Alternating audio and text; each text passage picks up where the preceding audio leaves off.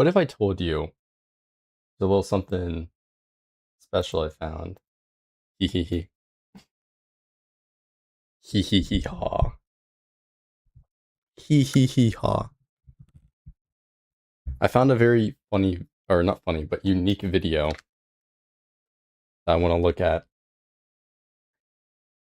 That's about a familiar figure that we all know. It's a very familiar figure to us all. And I figured that I might as well look at it.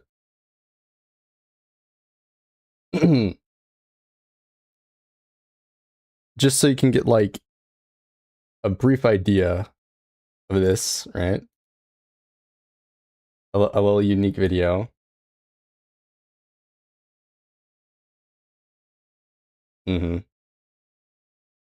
It's not gaming for... Actually, there is a Gaming for Hope video. There is a Royalty is Here video that we could look at that is literally about Gaming for Hope. So if you guys want to watch that, we can. I haven't seen it yet. But I figure I need to do it for my CDN research, right? Because he posted about Gaming for Hope like 50 times, right? So unironically, we could look at that. But this video, this, I have to watch this. I have to watch this.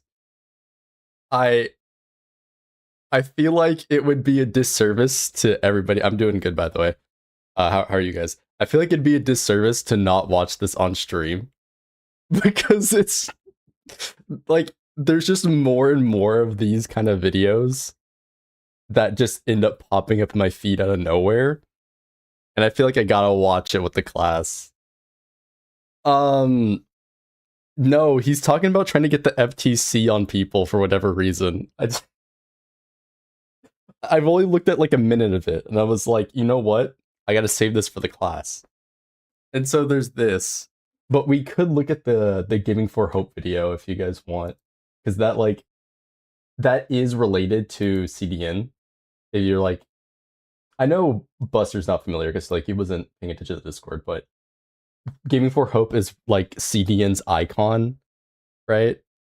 Let's see if okay. I'll look at the Gaming for Hope video because I genuinely like have... I feel like I was gonna watch it, but I'm like, I don't know. I should wait to do it for whenever I do the video, but yeah, hold up. Well, we'll look at that one first.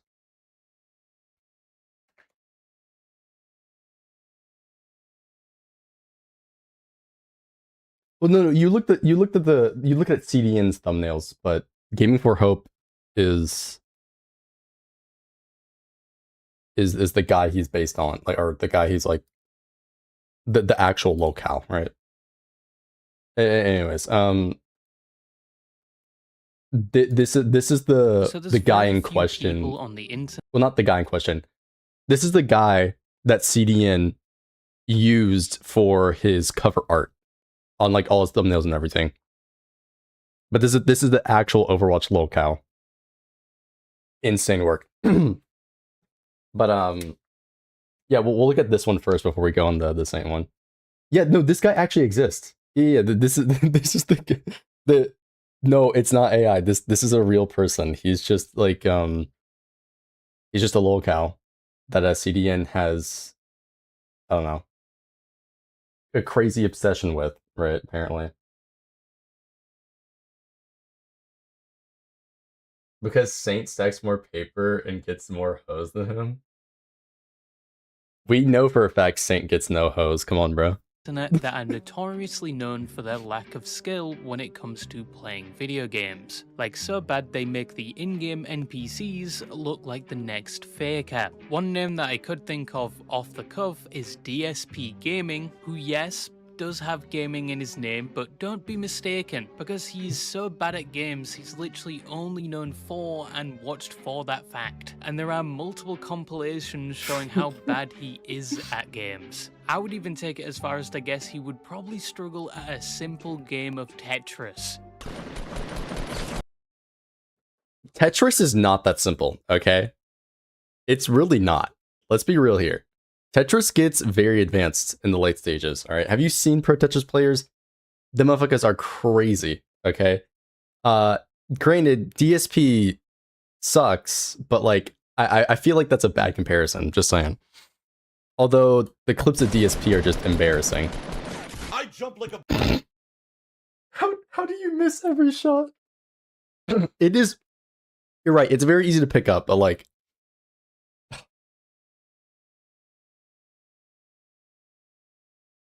Bro, I can't believe DSP exists. I jump like a bunny. I jump like a bunny. Oh, I have an overpowered shotgun. One blast, you're dead. He's also known as the guy that forgot his stream was on and started, one could say, choking the chicken, marinating the sausage, beating his shit. Oh, the camera's on. The camera's been on the whole time, huh? I can't believe this actually happened, bro. Oh my god.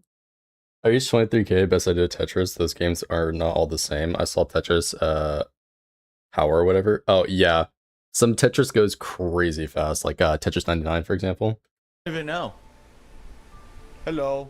I guess in some capacity you could put pirate software on this list, but you would have to make him admit that first. One of you pulled the ocular. Why? Now half the raid is dead. Oh, I swear to God, I'm gonna go back in the video and find out who pulled that damn thing and kick him out of the raid. This guy's a dick. Shit. Sabu got left behind. Sabu is not paying attention. The lightning ball pulled. I cast lightning ball before that Oculus appeared, and half the raid was in the back because they pulled the wrong pack. I'm not at fault there. I'm correct there. I worked at Blizzard for 7 years. And the last name I could think of Guys, he worked at Blizzard for 7 years. To be fair to him. is probably Asmongold, who, yes, is very good Baldy. at things like MMOs, but when it comes to anything else, like first-person shooters, he performs like he's purposely avoiding Is that supposed to be a enemies flex? or... Wait, are you not familiar with are you not familiar with pirate software? Oh boy, talk about a character. No, but like he just brings up that he works at Blizzard a lot. Or he just did has work at Blizzard. permanent stick drift. He was a Nepo baby though, so it's not like it mattered. He didn't actually do any work. Go, this is my game now. All right, let's play. Wait, why did I just throw? Okay, here we go.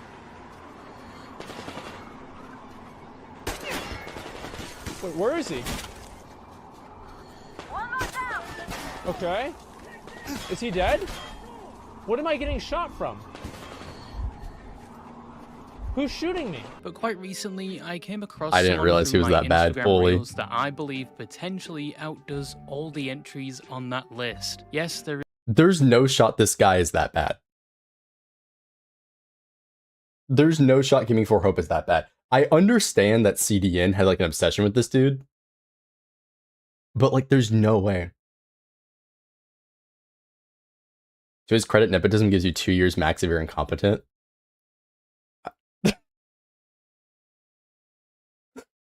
Whatever. there's someone that is potentially worse at games than He probably acted like that for content. No, pirate software is just like ego. ESP, and he is known by many names. Some It's call not him act. Overwatch's And if you're talking about CDN, then CDN's also not acting. He's just crazy. worst player and content creator He is because he CDN. was mainly known for the way he played Overwatch. But some also called him the hard-stuck Wait, isn't this one of CDN's thumbnails? Platinum God, because despite the amount of hours he put into the game, it took him a very long time to get out of Platinum as a DPS or tank, with it apparently taking him actual years to get out of Platinum rank. That's embarrassing, bro. Pack it up, bro. Pack it up. How do you take years to get out of Platinum? Somehow, in years, you don't improve at the game? Pack it up. Yeah, he was a Grandmaster Okay, so funny thing about that, Buster, apparently it came out like yesterday that all of the Blizzard stuff was completely fake. I know that sounds insane, but apparently it was some like actual op from the Californian government to frame Blizzard. It sounds completely delusional, but apparently that was actually the case. That makes it even funnier. in a fucked up way, yes it does. Yes it does. I can't believe they like it's so absurd that they like colluded to actually frame Blizzard for that, and they actually took the PR hit from that. I don't even. That's a whole fucking can of worms, bro. It's insane, but whatever. On to this. When it came to healing, This guy gotta put the fries in the bag. They just should fade into the misogyny and make it a part of their PR.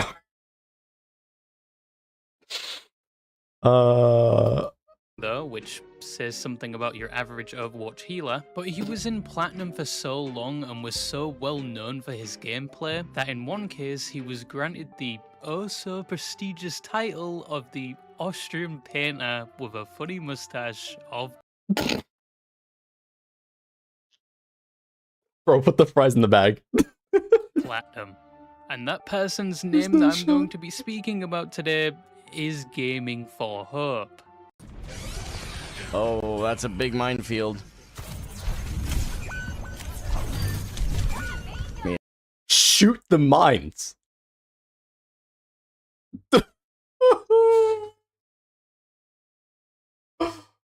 That's plat gameplay?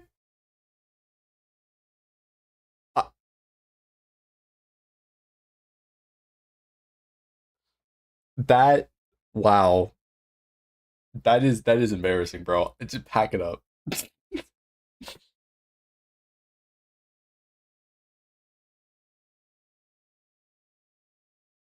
He's top 1,000 in Overwatch. Dude, oh my, I can, that is so embarrassing.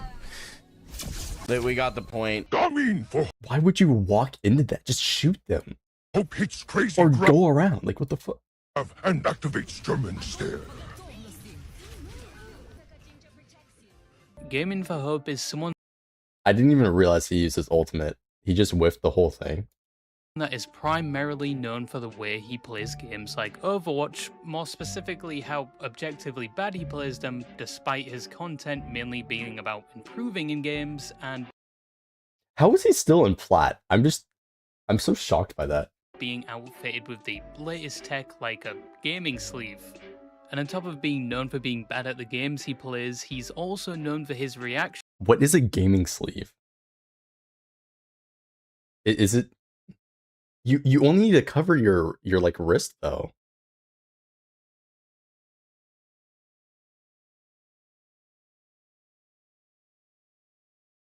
Luka Doncic celebrates with Overwatch 2 new season.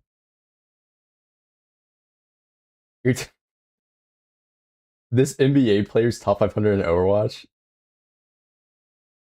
Bro's a professional and is still top 500. That's crazy. Yet you're telling me this guy who grinds the game for years can't pass plat? He does play bad, like blaming his team. No. Get out.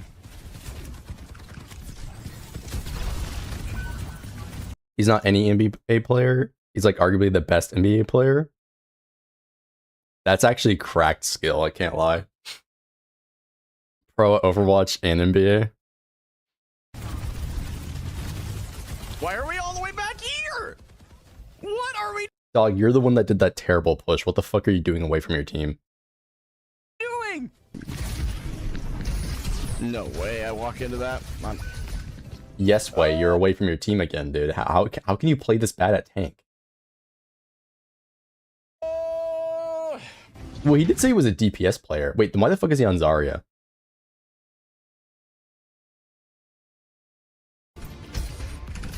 Bob. Stop staggering. Brother, you're the...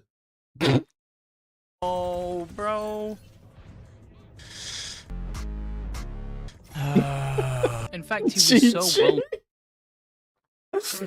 well Not the known for Kanye his song, bro. gameplay and refusal to take accountability at times, that the title of Internet Lolcow was added to his name. And people eventually started going out of their way to stream snipe him and make sure he stays in these low ranks, which apparently at one point even included his past mods. And on top of this, he has unfortunately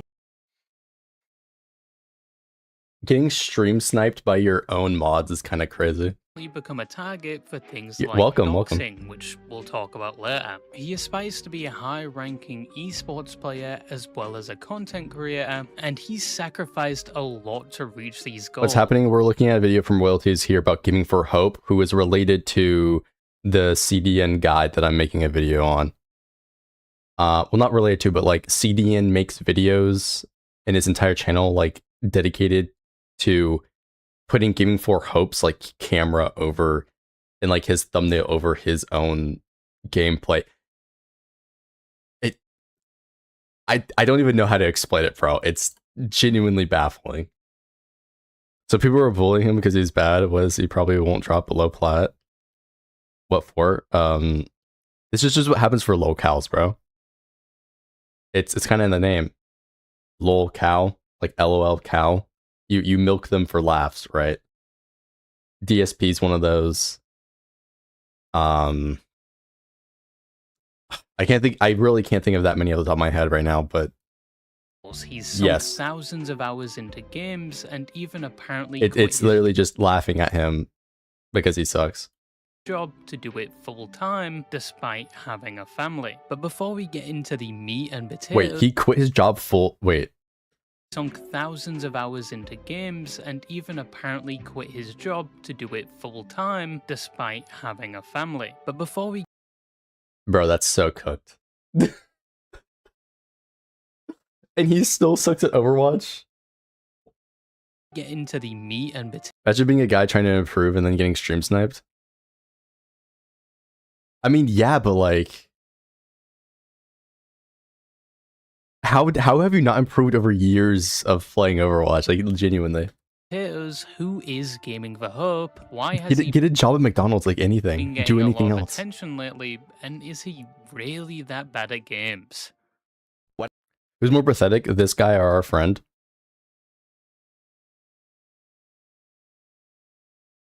Which friend, CDN or Saint? I'm not sure which one you're referring to there. Objectively, it's one of those two over this guy. Just saying, like, our best friend. Okay, well then yeah. I feel like it's got to be our best friend. Don't you duo with your wife? I don't know. This guy's kind of just a like. It's somehow bigger loser than literally a jobless person. Pointing at myself. Dude, that's why we have 3 kids.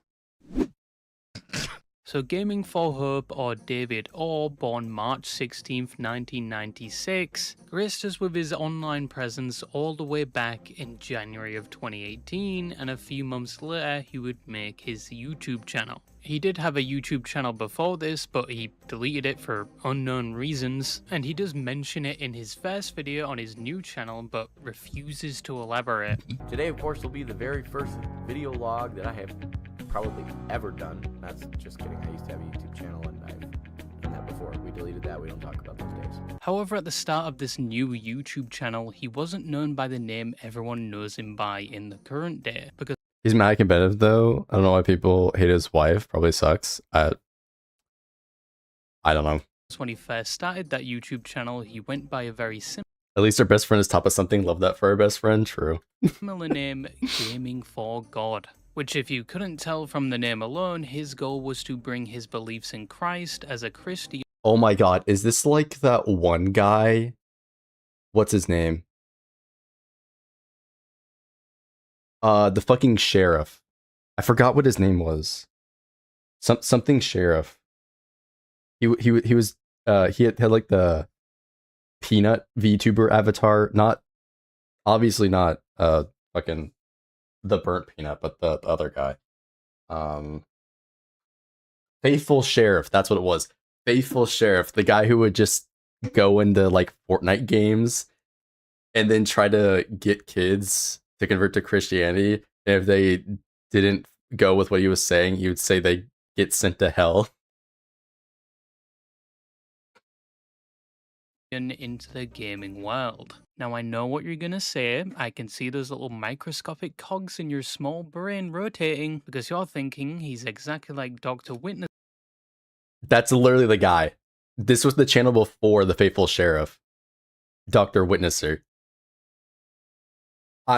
This is not pre-watched. I got red.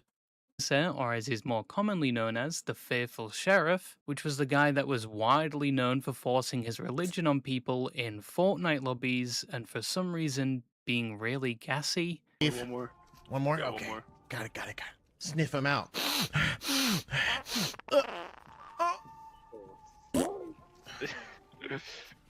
This guy's like 40, by the way.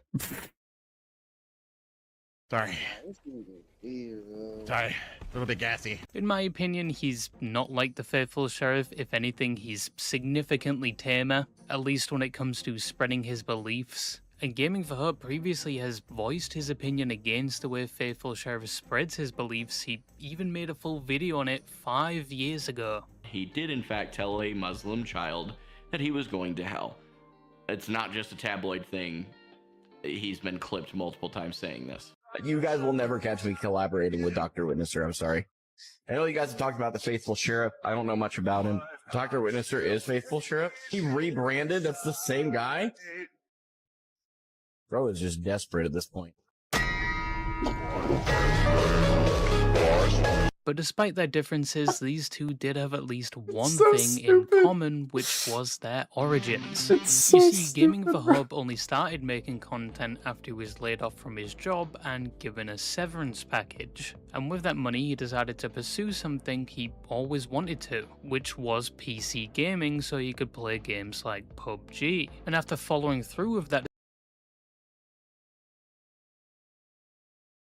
I mean, if it's enough to make a living, then fair enough. But like, I don't know. With his skill level, I just pack it up. decision, he then got inspired to make content and start live streaming through watching other content creators like Shroud and Dr. Disrespect, which is a very similar story to Dr. Witnesser, but Gaming for Hope didn't copy his entire thing and then move on to copy another streamer, while still forcing their religion down people's throats that just so happened to be in a Fortnite lobby with them. But anyway, with his new PC and newfound inspiration, Yeah, but like, how do we know he's interesting to watch?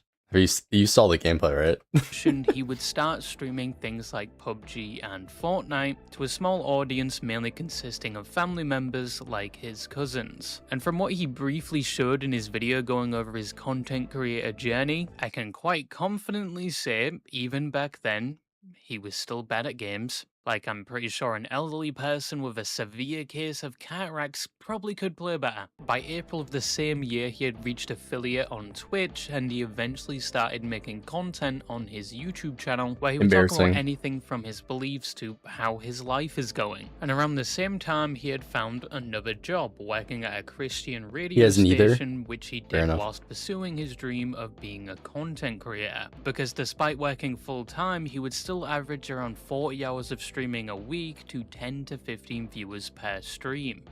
I can respect the grind at least, fair enough. Gaming for Cope is the most boring locale in the space, really? Then why does CDN just like love this guy for whatever reason? Mainly playing Minecraft, PUBG, and Fortnite. Around the start of 2019, he would make a hard pivot to a game called Apex Legends, which was his first ever hero shooter. A hero shooter that still probably hasn't fixed its audio, but anyway. From his own mouth, he was apparently in the top 50 Pathfinder players in the United States for the game, but I couldn't find anything to prove that, so I guess take that claim with a grain of salt. I don't believe it. What are you aiming at? What are you aiming at? Bro, you have a full auto gun. How do you miss every shot? Reloading. I grinded Apex like the first like the first year, but like, and I played Titanfall Pride in this, but how do you miss so many shots? In addition, There's like 55 Pathfinders total.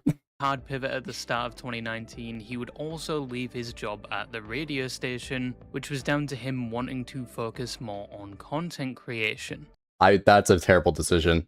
You already got like a decent job, like just keep it, and then until your content creation is big enough.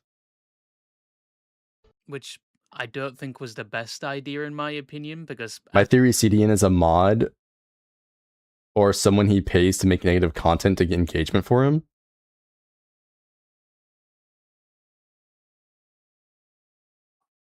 I think that goes a little too deep, but there is a non-zero chance that it is true. That CDN is like a paid operative for Gaming for Hope. But that's so weird though, because CDN puts his own footage in the videos. So like, what's even the point at that point? He just fumbles games and mumbles into the mic that his teammates suck. Doesn't get the sauce that low tier god or DSB. I love low tier god, bro. He's funny. Look at him. He looks like a mod. he said he wasn't making that. Because why would he just obsess over some random dude? I think CDN's just fucking a freak. I just think he is. I think there's no, like, it's literally Occam's razor. It's like the simplest solution. Like, CDN is just a freak. That's why he's obsessed over Gaming for Hope. Much from content creation, and he had a family, but I digress. He continued streaming Apex, but apparently found that he was getting too toxic, so he started to mix games like 7 Days to Die in his blunt rotation of games to stream. However, around 2021, he made another drastic change. All locals deserve their obsessiveness. Because he started focusing I more guess. on video production, rebranding as Bearding for Hope. Yeah, his naming conventions could use a bit of work. Like, I can't read. He mainly did this because he was once again inspired by other YouTubers and was more interested in things like photography and cameras around this time, even saying later on he was going through a bit of an identity crisis. But this was only a short phase because he quickly snapped out I think of it's it time and to went spread your back to propaganda, record yourself talking about random shit, and make a video, copy and paste your webcam. spreading the gospel with his streams and gaming videos, and he rebranded perhaps for the final time, going by the name we all know him as today, Gaming for Hope. When 2022 came about, he drifted away from Apex Legends and started creating challenge videos surrounding 7 Days to Die, and he would see a small spike in viewership from this. But I'm not going to say anything about the view numbers. I was going to, I'm not going to. After that, after switching from multiple games and after rebranding multiple times, he finally found his calling, the thing that he was going to be most known for, which was being absolutely terrible at Overwatch.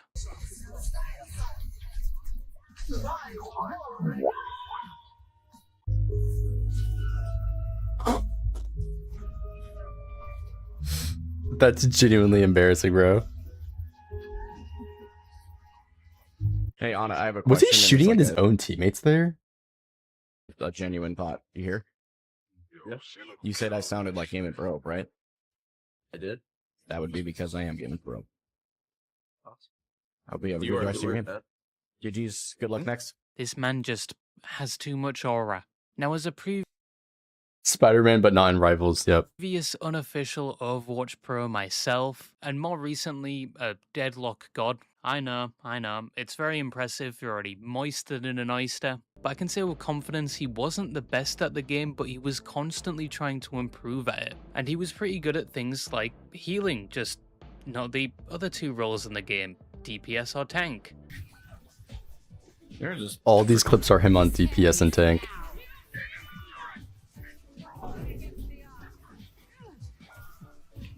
People on the He's missed every shot. team like them, then we fucking win. The fact But Gaming for Hope was hooked on How is every clip of him just him missing every single shot? You can't hit a single shot? on this game, so hooked he started his most popular series in May of 2023, which was his Road to Pro series, where day by day he would document his journey to the Overwatch Pro League. Because he wanted to be so good at the game, he would eventually be signed to a team as a healer, the only role he was good at around that time. You know, the funny thing about that is I don't even know if they're still doing Overwatch League at the same level. Didn't they sell it off to Saudi Arabia? This involved daily videos where he would analyze his own gameplay, the pros, cons, and what he could do better, and he was so dedicated to this goal 2 kills and 11 deaths. and content creation in general that he would eventually quit his next job, which was working at a bank, so he could pursue it full time, which That is such a cushy job. Why would you quit that?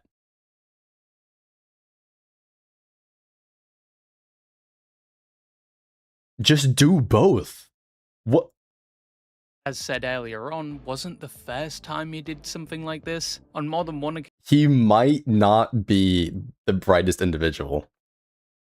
You had such a like decent job, and then you just left.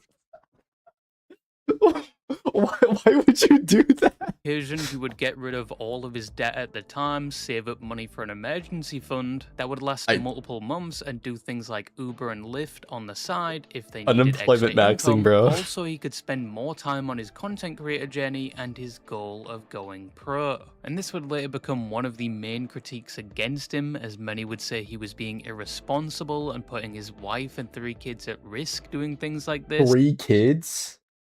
That's even worse. Why would you? You have 3 kids and you quit that, bro.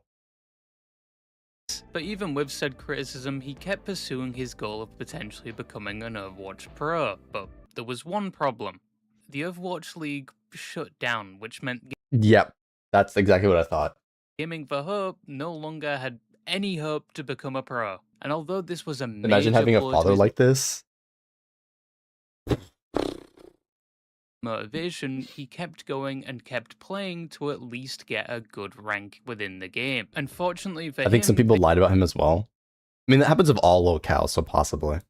this would work out, as the replacement for the Overwatch League would soon come, which was the Overwatch Champion Series. Oh, they replaced it. And it would once Okay, again I didn't know provide about that. him with a goal to reach. But this time he didn't want to do as a healer, he wanted to do as a tank because tanks were more important. But as I've said, the problem with that is he wasn't as good as it as he was at things like healing.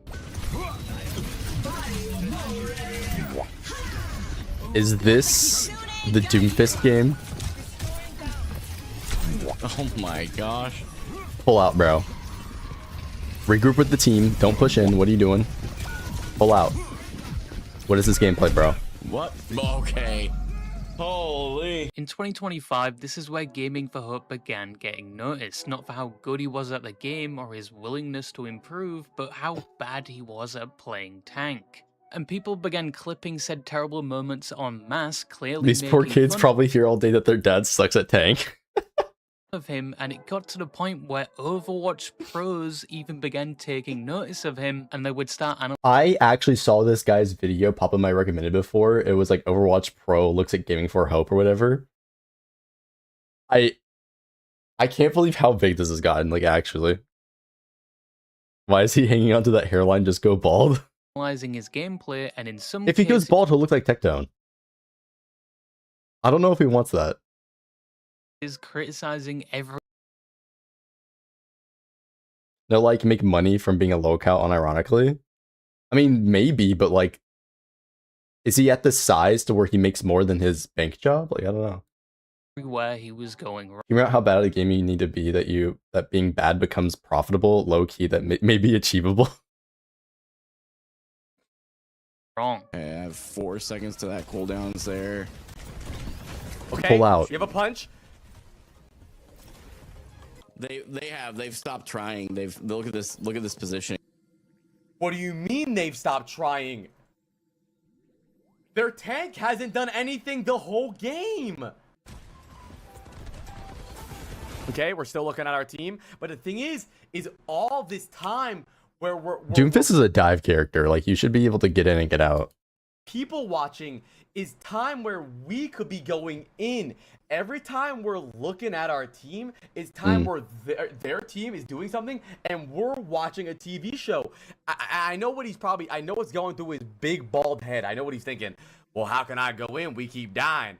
But they can't shoot your team and they can't go for nades. Bubble on your cast would be nice here, not on your Kiri. Yep. I have both my supports there and still die. Yeah, okay. You had a bubble up clearly, bro. Why didn't you use it? Let's watch the sequence of events. Mr. Ask him why he hasn't hired a coach, bro. I don't know. Gaming for Hope and tell me it's on your supports. You have two Super bubbles. Early and take a ton of damage from this Reaper. Use a bubble. You are already 300 HP. You bubble? You bubbled You bubble way at- too late. Actually at 230 HP. Your Kiri TP's on you and Suzu's. You bubble her. That was probably a waste of a bubble, I won't lie. There was You're no still threat. half HP. You're actually getting healed. You are not concerned at all about taking cover right now. He was You can literally just aim at the what's his name? Reaper. Just shoot at the Reaper. Like, what are we doing? getting a lot of attention from 2025 to early 2026, and he was making enough money around this time to once again quit his job and do Being it idiot's full probable because people watch you to feel better about themselves. time, and he even made a Fair short enough. video talking about it. What did I do for work prior to being a full-time content creator? Many of you have asked me this question a little over a month ago when I quit my job initially. As I started to transition into doing content full-time, knowing that was on the horizon, I wanted to baby step it. I needed a source of income that would allow me to slowly lower the hours spent working and increase the hours on content. Driving for platforms like Uber, Lyft, Amazon Flex, and Instacart accomplished that well. Also around this time, he got noticed I mean, by depending on where you are, you can make like okay money off that. But players he idolized, like Flats, who complimented him on his microphone. Yeah, it is a really nice mic. I love this mic. This mic goes hard. But obviously, not all the attention he was receiving was good attention. Thank you, because in Flats. typical lolcow fashion, a lot of people are only watching him to make fun of him. They liked when he was doing bad at the games he played. They liked when he took no accountability and would blame other people for his bad plays. And some would even organize entire Discord servers dedicated to stream sniping and trolling him in his Overwatch games so he would stay at a lower rank, even if okay, that is a bit excessive. I don't think they should be doing that, trying to sabotage his games. But certainly you'd think after years of playing, he'd be able to get out of plat, right? they were on the same team as him. And people really like to focus on the fact he dropped almost everything despite having a family to I know it's chase classic this lolcow dream. stuff, but it's insane. I also think just quitting your job to try to go pro for that is a massive risk that probably wouldn't do with 3 kids. Just saying. Which, yes, maybe from the outside isn't the best decision, especially when he has kids and was the only one working in the family. And he has stated previously they did... Wait, his wife isn't working either? That's even worse. One income household... Dude. You should... There's... That's actually insane. Also... I like how Royalty covered up the wife's name, because reminder, CDN, right? He actually went in like doxed in this server. Oh my god, that guy's actually a crash out. His wife is a top. Impressive how people stream sniping him are somehow more unemployed than he is. I feel like employed people would still do that though. They just go home, they bully a guy for fun for like an hour and then log off. Like I stream sniping is unemployed, but this guy like unironically is unemployed. struggle financially at times. They had to stay with their in-laws for some time. I don't know if they still are. It's been a while since he last talked about it. And I wanted very badly to be a full-time creator, so at the time I had made a lot of sacrifices and decided to basically eliminate as many expenses as I could, and by doing that it allowed me to be a full-time creator way earlier than probably most people get to. I was also living with my in-laws at the time, so things were just in a really good spot to do it. And then I mean, like, that's fine, but you got 3 kids, bro. Really poorly financially because I made some very poor financial decisions, and I ended We can tell. up needing to go get a 9-to-5. I worked for a local bank for a little bit and found myself more irritable, deeply unfulfilled, and despite the fact that I had a lot more money than I did before, I was just miserable and I needed to make a change. So I went back. Yeah, but like you gotta do things to support your family at some point. You become a gacha CC? But at some point you just have to make a sacrifice for your family, and like I just think it's a crazy thing. Like, you literally said to yourself you had more money at one point, yet you left that to be a CC, which I don't even know, like, what kind of money he's making. Like, is it even worth it? Back to being a full-time creator very recently, and we're still living with my in-laws. But to be fair, it's not like he just dropped everything at once to become a content creator. He did supposedly save up money, got rid of his debt, and slowly transitioned into it. At least that's what he says, because he does contradict himself sometimes, like the time he said he was completely debt-free before he jumped into content creation. But Can you imagine being the wife taking care of 3 kids at some point? Your husband goes, yeah, honey, I quit my job to play video games all day. in later videos, he says he's not completely debt-free at that moment. To be a stay-at-home mom and homemaker, and I had a heart desire to be back as a full-time creator. We paid off all of our consumer debt and had a 6-month emergency fund. Yeah, that's what I'm saying. Like, he worked at a bank, so like he had, like, you know, decent enough income. And like, sure, it'd probably be like rough, you know, with you know, single income, you know, family of 3, but like it should be doable depending on like depending on where he's living. So like I don't understand why you'd take that risk. I did before. I was just miserable and I needed to make a change. So I went back to being a full-time creator very recently, and we're still living with my in-laws, but we're working on getting out of debt so that we can actually move out very comfortably, I think. And Wait, that was literally last year. That was March last year. He's probably still with his in-laws. I just... Why would you leave that job? I don't get it. Have a pattern of going back and forth between being employed and a full-time content creator, because as said, he will often see a bit of attention online and he will try to go full-time with it, but then it doesn't work out. So he goes back to work and he will do the same thing again later on when he gets more attention. I think right now he's trying to do it That's what I'm full-time saying, again, Buster. Like, I don't see why you would change that when you've got like a cushion job, right? So yes, I can see why he is criticized for this, and you can at least say in hindsight he should have made some better financial decisions before jumping headfirst into content creation, especially since he has a family. But that's just my outside opinion. If we believe him at his word, supposedly everything is fine financially, I guess. But even with all of that said, when he receives hate for his choices, he just makes it significantly worse at times by focusing on said hate when he doesn't need to. He will make entire videos about the hate he receives. He will focus on people making hateful comments in his stream chat for a full... That sounds very much like a certain person that we know. That sounds a lot like a certain person we know. minute, which just makes It'd be funny if he lied about quitting his job. He's just LARPing. That, I don't know about that. Maybe that I feel like there's better ways to go about it though. Him more because he gives them so much attention. Number 2, how much time do I actually spend with my family? And this one's really, again, one of those rephrased, you know, hate-filled comments where someone said, quit doing this, spend more time with your family, just ignore the question. Ignore the question, bro. Mouse sunk. It's really funny. What are you doing? Hang up the mouse because my mouse is wireless, so joke's on you. Okay, that was a stupid dad joke. So with everything... Dude, just ignore the question. Come on. Combined, Gaming for Hope mainly got attention and the label of lycaon because he is bad at a game yet wants to be pro in said game, at times doesn't take accountability for the bad plays he does and blames his teammates, he has a bit of an ego sometimes and he is constantly feeding the people trolling him, and many people believe he has made terrible financial decisions all for this goal of wanting to be a content creator. And I feel like objectively he did make terrible financial decisions.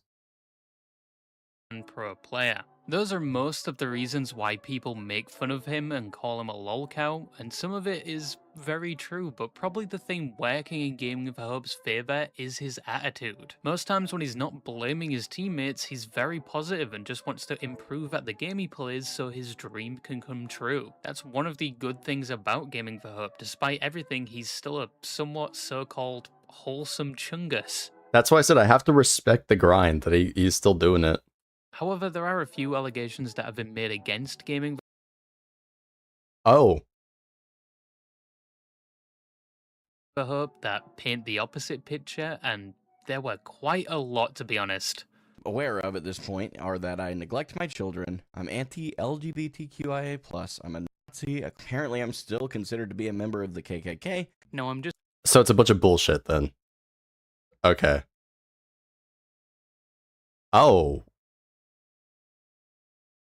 Just gonna get this out of the way. A lot of the allegations made against Gaming Verb are false, and some were clearly created. Well, I figured because some of those that he said were obviously like just absolutely ridiculous, right?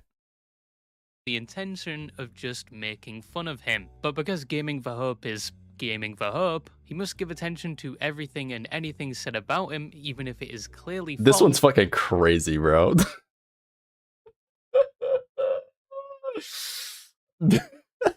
Even though that just works against him and just makes people want to troll him more. He did Oh, I saw that last one about his wife there. make a response video addressing some of these claims, and there are some claims that do have some meat to them that he didn't entirely cover in that video, which we will go over. But before we get into them, let's go over the false claims that for some reason he took I don't very think it's because of any seriously. like woke reason, but to be fair, that crowd will spew false allegations over anything, so potentially.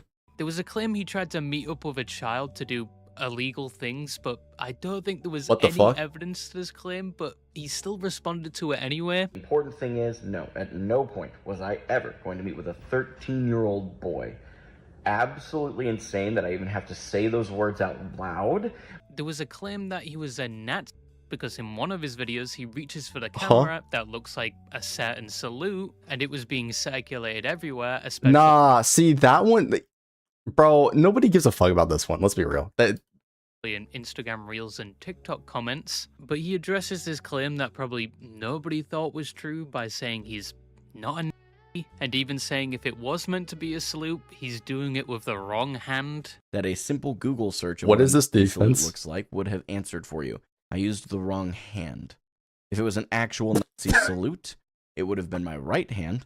There was a claim he was a part of that one clan with the 3 Ks, yes, the people in the white robes, all because the tiers for his Patreon were all misspelled but all started with the letter K. Like the tier of contributor was replaced with a K, and there was supposedly 3 of them, so people thought he was trying to show his support of that group. that one's just BS, bro. Like that's whatever. But his excuse for this was that his community is called the kinship, hence why he changed the words around to match That's dumb. But okay. that, and at the time he didn't realize what this represented until people pointed it out and started claiming he was a part of that group. My old Patreon tiers used to be starting with the letter K, and there were 3 of them, so people kind of associated KKK. Now, the reason for that is my community is referred to as the kinship, as in a brother and sisterhood. I don't think there is any other evidence to prove he's in that group or racist. Some have found past tweets he's made and rants regarding his political beliefs, which they do think supports the claim he's racist, but I don't think there was any hard evidence to prove the claim he's a white supremacist or hates certain races, except for what I assume was a Freudian slip at the start of his response video. The allegations that I'm aware of at this point are that I neglect my children, I'm anti-LGBTQIA+, I'm a Nazi. Apparently, I'm still considered to be a member of the KKK. What do you mean people think you're still a member of the KKK? There was the claim he neglects his children. Okay. That obviously was just a mistake. I don't know why he didn't. I don't know why he didn't re-record that. Oh, but that is a funny ass clip, dude.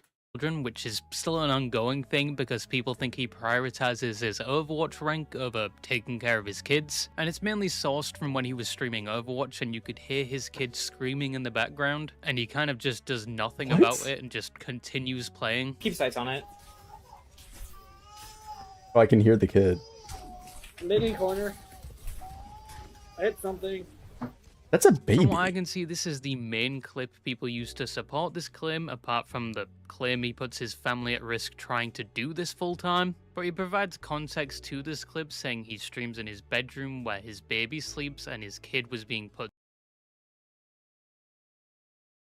That's a weird decision, but I mean, fair enough because it's right next to you. So like logically, it makes sense because you're right there. But I just feel like those should be separate rooms. To bed at that time They're in by the the basement. mother, who is a stay-at-home mom. so the baby was supposedly being taken care of. Basically, what was going on there is my kid was crying. My youngest son, Cassian, was crying in the background. My stream is actually in our bedroom, and he's 6 months old, so he has a bassinet that's next to our bed, so he was being put down for bed about that time. And my wife was with him, so he was not being neglected. This is believable. I don't see any reason to say otherwise. Many of you probably struggle with is unemployment, where he talks about the criticism he's received about quitting his job to pursue content creation, which we have talked about multiple times already. It's very hard to trust Gaming for Hope when he talks about his financial status, because he yeah, that's the thing. It's like whenever you are like playing ranked and you need to be like loud to do call outs, constantly talking and stuff like that, like it'd be very disruptive for the child. So like I don't know why. Like that's the reason why I think it should be a separate room. Like it makes sense. It's like, oh, you're right there, but I feel like trying to do those two things just don't work out in reality. Contradict himself at times. One minute he says his family are fine, he's a full-time content creator, completely debt-free, and then in the next minute he says he isn't completely debt-free and he isn't a full-time content creator anymore, but keeps saying he is. And once again, it's that cycle I talked about earlier, where he drops his job to become a full-time content creator when he gets a bit of attention, and then he eventually has to go back to working, and then rinse and repeat. The infinite content loop, guys. From what I believe, he's done this multiple times. First when he got the severance package, then when he was a radio host, and then when he was working at the bank. And in my opinion, once again, it's not the best financial decision, especially when you have a family. I feel like you try it once or maybe twice and you learn your lesson, or do it more on the side instead of just full forcing it. Wouldn't be surprised if he's within lying. his response video, he tells us he I don't once think again he's lying employed, though. and he says he always prioritizes providing from his family. When he needs to get a job, he will get a job, and in between being unemployed when they need money, he will do things like Uber. So if we believe him at his word when it comes to providing for his family, he will provide. But the thing is, 6 months after this video, he made a short talking about being a full-time content creator again and quitting his job, so I'm at least guessing he quit the job he talked about in his response video. So the cycle is repeating again. And this is either a 500 IQ rage bait tactic that has given him a significant amount of attention, or he just genuinely His child's keeps first repeating this words will be cycle, callouts. hoping it works out, which is an impressive mindset, or just straight up insanity. Dude, he's on top of me. He's on top of me. Get him from behind. Was the accusation that he was boosting his rank on Overwatch, which did have some truth to it, as on more than one occasion he would party with known Overwatch pros in comp games instead of quick play, and at one point he did have a duo that on their main account was a high-ranking DPS player that was helping him win games, but when it was proven his duo was smurfing, he claimed he never knew despite everyone telling him. It's time we discuss the DPS duo you guys have been questioning recently. Unfortunately, I found out that in some ways you guys were right about him. Facts. I don't believe this at all. This I do think is a lie. There's no shot you're playing with somebody and you don't know they're smurfing. Like, you can tell somebody's just like a little bit too good for the rank. An alt account. And the main account of the person is... Especially if they say anything about alt accounts. Any normal person doesn't have an alt account. People only have alt accounts for the sake of smurfing, right? And are like, I know pros do it for like learning new characters, but this guy is not like top 500 person, right? So it's like you can still consider, like, some people still consider like alt accounts for the sake of that smurfing, right? No, he's stuck in plat. This guy's hard stuck plat. I don't know he's talking about the person that he was partnered with was in GM. But like that's the thing I'm saying. Some people would still consider having an alt account for learning new characters is still smurfing in a way. And to an extent, like I kind of agree, because it's like, oh, you've got somebody else who's already higher rank, but then they're just going on a different account. Like, they're effectively smurfing those lower ranks until they re-rank, having already learned the character, right? So there's a very distinct skill gap from the people at the lower ranks until you get to where you would be with that particular character. So like, I can still understand that either way. And especially at plat, like, you can pretty easily tell that someone else is a higher rank, right, at that point. GM lower champ. Smurfs and Zim users are easiest to spot cheaters. Zim is so easy to see. It's crazy. As usual, though, I don't want to focus on that person's behavior. I can't control that. Ultimately, it was up to me. Okay. To better vet the people that I queue with. So yeah, he was a bit boosted, and I actually, mean, at least he was like aware of it, but like I feel like you would be able to tell. Like, don't be like, oh, I didn't know. Like, you definitely knew to an extent. managed to get off platinum after a year around this time. The next He claim finally ranked up. was a rather serious one, which was that he groomed his current wife, which is primarily a thing because he has 3 kids and one of the kids is significantly older, and if you do the calculations considering his wife's age, she would have been a minor and Mr. Hope would have been an adult around the time their eldest was born, which No comments.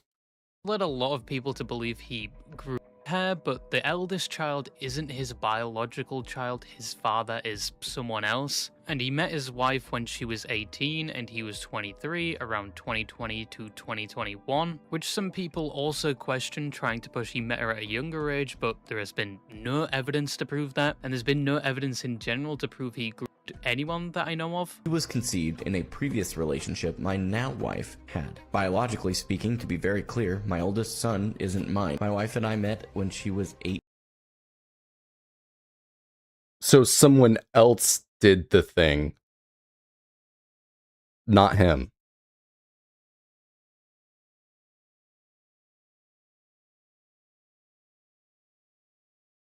Going on 19. The last accusation is First are so weird because you're basically admitting you can't handle your own rank roll.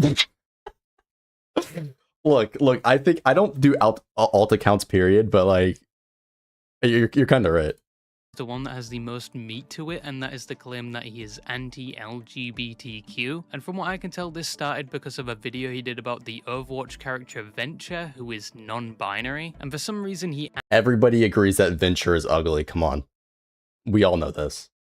adds within the video that as a Christian, he doesn't agree with gender fluidity. He thinks God created us as either a man or a woman. But he adds that despite this, he will continue. Ah, I see why he gets hate from those people now. Because he's Christian. They hate anything related to Christianity. To be kind and respectful to others, which includes using people's preferred pronouns despite being against it. At this point, we've all likely seen videos about Venture's kit, some gameplay, and even some opinions on their current state. What no one seems bold enough to talk about, however, is their identity. I'm sure you've noticed— Okay, that is a bit of a aggressive, like, short to make on the character. Like, to be that as the target focus there. But sure, pop off, King. to this point in the video that I have been using Venture's preferred pronouns. I personally don't agree with the concept of gender fluidity, as I think God was very clear when he said that he created us both man and woman. However, for both Venture, It's from a Christian angle.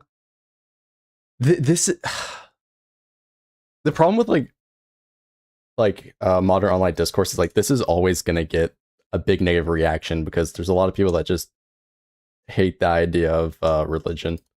In a video game and people that I know in my personal life, I will continue to go out of my way to be humble, kind, respectful, and loving to everyone I meet. Yeah, it's you know, blood for the sharks, right?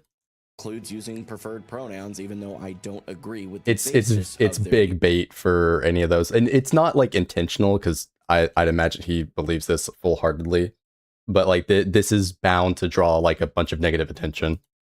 Overall, today I held a 66. Now, some people would use this video to— Wait, then he goes to talk about his win rate?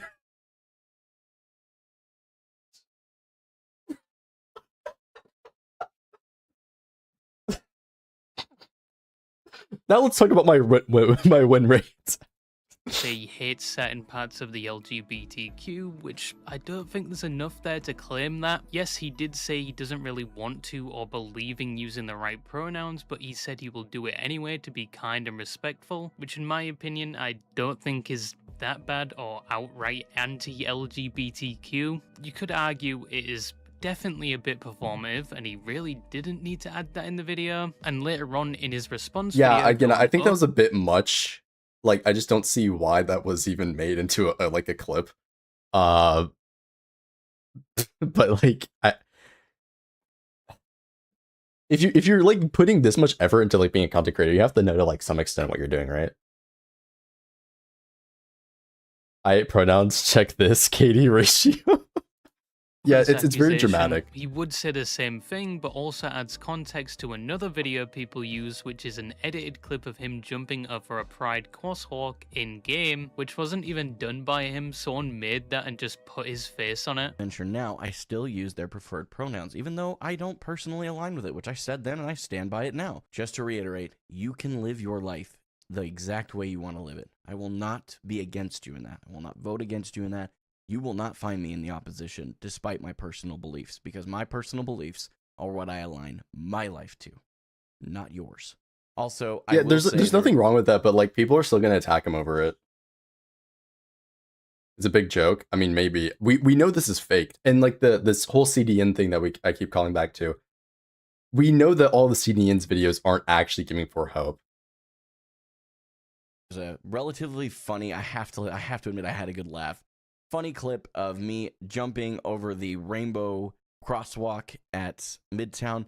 I thought that was quite funny. It was completely out of context. But later on, there would be more events. When's the documentary? Soon. Soon. Take place to further support this claim against him. So Gaming for Hope at the end of the month was going to donate to a charity, and he was also... I have a schedule, okay? Listen, I'm putting shit down. All right, we're working on it. It will be this year, yes. It will be this year, okay? I mean the CDN video. That's what he's talking about.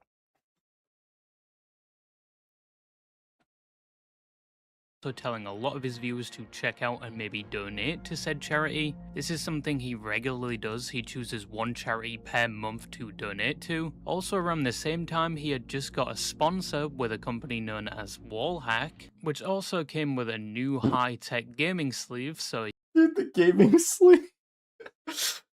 Dude, I need to get like the full gaming gear, like the gaming socks, the gaming sleeve, the gaming underwear. Like, who is CDN? It's that guy that crashed out my Discord that said a bunch of like racist shit.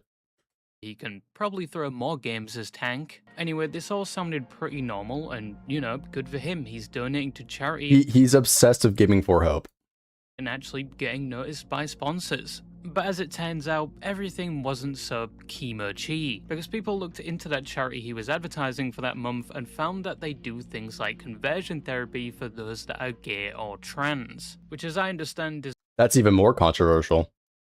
Where they try and convert you to not be gay or trans, but fans of his didn't like that he was advertising and donating to said charity, since, you know, he stated before he is respectful and kind towards the LGBTQ, so a user going by the name XYLZLOL would get in contact with Gaming Hope to inform him about what the charity does, providing all the necessary links. And in response, Gaming for Hope basically says, you know, most charities, if you look into them, all do some things you won't like. I mean, he's not entirely wrong there.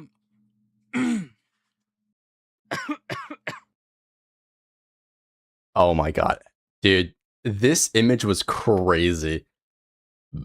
When PETA posted that image of a Uma being slaughtered, bro, that was fucking insane. The person then provides... Why does it humor the chronically online? Because a lot of people want to look like they're doing good constantly. And so whatever like looks good, they will try to do and like point at, basically. Information, and Gaming for Hope basically says that... Like I can't blame him for trying to, but he's got to understand like sometimes you just got to ignore people. Agree to disagree, and he wants to move forward, despite saying at one point he couldn't see any public information about this regarding the charity, and he was provided with said information eventually. But then things escalated because they would get in contact with his new sponsor, letting them know he was supporting this charity, which resulted in them dropping him out of nowhere and Gaming for Hope somewhat crushing out. Honestly, I think this might be a valid crash out. I think attacking people's sponsors like that over a nothing burger like this is cringe. I don't fuck with that. This might be a valid crash out. On stream. Drop the sponsorship with no conversation, no warning. Just so you know, Wallhack is a pathetic excuse for a company, and I will no longer... I wouldn't slander the company like that. I probably wouldn't. I understand in some cases why you would want to, but I probably wouldn't. Be endorsing. I dodged. Or I should say badmouth the company because it's technically not slander. Bailed out so early. Pathetic. Celebrate Recovery believes that transgenderism and homosexuality is a mental disorder. I do not believe that at all. And I would never agree with that. I think that's the most disgusting things that Christians say all the time, and it drives me nuts as a Christian. There's nowhere in the Bible that's going to substantiate that at all. I still support the charity because the charity overall is a net positive on society. There is not a better charity that does better job in getting people sober in this area. And a company broke a sponsorship over that. How are they judging you for something someone else did? That's exactly my point. I would not support Wallhack, and I'm going to come out pretty heavily against them on that. For Wallhack. I mean, like, I get it because they just dropped you over that. But like, I really think I think the big problem is that that person you were talking to is the terminally online person you were talking to is the big bad actor here, because they're the ones that got your sponsor to drop you, right? Like, that's the crazy thing.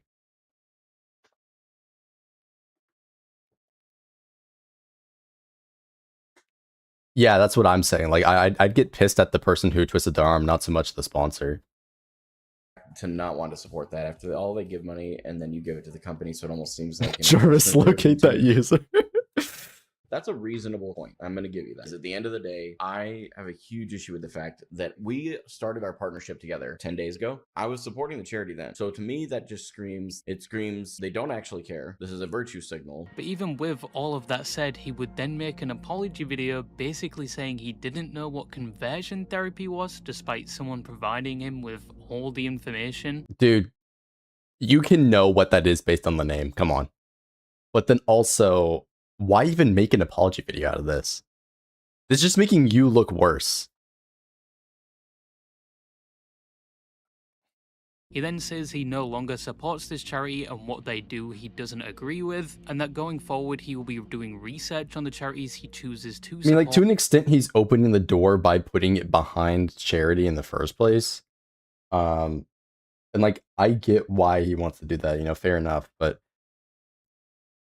at the same time, it's like, there's a better way to handle this, and really, I don't... It doesn't have to be, like, the center point of your content, I guess, in a way. I don't know. He's ignorant for the internet, basically. Yeah, I think that's the best way to put it. He's just not familiar with how things work on the internet. And donate to, finishing off by saying he will be supporting the Trevor Project, another charity which is for supporting young people a part of the LGBTQ that are struggling. Sincerely, that's performative. Apologize. I misunderstood what conversion therapy is. The way that I understood that term, just by the words themselves, was that it was effectively assisting someone in a yeah, just like, don't bend over backwards for these people that don't care for like what you're doing. Which is not true even a tiny bit. And a basic Google search would have taught me that, so it's completely my fault. I am not blaming anybody but myself for this. I will no longer be supporting Celebrate Recovery, to be very, very clear, financially or otherwise. I think that they've helped people get out of addictions, but knowing that they support this, I can't continue to support them. Now knowing what it is, especially. I will be more thorough in my research with future charities to support, adding a layer to what I... Is it just me, or does anybody else also hate the like red pop-up behind the text? That just pisses me off. Already do. Donations that I'm going to do from April's revenue will now be going to the Trevor Project. This is going to come across like a virtue signal. Frankly, I don't care if that's how you see it. I know it's not. Trevor Project is an organization that helps people that are in the LGBTQIA+ community with the mental health effects that come with being largely discarded by the world. And I think that's horrible that you guys are discarded by the world. Regardless of my religious beliefs, this organization is a very big part of the movement that's helping lower the rates of fill in the blank here. That number needs to go down. I went to several funerals in high school that were a byproduct of people choosing to end their own lives. I don't want that for anybody. But once again, after saying that, we gotta love the emotional manipulation. He makes a Discord announcement and a YouTube video saying he now won't be supporting the Trevor Project because he doesn't agree with everything it does, despite just... And then he goes to not support it. Awesome.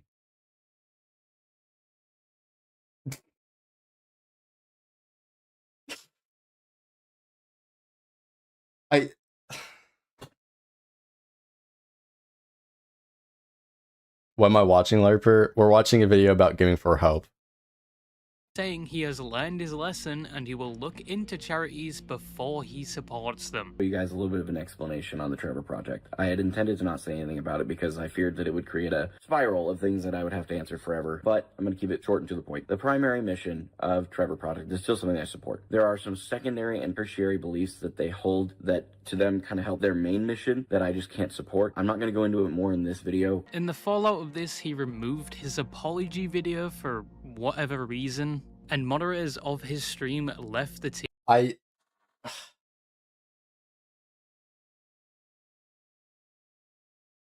feel like you don't even have to be terminally online for that kind of thing. You can just like look it up. Bro needs to become a gacha CC and rename as Gooning for him. Honestly, he's got what it takes to be a gacha CC. Why is he in a closet? I don't know.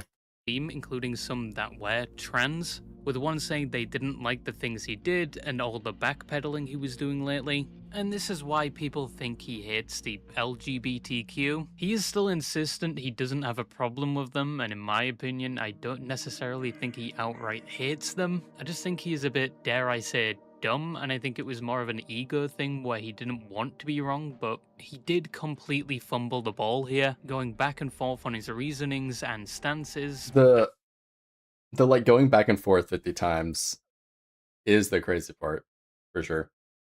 At least that's what I think. Continuing on from this, Gaming for Hope would actually come out with an announcement that he is no longer going to be streaming Overwatch. He's quitting? All of this just to quit?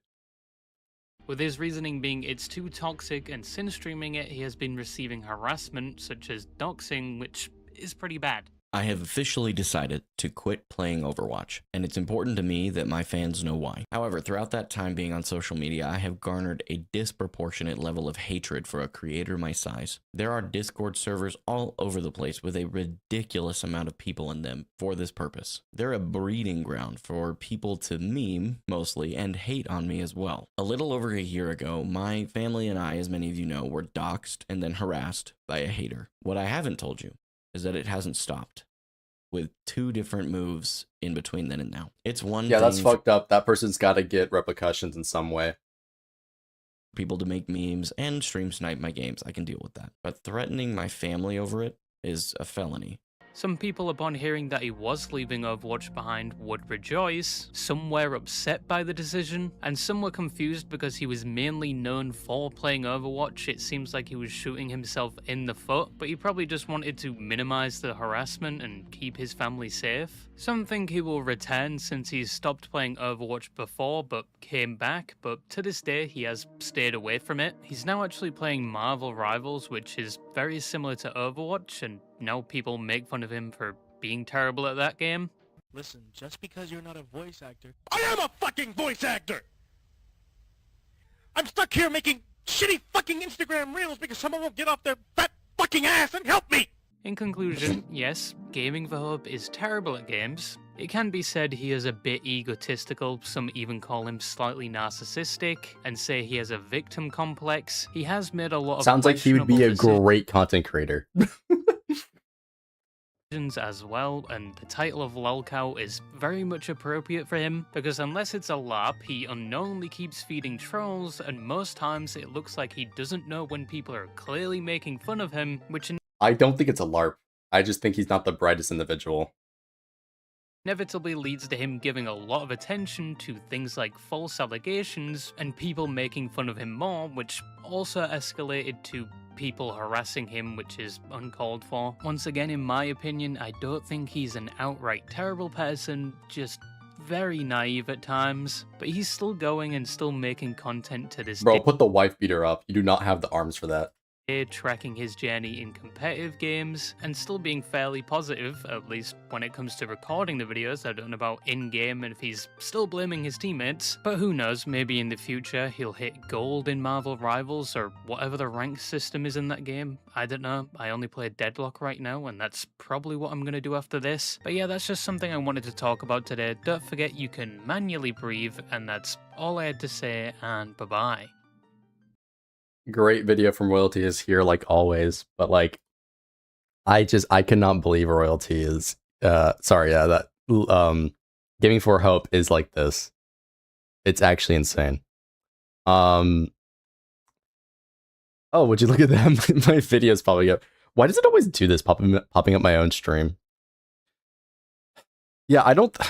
It's crazy to me that people will go to the level, like, to that extent to, like, attack people's sponsors, but then also just, like, constantly harass this guy over, like, really nothing. Like, he's not the brightest, but, like, I don't think it is a good thing that there's, a bunch of dedicated Discord servers for this one guy.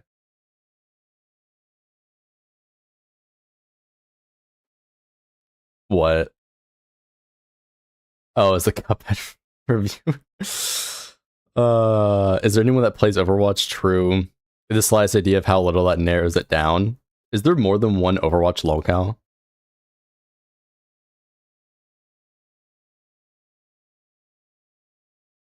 He's also received a lot of coaching and advice from other high elo players, and he's frequently queued with them as well, despite he's still low rank.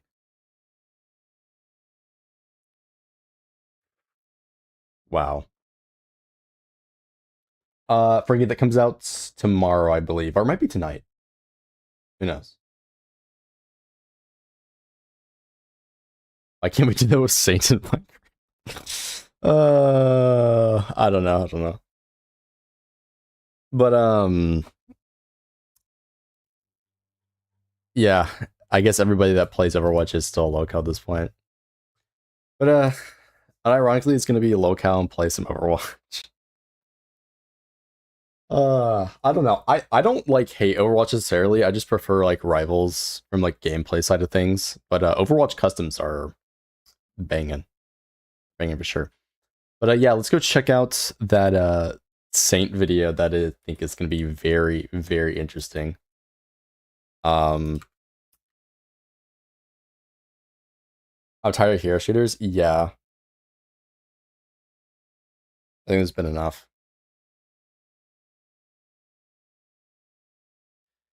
We have a video here by CNC, right? As it was a day ago, right?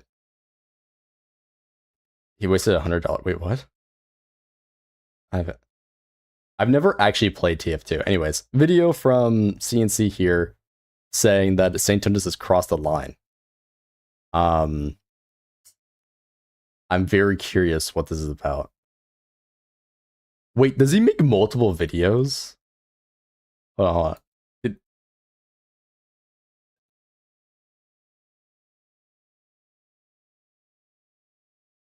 on. We have another guy that is just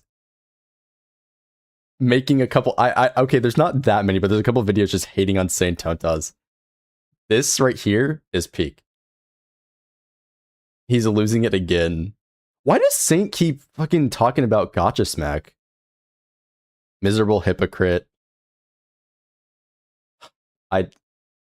Whatever. Apparently I'm signed into the wrong fucking channel right now.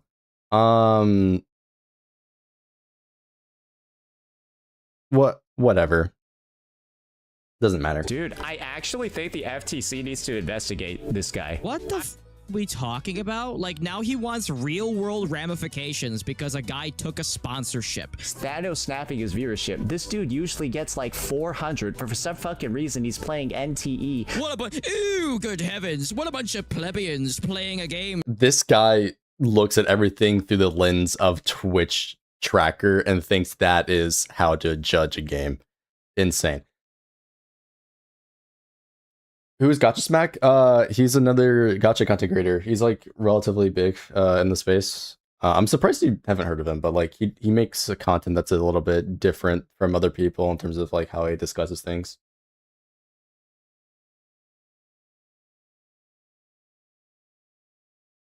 There's nothing to like about this guy. He's a piece of shit. I'm gonna just say it. Simply because they like it. Don't they know they could play... Gacha Smack bullied him on live stream for 3 hours, and that was Smack's biggest stream. It was also my biggest stream. Other games and get the bug. No, Griftos, because sometimes people just like to play games because they like the game. Saint Tontas is back, everybody. Play this game, never seen his content. Back. Yeah, I used to watch a couple of his videos, but like it's just not really for me. And again, still talking about Gacha Smack, except this time he's gone even lower. I really don't know how it's possible. I have to say, I love the editing. It is so peak. The soundboard, 10 out of 10, honestly. Today, he's advocating for real-life harm to happen to Gacha Smack, real-world ramifications for the things that he said online. It's kind of weird. Saint, you can't keep doing this, bro. It's not that deep. That he's now advocating for things to happen to Gacha Smack in the real world simply for his opinions, but let's get into it. Addressing Gacha activism.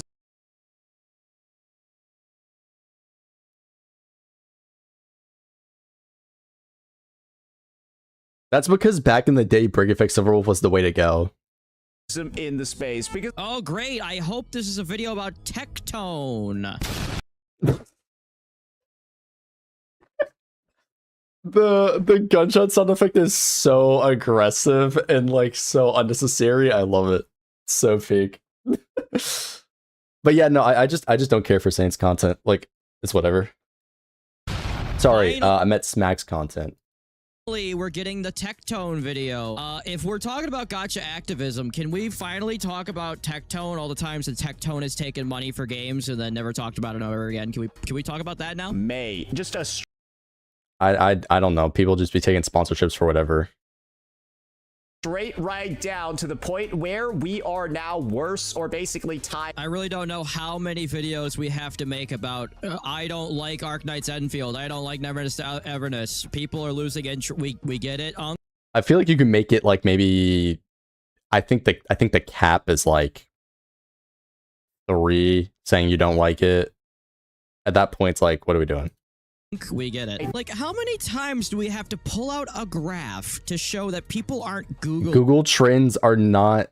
Dude, Google Trends is not the most accurate thing, but also it's not the only data point you can use for your entire video, yet he'll do that still. For the name of the game. Like, I just... Notice how he's avoiding Genshin Impact, by the way. So the reality over here is that there is a sizable gap between other gacha games and then these two at the bottom. It's not a big 5, right? It's not, it's just the big 4. When people like to prop Big 4. Shouldn't it be 6 now?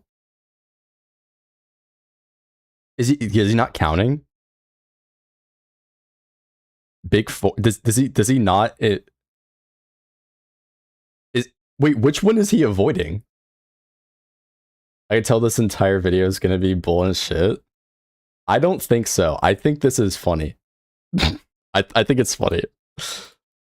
Up NTE as this game that you should support. NTE? That's what I'm saying. Like, I mean,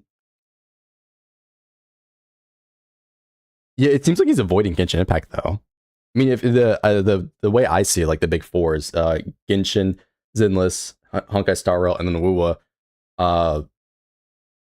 But like there's 2 more, right? It's NT and Arknight's Enfield, right?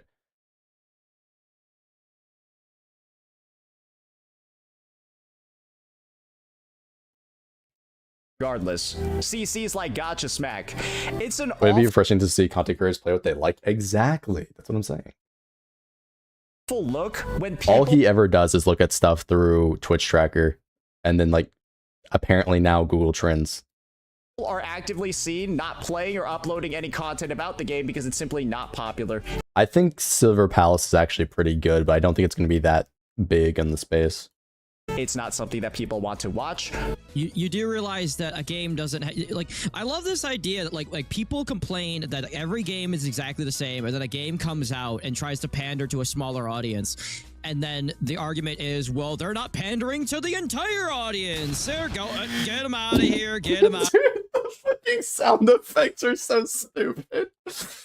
But like the other thing is that like the thing is, who the fuck does Wuwa content? Good question. Nobody plays Wuwa. But like the other thing is that like people are there for the content creator a lot of the times on Twitch, right? Not so much the game. They will look for that game and then they like the content creators. They stay with that content creator, right? So of course the biggest one, like Saint, like you're obviously gonna be there looking at Saint stuff, and like he's the only one. So like, yeah, of course that's gonna look bigger in comparison. Hi, I play Woo Up.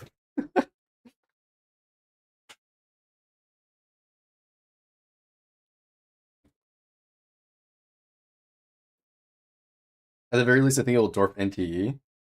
Really? I thought NTE was like pretty big.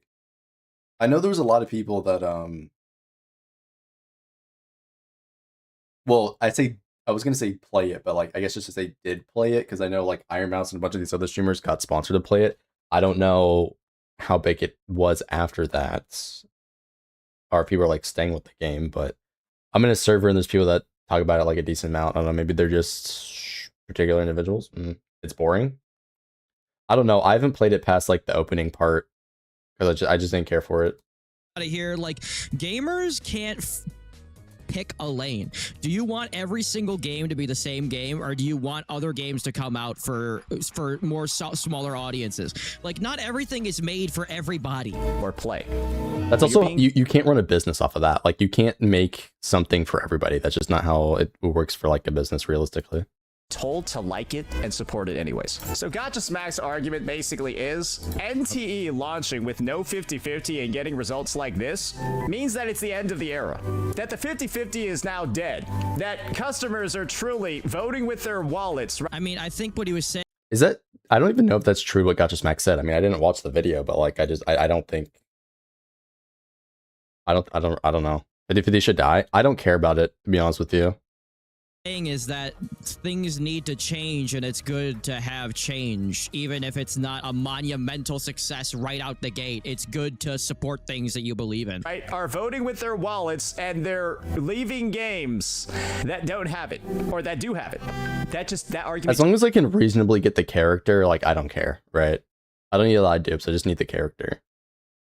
Which is why, like, I get pissed off with like Dokkan, because there's like there for the longest time was no pity. Then I added one, but then it's like, oh, 2,500 Dragon Stones. They even get the characters. Like, oh well, and like so many of these other gacha games. So like, I don't even care. I know Silver Palace is a guaranteed 100% like rate up for both of its banners, right? Well, it's got a 50-50 and then like 100% guaranteed at 100 pulls, right?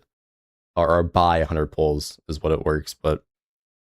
The problem is that like how many pulls do they give you is the real question. Like there's other related systems and like the monthly income that you need to consider when the pull system is good or not.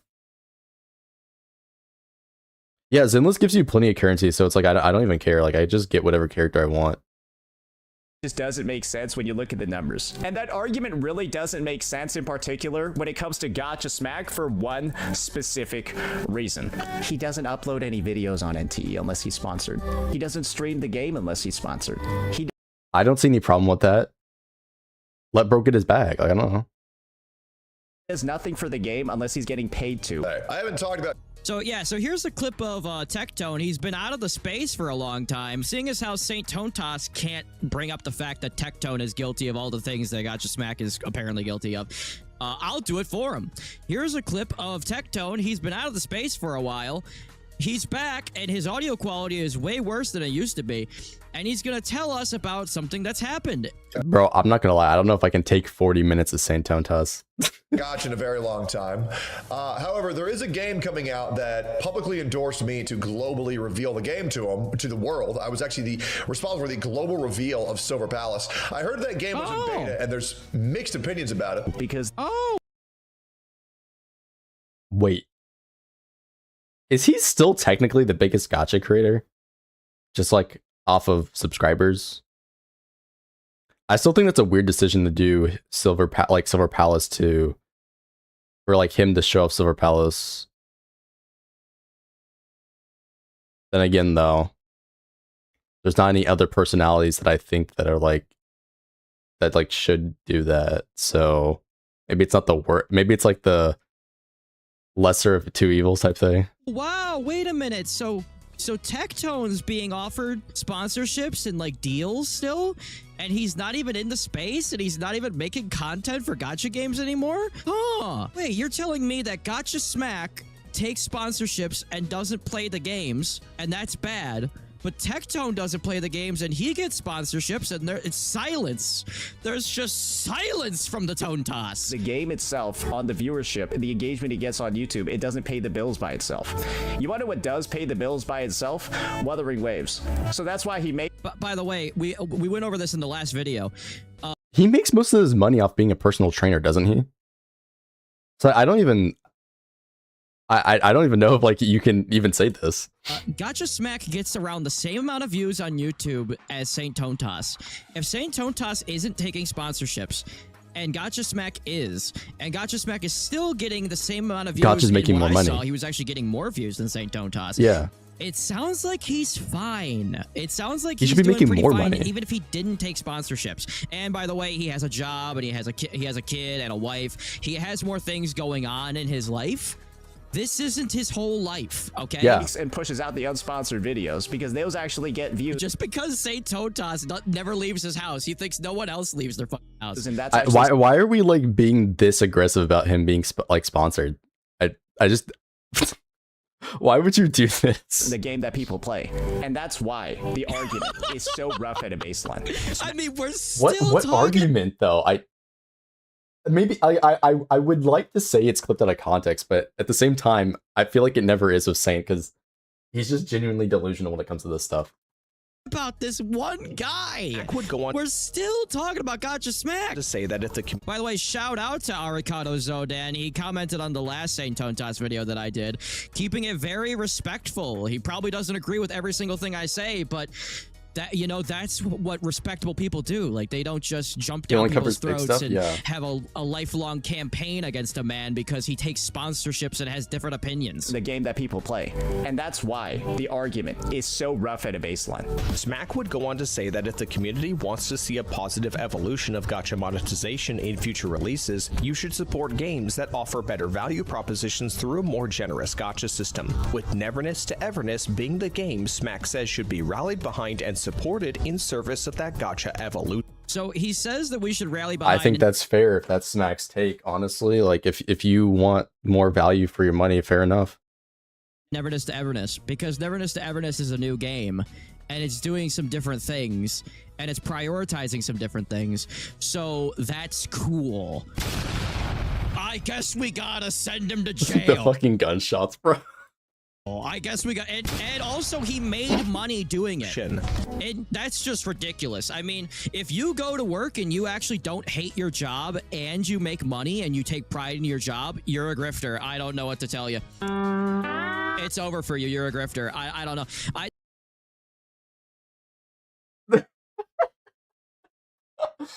This guy loves the soundboard. Oh my god.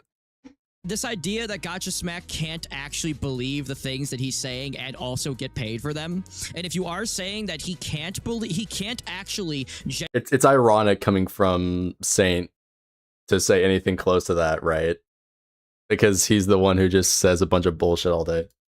Genuinely believe the things that he's saying. Whenever they have a make character banner 75-25, they're not... So Hoyo's not going to change any of their current gachas. Future ones might be 100% rate up, but like... They're not gonna change any of the current ones. That's for sure. And like an example of this is that Zenless has done multiple now 100% rated banners, right? But it's like it's a separate banner. There's some like advertising nuance there with like how they run stuff over in China, but it would have to be like a different banner basically. They could do it, but I just don't think Hoyo's going to do it for their mainline ones. They make too much money as is, right? Yeah. What weapon banner? I could see them changing the weapon banner to be 100% rate up from here on out, potentially, right? So more people spend on weapon, but I don't know. The problem is that it's all the related systems, because like at the same time, if we look at Wuwa, for example, and Silver Palace, they have big gaps for the weapons. Like there's a massive gap between a 4-star and the signature weapon for those characters, to where you basically wouldn't play the character without it, right? in the Hoyo gachas, a lot of those characters don't have nearly as big of a gap. So it's like, whatever, right? There's other related systems that I think are pretty important. Disagree to take because we shouldn't really be behind a game just because as a better monetization, we should be really behind the games that are fun. Yes, I agree with you on that. I think whatever game you think is best is the one that you stand behind. Just be reasonable with how you spend, pretty much. I don't think just because Neverness to Everness has a what you perceive as a better gacha system, that should be the reason why you're supporting it. It should support the product for being a good product, right? I don't think the gacha, like the pulls should be the only consideration. That's one of the things that like I criticize Saint for. Like I think the whole like pull bullshit is fucking stupid when it comes to like you have to consider the other factors, right? Yeah, don't play gacha games for gacha. That's like the main thing.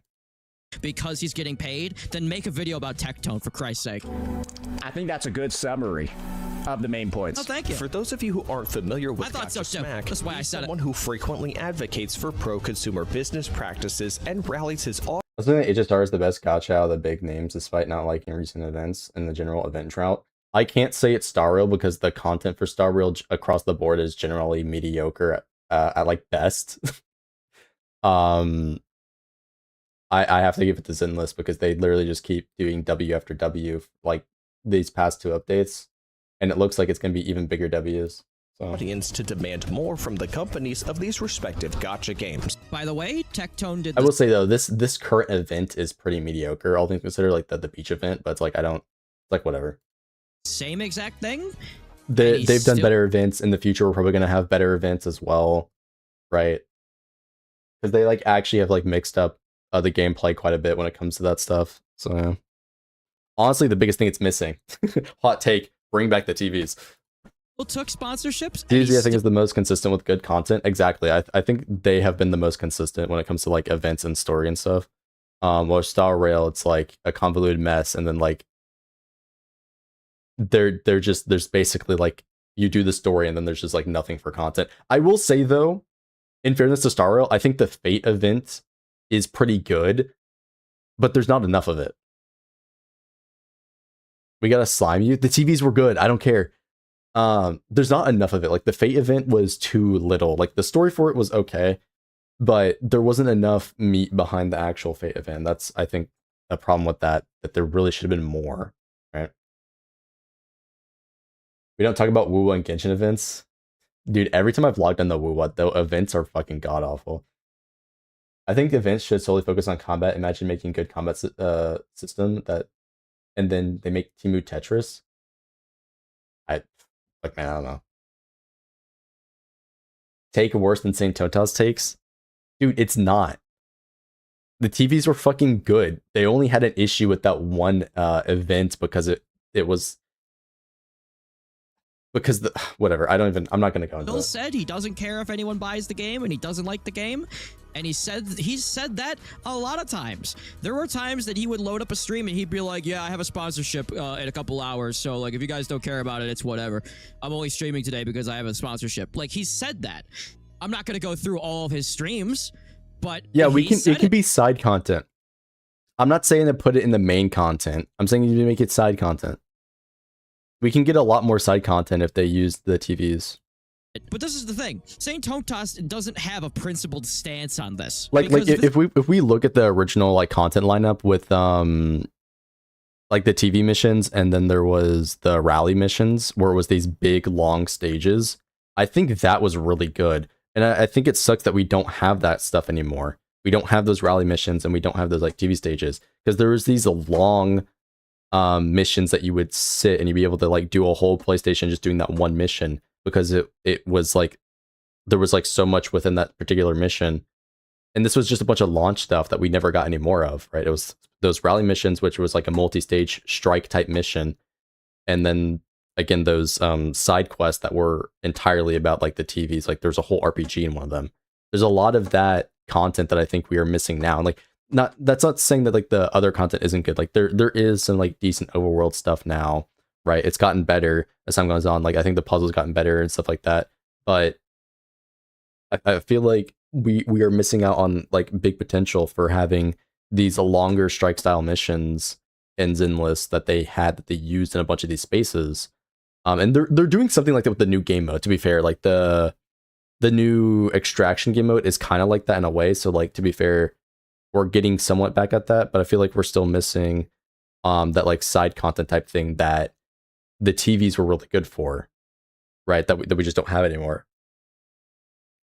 And I don't even think the major events were that bad. I mean, Golden Archipelago is one thing, like that one's one thing, but I feel like the first Golden Week wasn't even that bad. To be honest, I kind of liked it. Prophecy and the Paintings mission were really cool. So many side quests of the TVs as settings. Yeah, there was like a lot of like actually decent content behind like the TV stuff, but a lot of people like didn't see it because, for example, the Prophecy one, that one was hidden behind a lot of secrets. There's nothing in the game that tells you how to find it. You have to like actually search around the game to look for the different clues to then find which spot and like which time of day you need to be in to then activate the chain and repeat that for like 2 days, like actual 2 days. You can't do it like in game, like you have to do like actual multiple days to then unlock the hidden prophecy mission, which I think that stuff is like really cool. It reminds me of a lot of stuff they did in like OG Destiny, where there's just a bunch of hidden stuff around the game. And I wish there was more like that. I think it's really cool, but not everybody appreciates that type of content, especially gacha players.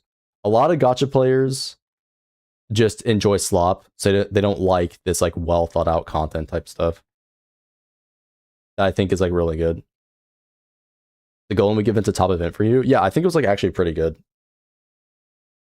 If this was a principled stance about gacha games and he's the real truth sayer and he's calling out the liars, then he would call out Saint's like the biggest liar in the space, bro. Tectone and anybody else that behaves like this, but he doesn't. And does anybody even like watch Tectone anymore? I think just does like political content now. Why? Because I think gacha players want to be finished with the content the same night it releases. Yeah,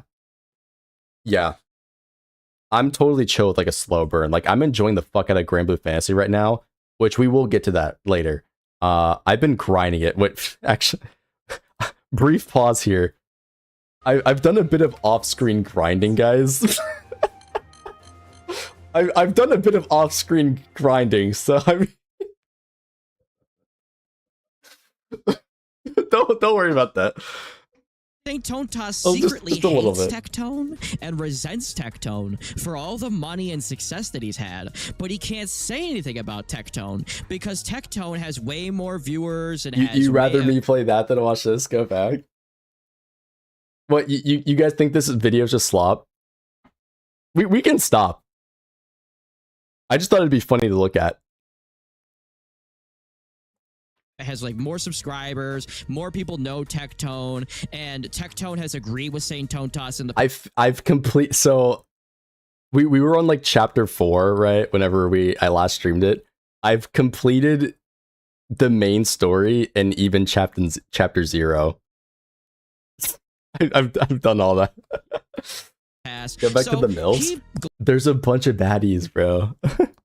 Blazes Tectone because he likes having that avenue open. If he has any problem, he can just DM Tectone and Tectone will come help him. So if this was a principled stance and you actually didn't like people taking sponsorships and talking about these gacha games, then you would be pissed off at Tectone for taking sponsorships for gacha games when he doesn't even play gacha games anymore.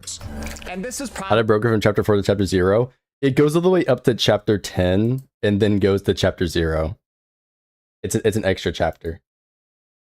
The best clip, or go through the thousands, at least the hundreds of times when he was playing gacha games that he took sponsorships. Go through that. Go through the hours. I'm on extreme now, I think is what it is. Or I'm not on the chaos difficulties.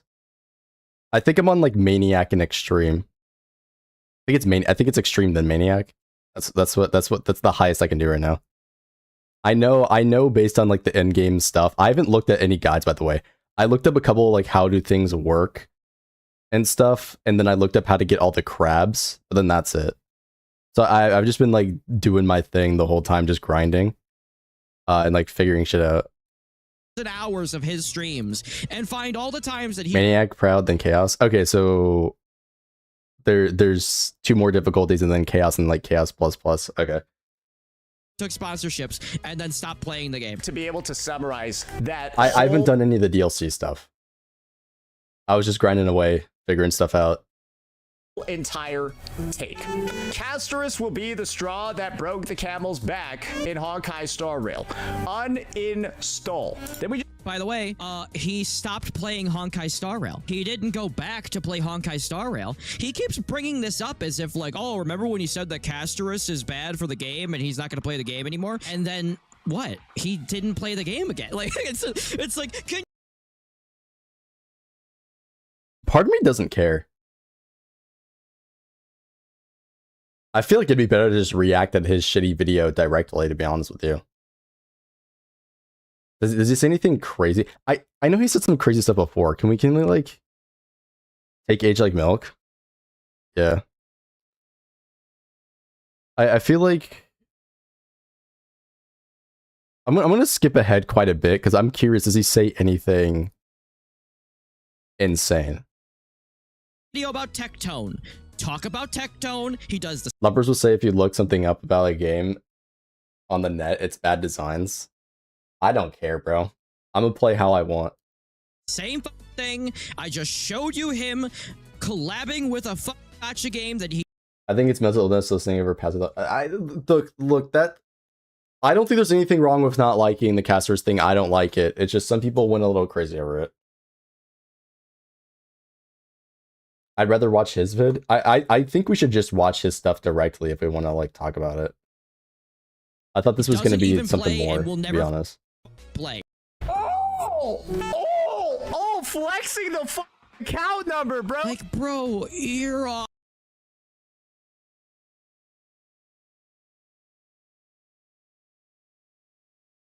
The 50-50. Like every other game on. You know, I honestly think it might just be better like it is directly if I want to make fun of him. And whatever.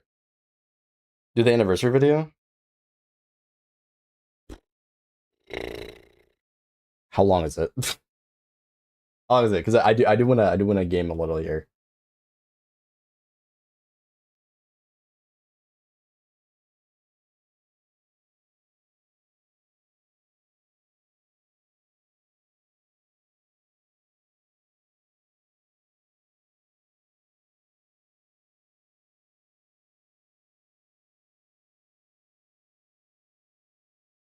Kuro messed up. I feel like he's not going to have any real criticisms. The one of the 350 pulls in thumbnail? Okay. Enfield's community is falling apart. Kuro games messed up, dude. Oh my god. Kuro listened? Of course. Okay, he has to know these thumbnails go hard. Because he actually is farming himself with this thumbnail, dude.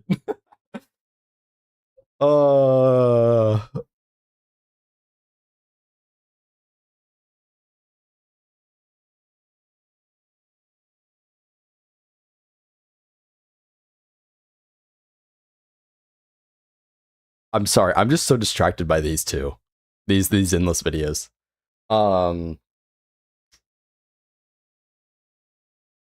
Oh, 18 minutes? Okay, this is reasonable. This is reasonable. After this, we'll go game. Okay? HSR ruined Fate again? I'm being baited so hard.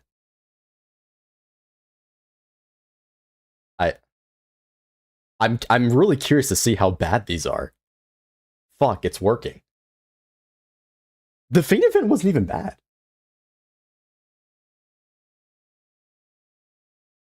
Alrighty, ladies and gentlemen. Sometimes being right is hard. Sometimes being right all the time is difficult. You're never right, though. You also lied in the past about the anniversary.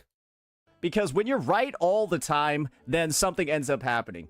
Sometimes you're I'm right gonna move my camera. early. And a lot of people will tell you that you're wrong.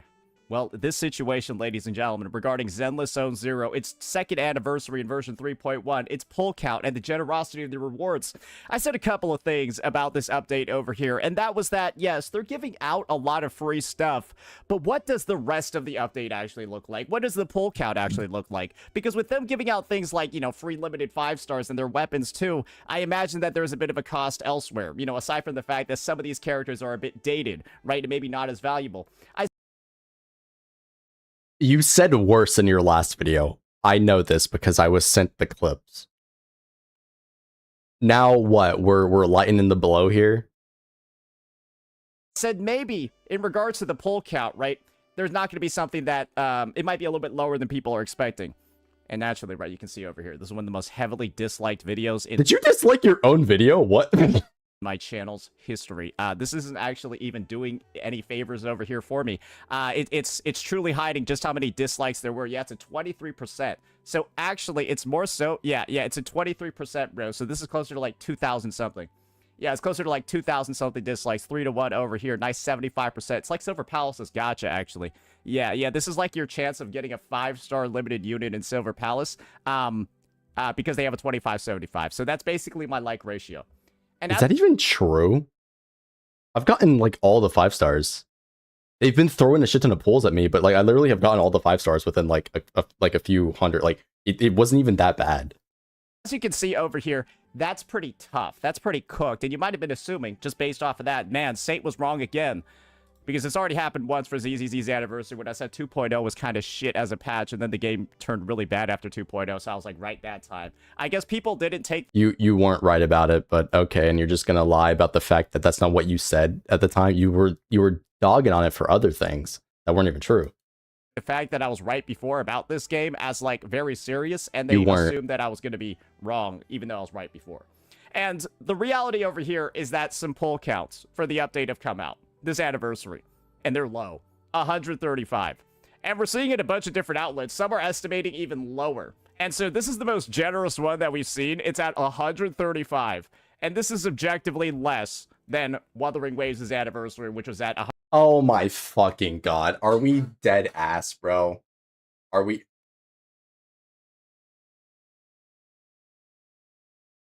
This guy.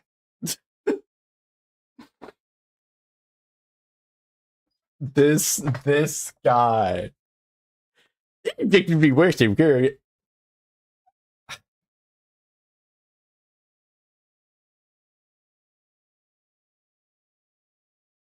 What do I even say to this? Like, this is actually so fucking stupid. Brother, you got 0 free units. Like, what are we talking about? 155. This is Objectively so less than Wuwa's anniversary. And of course, there are some choice words that I had to say regarding this anniversary that I would just want to play back now that some time has passed. Let's listen to this. I'm looking at the rewards. So it looks like 30 pulls? At least you got the number right. That doesn't seem like a lot to me, but maybe there's more later. Yeah, I heard a lot of people say that there was like a shit ton of pulls, but that just looked like 30, which is not a lot for an anniversary. 30 is not particularly a lot. It's more than we had last year. And it's not a lot. I mean, my guy, you're over here bending over backwards over a 15 pull difference because you think Wu was better. Like, this is so fucking stupid. Because I've been hearing numbers like 162.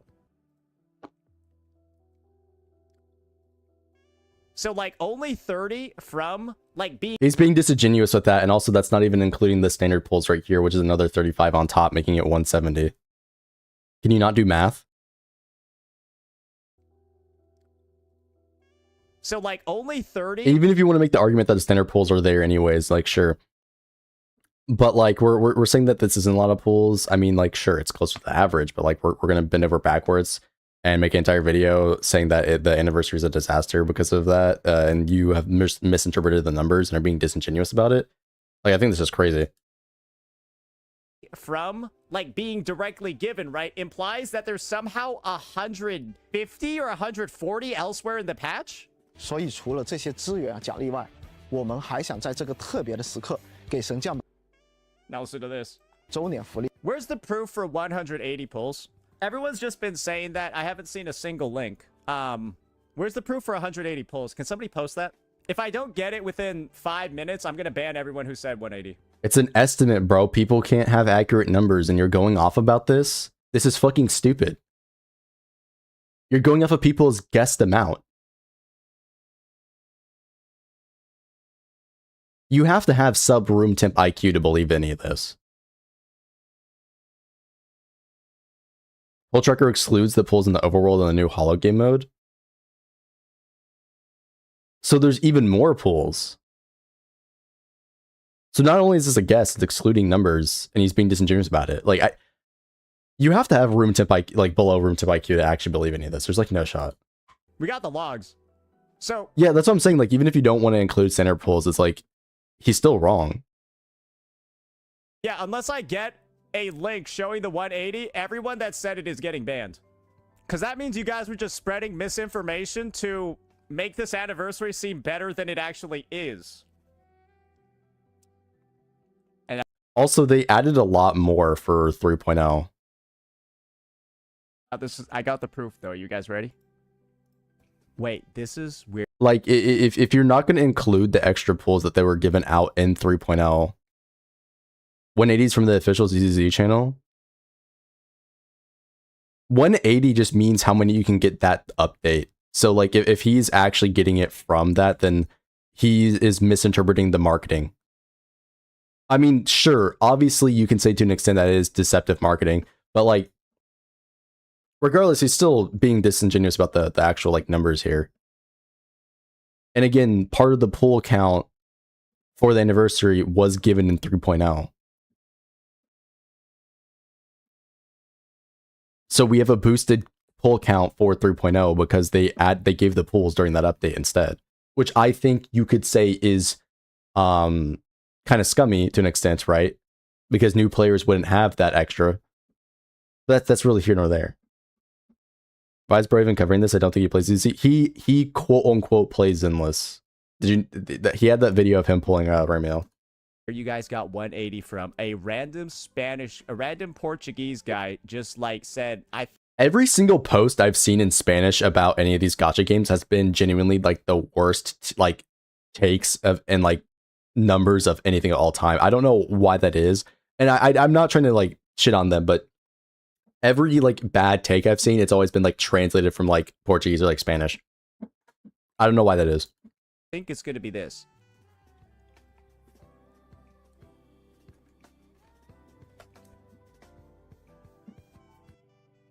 Now we have two sources that are showing estimates way fucking below that.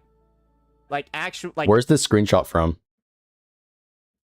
These are the official sources that people go to. Everyone knows what this chart is from, right? This is the pull tracker chart. Like, yeah, they're both showing way lower. And so the reality over here is very simple. It's an estimate. I had a baseline take to make after this statement. And any number being told to you is literally a guess that got pulled out of their ass. And people have gone from 160 to 180, all to try to uplift this game. Which, again, guys. No, that's not why. They just got the numbers wrong, and you're... whatever. Lying about the poll count is only you lie about everything on your fucking channel to make the downfall of this game worse. Do you guys realize that lying about the poll count, overhyping it, and saying there are... Why is he trying to astroturf this whole thing? Cover your own game, like fuck. More polls than there actually are is just going to make... If this patch is negatively received like the other anniversary was, it's just going to make the downfall He did make worse, this up. Right? The criticism even worse, right? Do you guys realize what you're doing by lying about the poll count so confidently with zero proof? Other than... You don't have proof either, though. You're going off of people's estimates and saying that is the fact. You can't take these seriously either way. Trust me, bro. And you're stating it like... fact in my chat that definitively there's over 180. There's over 100. You're stating it like fact in my chat. Man, this is not real. What was that one chatter? There's over 180. There's over 100. You're stating it like... ZZZ fans took Hassan's words, lying is OP. That's literally how I describe Saint's channel, but okay. Fact in my chat. Man, this is not really a great look, is it? And this was my final Take. Yeah, this kind of looks like, I mean, I'm not going to go ahead and say this is dog shit. It's pretty solid, though. And until I know the number of pulls, guys, if it's like 100 pulls and then this, I think I'd rather arguably have 160 plus pulls in Wuthering Waves. And that was the... Bro, come on. Why does it always have to be about Wu? You can't...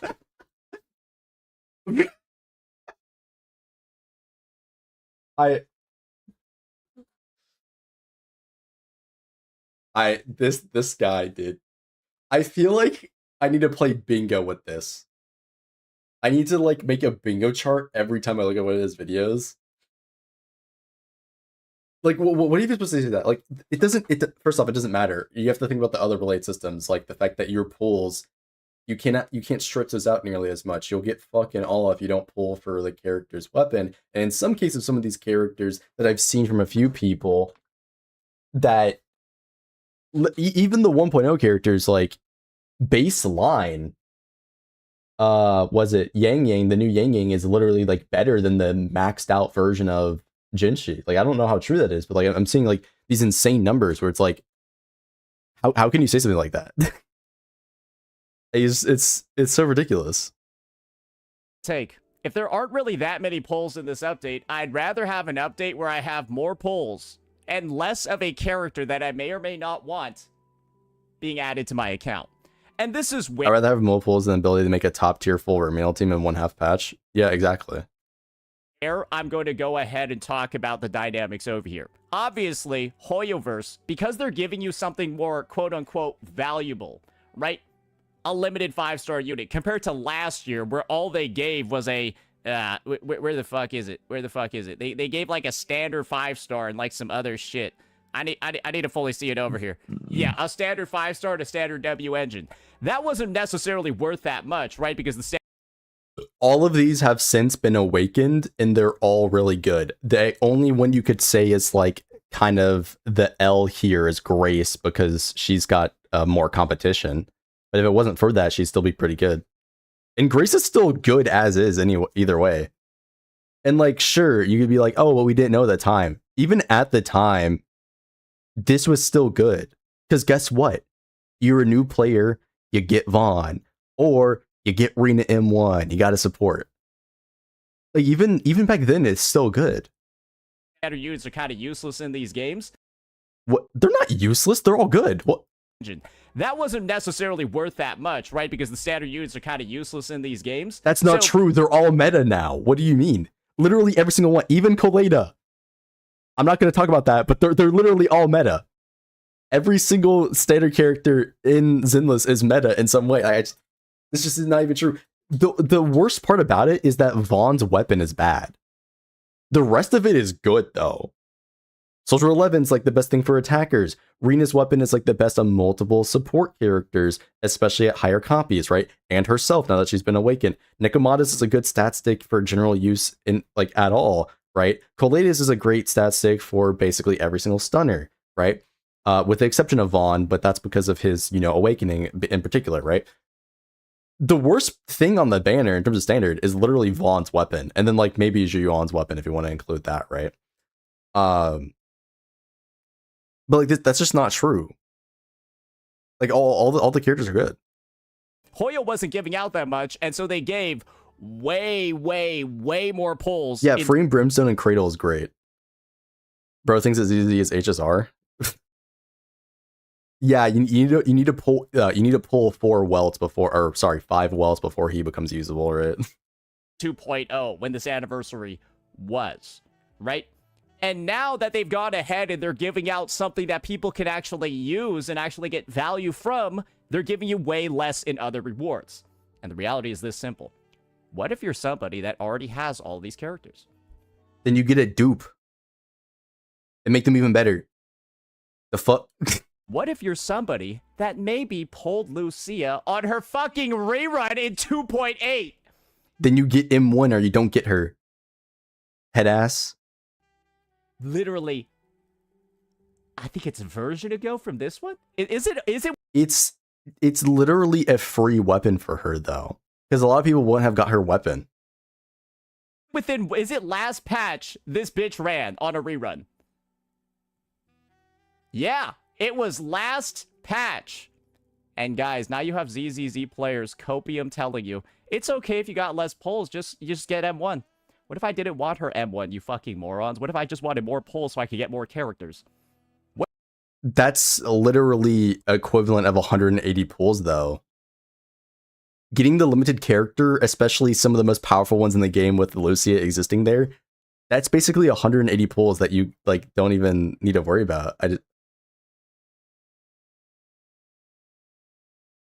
60, like let's say you got another 30 pull, like that's not really that crazy.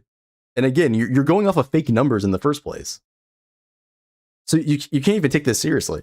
What if I just wanted more pulls so I could get more units instead of an M1? Because this is what Hoyo is doing. They're forcing you. You don't want a free dupe? I don't understand. You don't want a free dupe? Like what?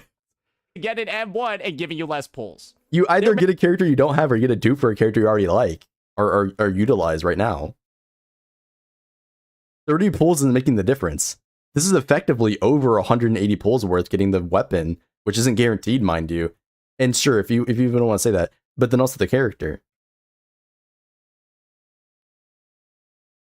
Is it more versatile to have more pulls though, when literally the best character in the game right now is utilizing one of the characters that you can get for free? Or multiple, I should say. Or, I don't know, maybe supporting your account with one of the strongest supports for that type of thing. Or a universal character right there that can use on everybody's account. I feel like getting the character that you don't have to spend all the pulls on that you could possibly lose 50-50 on is infinitely like better than getting 30 more pulls that's not going to move the like the dial either way, right?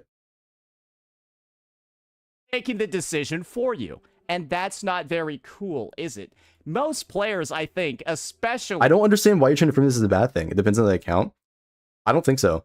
If you already have all them, then you just increase the power of one that you already have. If you don't have any of them, then you get the one that's going to be best for your account.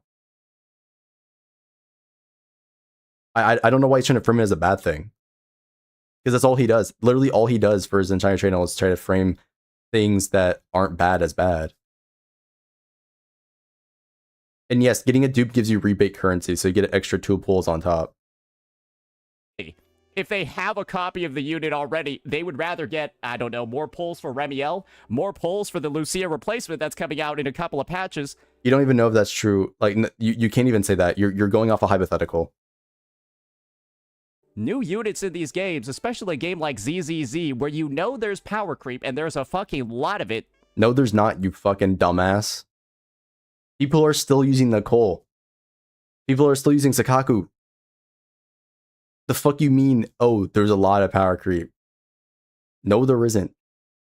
We're still using unit, and sure, some of them got awakenings, but we're still using units from 1.0, like the like start of the game. Like, what do you mean? Ellen Joe can still get clears. And every gacha has power creep. That is true. You'd rather get the new characters. I feel like especially if you already got a copy of an existing one. Because, like, now we're at the point where... People still use Evelyn, yeah. Copium telling people, get an M1. Guys, imagine in Wuthering Waves. Would that even be a conversation, bro? People are out here telling you, yeah, well, I know you wanted more pulls, but just go get an S1 for a unit instead. Like, yeah. Are we gonna be mad about getting a free dupe of, like, I don't know, Lupa? Like, I don't get this. This is like a nothing burger.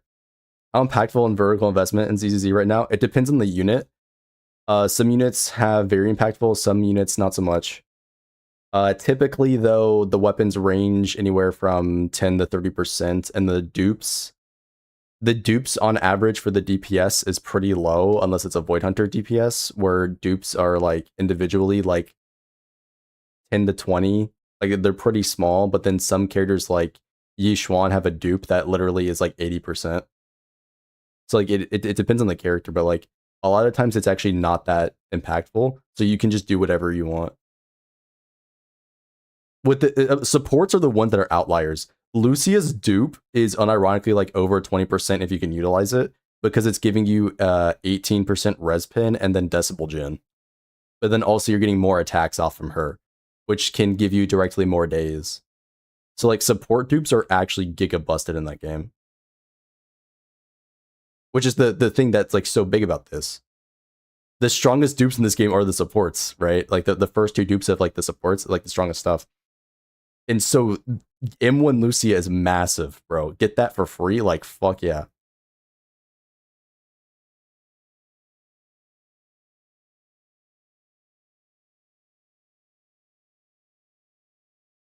Astra M1 makes her usable. Look, Astra's a whole nother debacle, right? But oh, I should show you guys the thumbnail I have for that one video, right?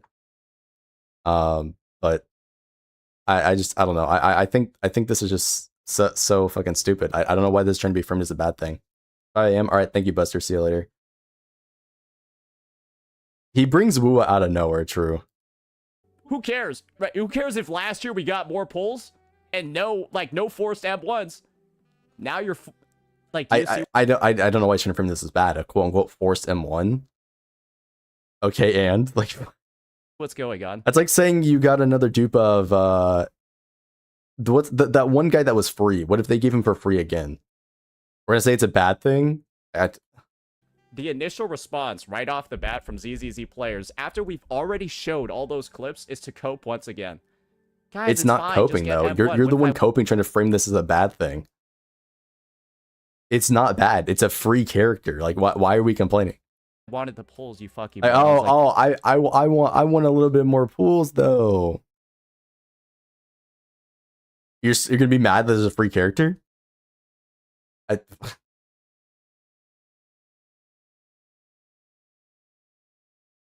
Yeah, mind you, again, like last anniversary was a new region, so they added a lot more. But then also, just like I said, like all the new stuff was added last patch. And as I said, like you can see that as like scummy as them adding a lot more last patch and having a little bit less this patch, but it's like it's just the way things are with gacha games. Wuwa has done similar stuff. You got last year. What if I wanted just the pulls that you guys got last year? Because it's looking like literally 40 more. 40. Are we gonna ignore the pulls we got last patch? We got like 100. We got like 170 last patch though. More pulls compared to last year, or 40 more pulls compared to this year. And guys, that's a lot in games like this. That could literally be enough to allow you to get a 5-star, maybe get Remiel. Because right now, you don't have enough to even guarantee a pity on any banner in this game.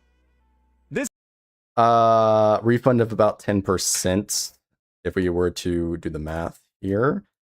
Even with this shitty number here, you can relatively get close enough. And in fact, if you'd have to increase this more, it'd be like 150 if you wanted to include that, not including the refund from this, which would potentially give you another, like, I don't know, 5, right? So if you actually did the math, you'd have enough to get the character, but I don't know. This guy doesn't want to use his brain for anything and wants to harp over fake numbers, right? So this game has a 90 hard pity and soft starts at 75, so you usually get the unit around 80, 81, 82. So that's not true. You technically get it on 75, but okay. That means you need about 160 plus pulls to guarantee a unit, and that's you don't have that. You had that last anniversary, but you don't have that because you're getting this free limited unit that you may or may not want. So you went from being able to guarantee a... That's just, like, this is still... You get it at 75, but, like... Oh, you didn't know that? Yes. It is at 75 for the main banner.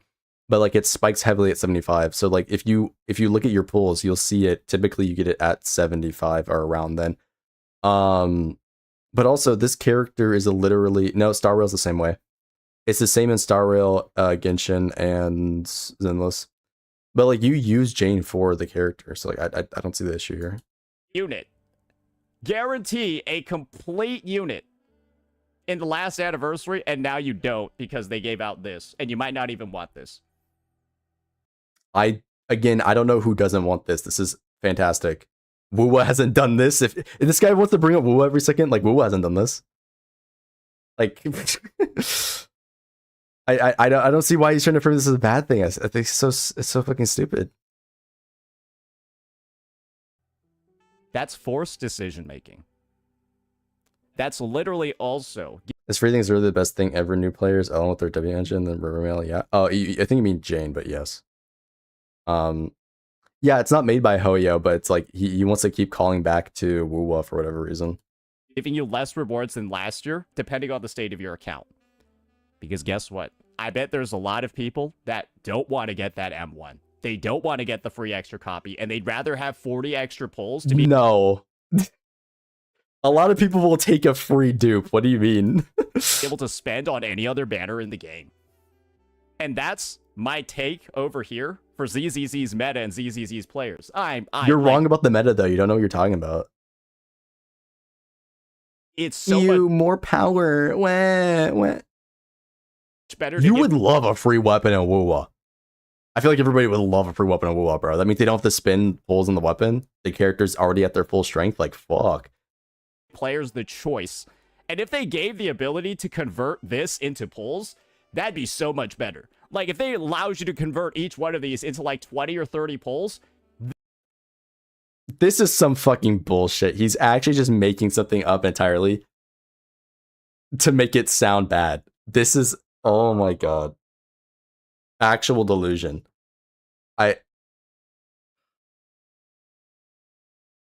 That's just actual delusion. Right? It's so much better. It's not better though. This is like almost it's a potential 180 pulls per character, and then again another potential 160 per weapon that you're just getting straight up. Like, come on. It's a choice. Get a copy or convert it into like 20 limited pulls or something. Lucia's the main draw of this banner, but she just ran last patch. So they already know everyone that wanted her already got her. That's not true. And again, free M1, free weapon that they probably didn't get. Because a lot of people target characters first. Isn't that kind of diabolical?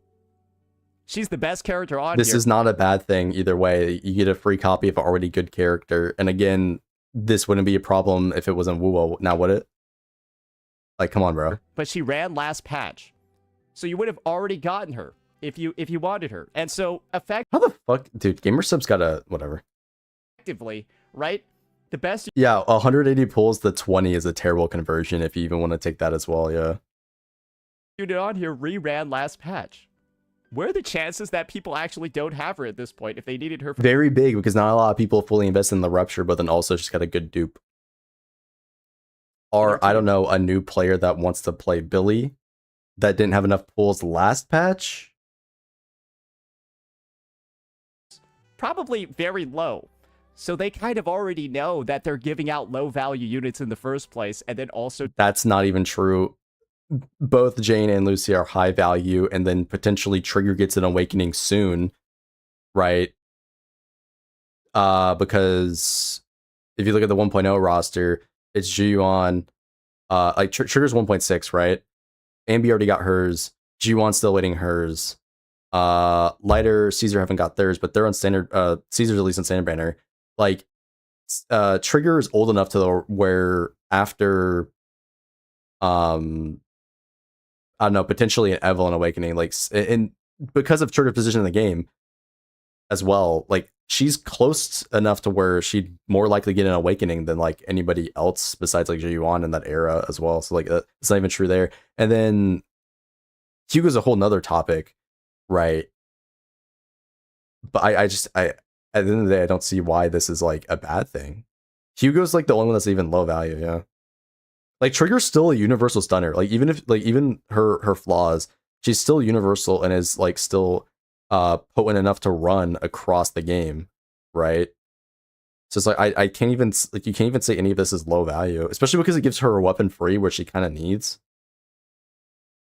But also the fact that this is, like, the best support weapon in the game. Like, in terms of, like, gain for the character, Lucia's weapon is, like, the biggest support weapon gain in the game. So it's like, that's, like, none of this is low value. With, you can even use the other two weapons, like Hugo and Amy's, as stat sticks. Like, And then Hugo's M2 is what makes him valuable if you already had Hugo. So like I just like none of what he's saying is true. Taking your pulls at the same time. It's strategic. You're making this up, assuming they took away the pulls. You're trying to make it sound like they are the bad guy by saying they quote unquote took away the pulls.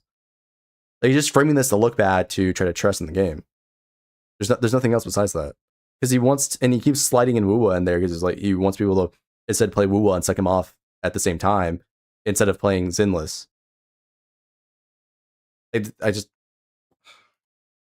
It's intentional. And this is incredibly predatory when you factor in this dynamic of this unit running. Is it not more predatory to have an over 50% damage gain for your weapons and 100% rate up? Is that not more predatory? To make content increasingly harder to where people need to pull even more and more because the character doesn't function without their weapon? Because I can think of a game that does that. I don't know. There's like 50 million imaginary hypothetical arguments you can just make for this that are just complete bullshit. Like, we're being real here. They're all gacha games. They're all inherently predatory. I don't know why you're like bending over backwards to lie about this game in particular, with the exception of that you just want people to instead suck you off. I mean that in a way as of him getting more money, right, from the views and stuff like that. Last patch. We should reroute with Starlight Billy, the latest Rupture unit. You guys get what's going on? That's another, I think that's a fair point as well. Like, how is free predatory? Like, not a great look, is it? And especially when I said, guys, when you lie about the pull count, you're going to make the fall of this game a lot worse if the anniversary isn't well received. Now we're out here coping about getting an M1.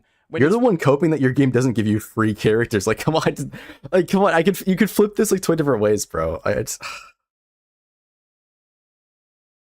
This guy is something else. 40 less pulls compared to last year's anniversary, and that will do so much damage to you actually acquiring new characters. For him to say something about something that he hasn't touched in a while. Yeah, I mean, he proceeded to then go on the game after this, right? We saw that he went on the game and was playing it, right? I think there was like multiple videos, at least one. We're just losing 40 fucking pulls, bro. That's pretty significant. Now we got to go ahead and actually draw. Yeah, it's a free character that benefits you like 100%. So I just, it is insane to just frame this as something else. Some comparisons over here and talk about my last statement.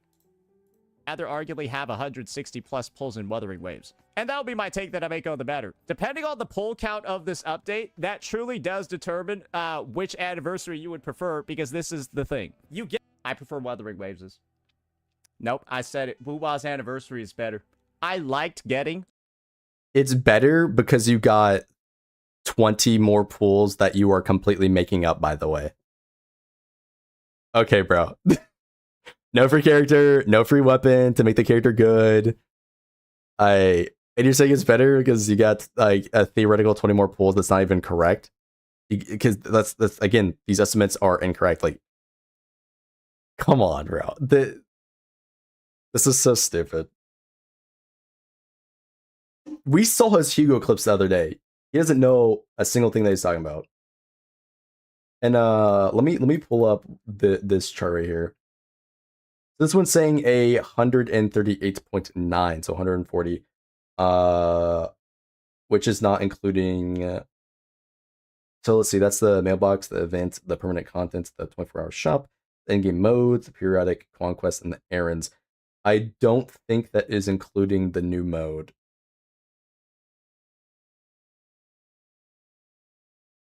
And it's still a work in progress, mind you. So it's not even complete in the estimates at 140. This is so disingenuous, bro. It's actually insane. So many fucking pulls, you could guarantee anything you wanted in that update. This basically just meant... That's not true.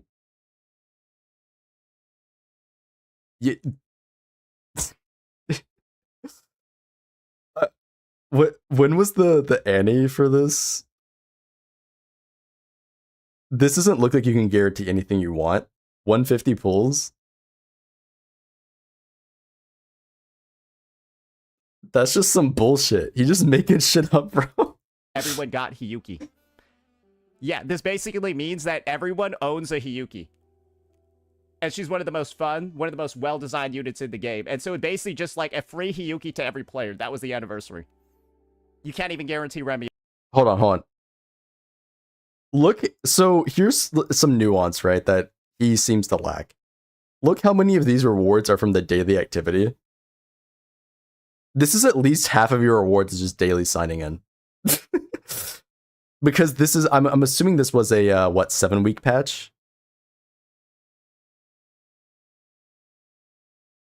Like,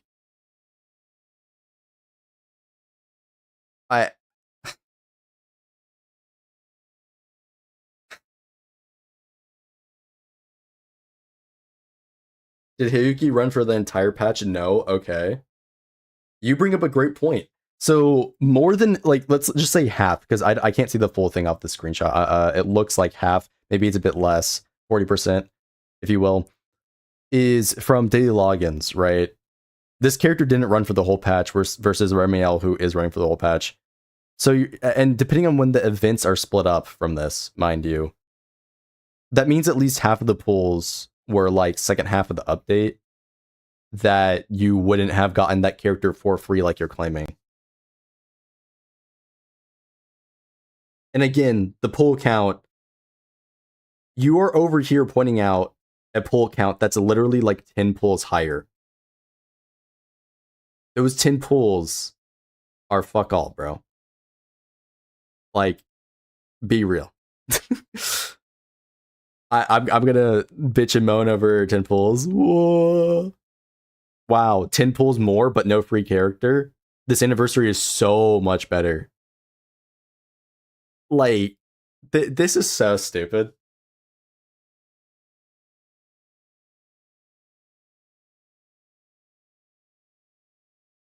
He's never seen the endgame of HSR before?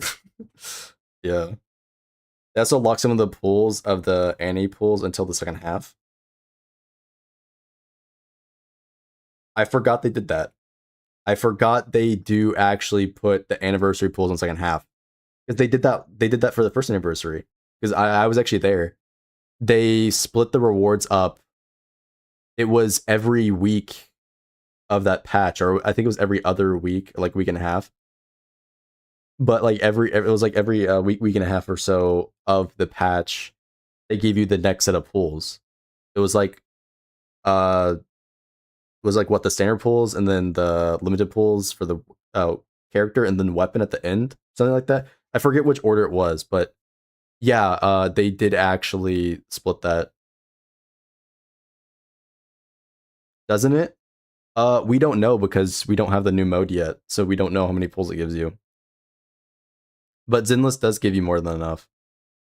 If you count pre-register, that's what I said earlier. If you count the rewards that were given to us last patch, which again, here nor there, and if you count any of the pre-register stuff, you have enough to get the character. And he's going off fake numbers anyways. There's like 50 different angles of this where he's just wrong.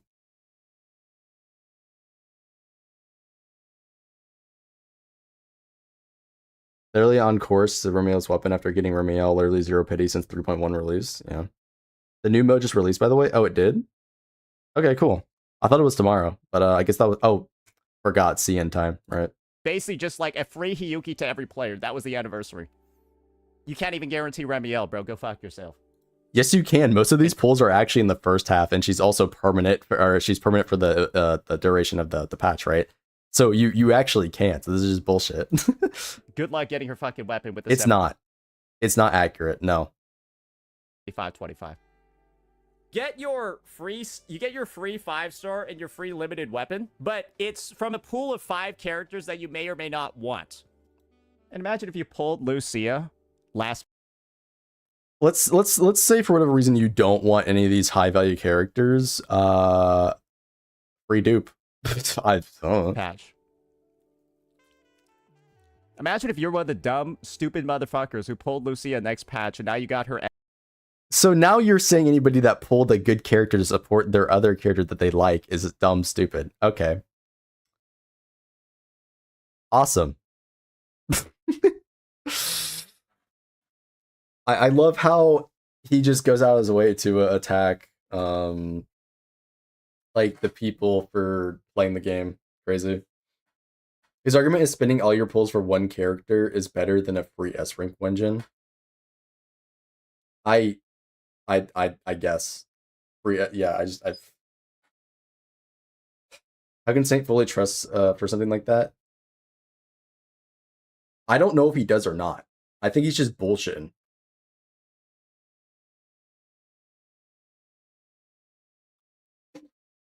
Imagine you pull for Lucia last patch and you got a free M1 lol. Yeah. M1, or now you got her M0. Bro, are you particularly happy to find out that she's now free? Or would you Yes. Free M1, free weapon.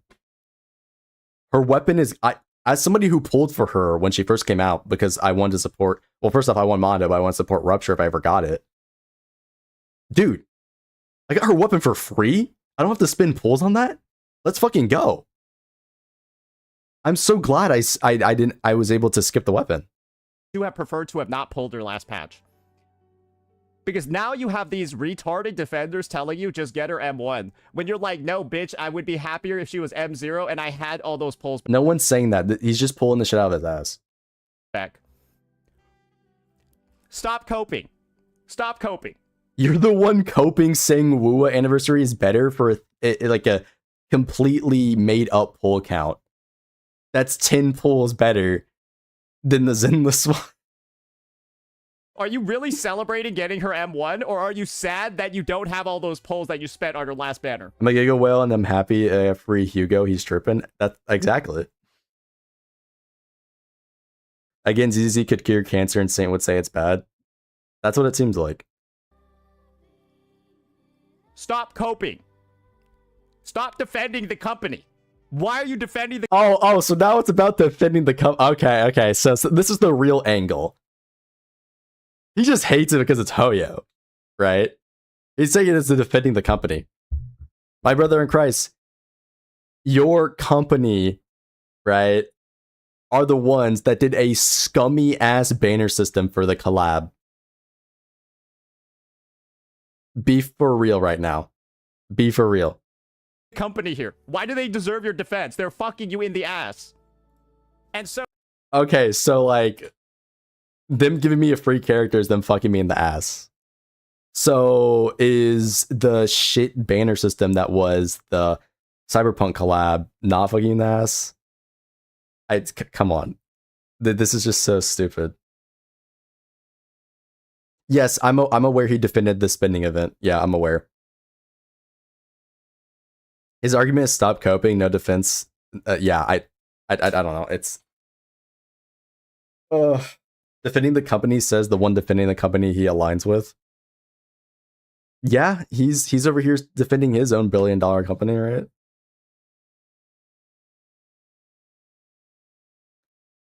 Yes, I did see that he was blaming Hoyo for the spending event, which is completely stupid. Something that they have done historically, mind you, and all gacha games have done this. Every gacha game has done this. They've always done like anniversary, oh, here's refresh pools, here's a boosted amount of currency, blah, blah, blah. Like, this is just something in gacha.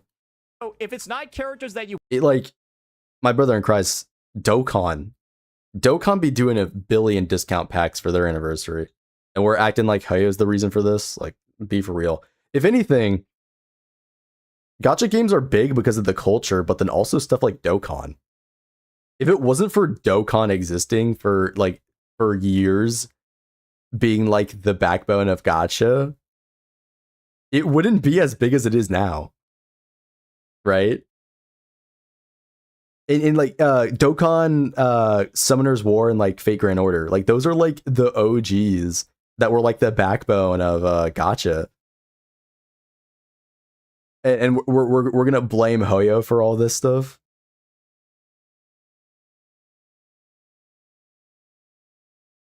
Puzzle and Dragons, that was nowhere near as big. Come on. Maybe Candy Crush, right? Even other literal Wuwa channels have the same. Wait. Wuwa channels have the same inkling of sanity amid ZZZ anniversary mogs, both Wuwas and anniversary combined. Yeah. That is true. Yeah, gachas had premium currency only banners. Doesn't didn't Seven Deadly Sins Grand Cross have that? Where they had like a separate currency that you could only do for banners. I don't know if they still have that. But I know Dokkan has like a special banner for if you spend, right? They have like a spender's banner, like you actually can like spend more to get stuff for that banner, but that's like not the same thing. They do? Yeah, okay. Want or need or will utilize, then this free 5-star is useless. Which is something, and we bring it up because this is something that Wuwa literally did. They did separate pools and a separate pool system for the Cyberpunk stuff, right? This is not something, and I think they probably do it in PGR, but I don't know anything with PGR. But this is something like that's been in Gacha for a while. Selector is worth 140 pulls. My guy, what do you mean 10 pulls is worth more? Yeah, that's the thing I think is crazy. A whole ass limited character for free. A good one, mind you. And we're saying you rather get 10 more pulls. That's like insane.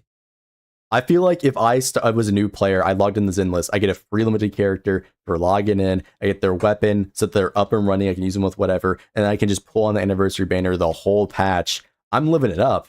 I'm pulling for this hot character who's OP. I got another really good character. There's a whole shit ton of content because this game is like overloaded with content, right? Like I'd be happy like starting now. You know? Obviously, there's a bit of barrier entry. We all know Zenless's infamous filters with its like tutorialization and stuff like that. But they've been trying to improve that. You can skip to the newer content as well. I feel like it'd be great. I don't know. I know PGR had separate currency for the DMC collab. Okay, so PGR did do the same thing. All right. If ZZZ had a monochrome only banner, that'd be actually insane. Yes, I did see it. We looked at it. I saw the spending of it thing.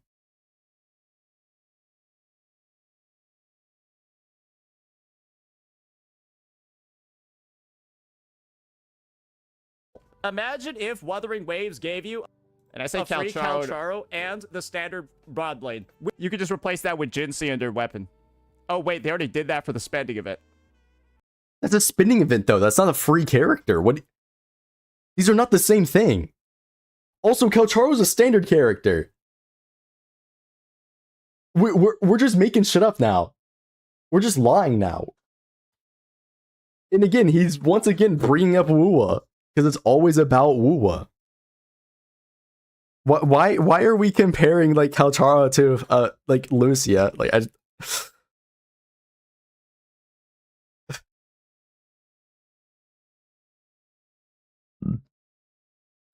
Oh wait, yeah, I remember when Wuthering Waves gave out the free Camellia and the Jinsei for the spending event. Y'all remember that one too? That's a spinning event. That's not... Dude. That's not free. That's use your pulls now or get fucked. Yeah, who redeemed that shit? Yeah, who redeemed that shit?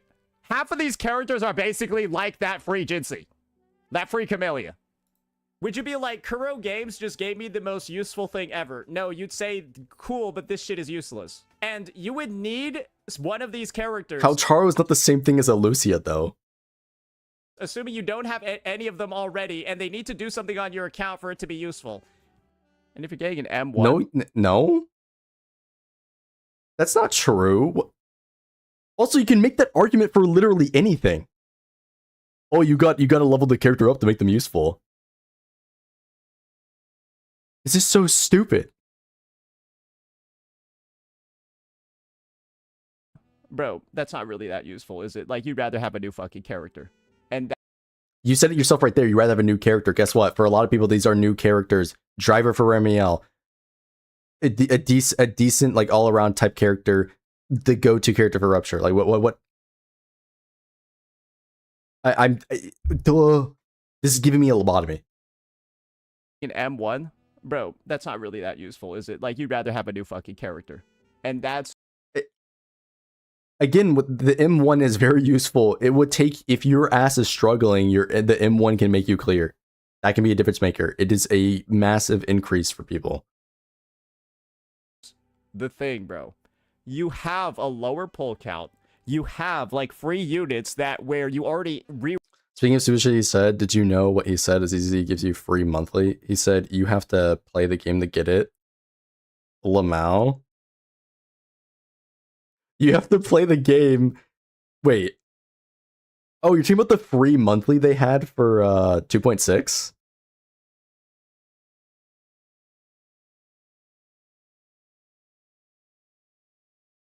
Wait, the free pulls? You have to play the game? Whoa. You already just ran them, so this just feels like a scam. And then, on the topic of pull count being lower, guys, the pities in this game are really high. They're the same as HSR. They're basically the same as Genshin. 90 pity. They're the same as both of them, but like, why are you bringing them up? It's quote unquote really high. It's a difference of like 10 pulls in Uwa.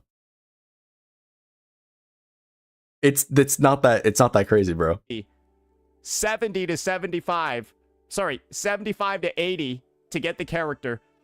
Guys, S0R1, M0, W1 in this game can cost you upwards of like fucking 400 something pulls, bro.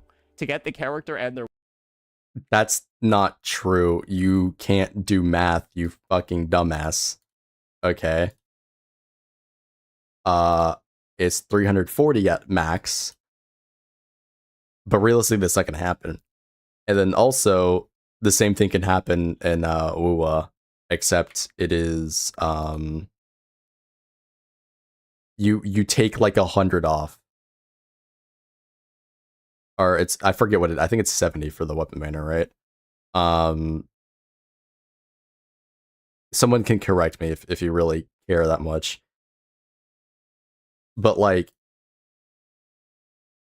this is to make the character usable, mind you, versus only needing 180 and your character's good to go.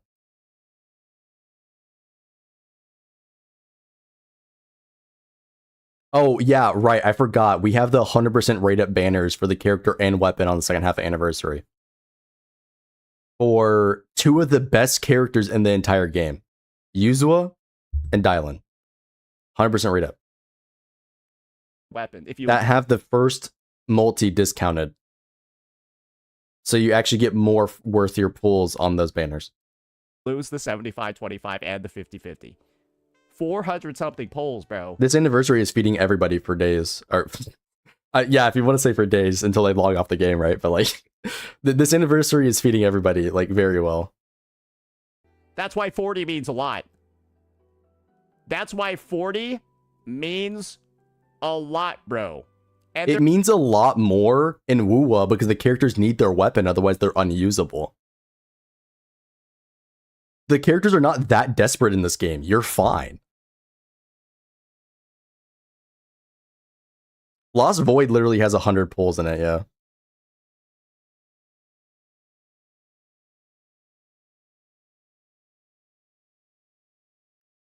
Giving it for free? Whoa, Tads. Giving it for free would be under the assumption that Jade Doe is worth the same as Remiel. That false equivalency. That's a support and a DPS. Come on, bro. is the same value as Sunbringer. That Hugo... That character's not even out! I'm getting a lobotomy. That character doesn't even exist. Bro. That character doesn't even exist. What are we talking about?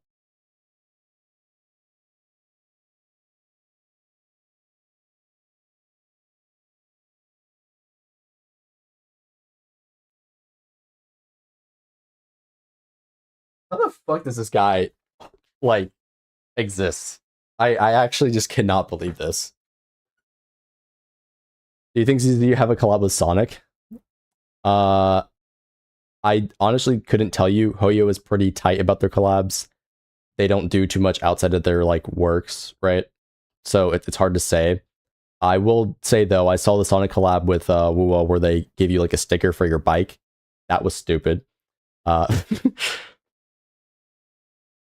would prefer for them to not do a lot of collabs because it's not really my thing. I don't know. For star account though, Jane is the same value as Ramiel if it's playing your team. Yeah. Is worth about just as much. That's like as if HSR gave us Ruan.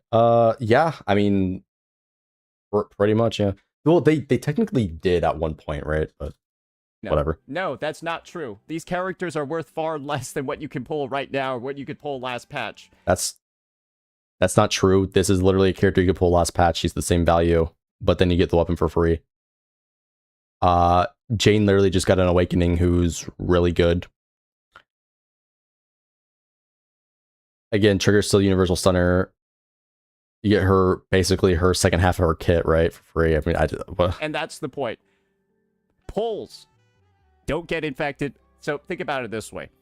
Inflation is something that exists in gacha games. What the fuck? Just general inflation? What do you mean by this? Pulls are a resource that don't suffer from inflation. No. That's not true. Power creep is a direct correlation to... No. This is a shit argument. The newer character is going to be higher value in the pools. That in itself is inflation. Because your pools have more value for the newer character. What the fuck is he trying to say here? Think about it this way. These guys... Wait, is that why he thinks it's bad? Is because he thinks the 40 pulls for a hypothetical character that doesn't even exist is more important than getting a free guaranteed power right now?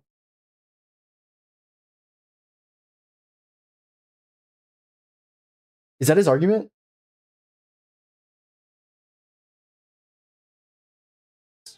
Are worth very little now because of inflation.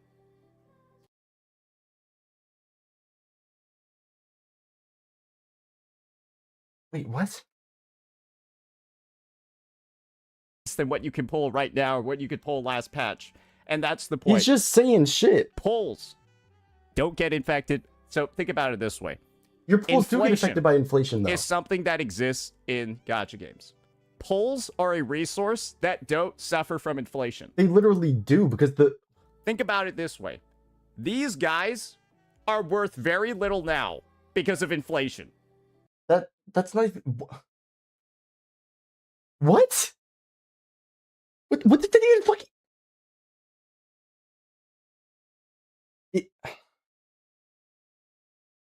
My IQ is actually too high for this. I unironically...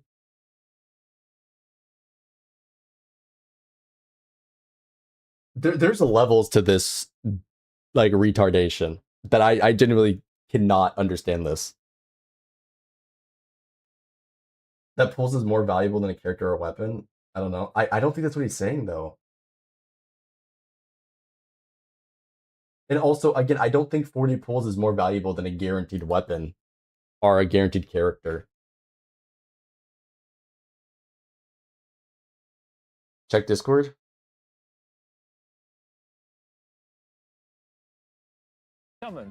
During the event, you can complete simple missions and stuff like that, and you'll get a free monthly pass, apparently. But guess what, guys? You want to know what you would need to claim this? You need to, let me make this very clear for some people out there. You would need to play the game. You would need to play the game to get that monthly pass. Just keep that in mind. I think people might not have realized that.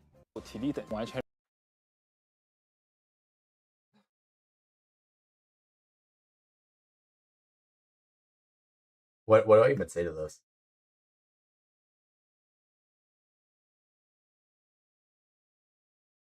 What do I even say to this? I just don't even... EOS is near? Holy fuck. Water is what? I'm actually like this is a lobotomy. You're watching a lobotomy in progress.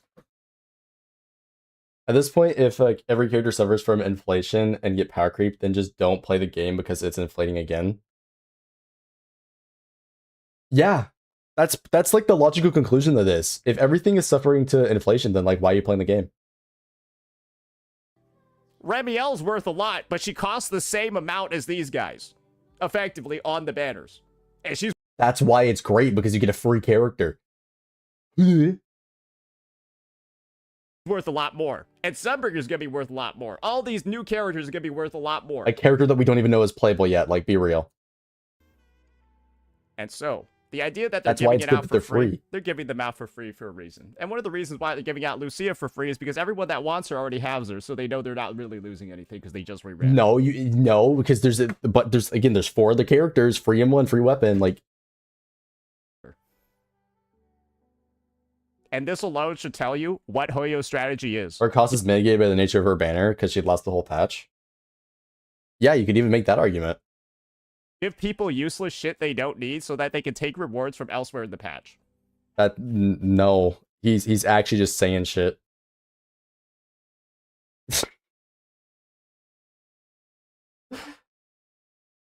I don't know.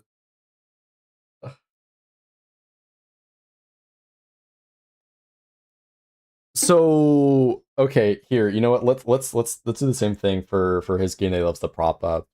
They gave you limited pulls for the Cyberpunk banner to take away pulls from elsewhere in the patch. Which, mind you, they actually did, by the way. Like, I just... Bro...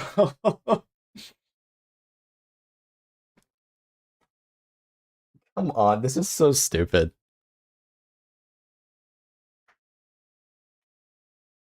I cannot believe he gets support on this shit. It's actually insane. When my game actually takes away your pulls, it's a good thing. Because spending event. But when other game, I'm completely lying about taking away your pulls, it's a bad thing. Like, okay, bro. And this is the only proof you need. So that's the situation, ladies and gentlemen, regarding Zenless Zone Zero, regarding its anniversary. It's another situation where players of the game, due to their lack of knowledge, due to their inability to actually comprehend how, like, companies... You cannot comprehend any of this. You're just making shit up. You're the one that lacks knowledge because you don't understand the game.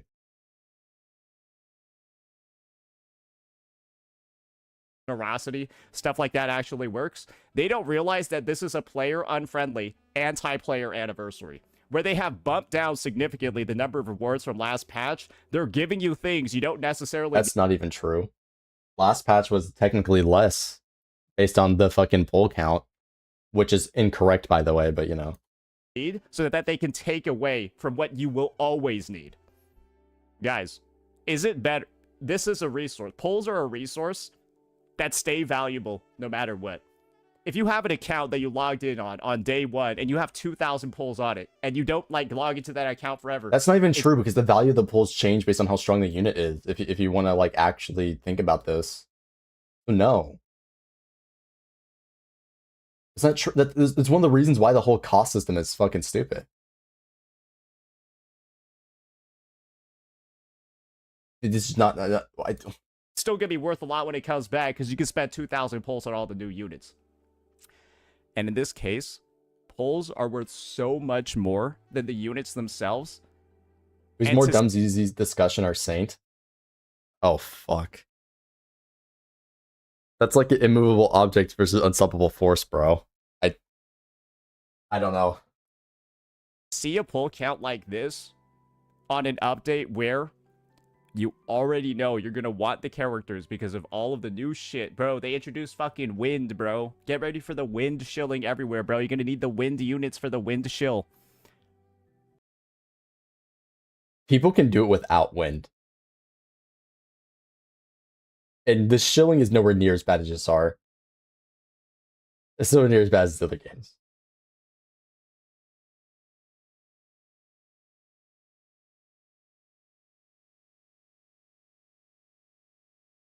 They're holding him at gunpoint. I don't think they are. I think he's just actually delusional.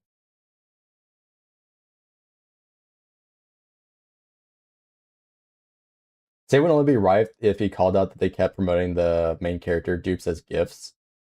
Yeah, that's the one thing that I've literally said that I think is like I don't like that they're doing, is that they keep showing the Pyroas as like a free gift. That's like the one thing, that's like the one criticism, that there's like there's actually something there. That it's like somewhat deceptive, right?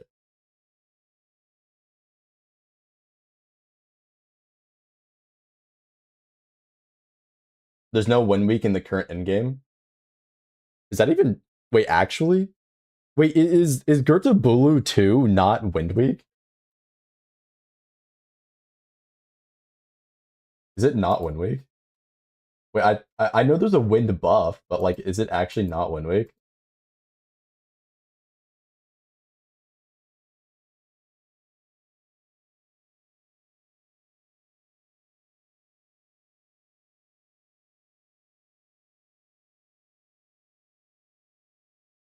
Granblue, hold on.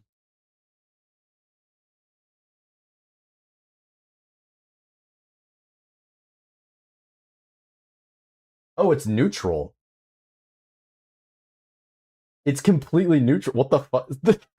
I actually didn't know that. That's crazy. It's completely neutral.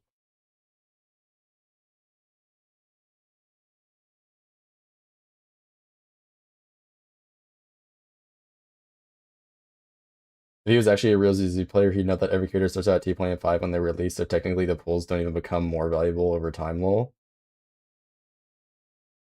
Yeah. You even make that argument. And do you see any fucking wind units on here? No, but it would have been a lot easier. That is the stupidest thing I've ever fucking heard.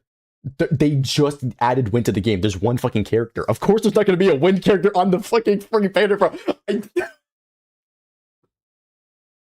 Oh my, this has to be rage bait. This has to be rage bait. To pull those wind units if you had. Who already has separated banner currency and character banner currency? They even did the same for Cyberpunk collab. Same motherfucker as LARPing.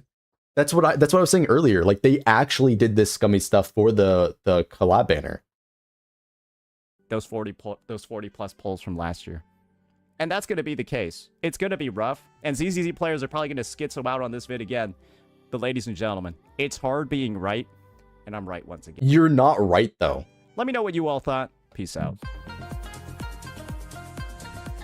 You're not right.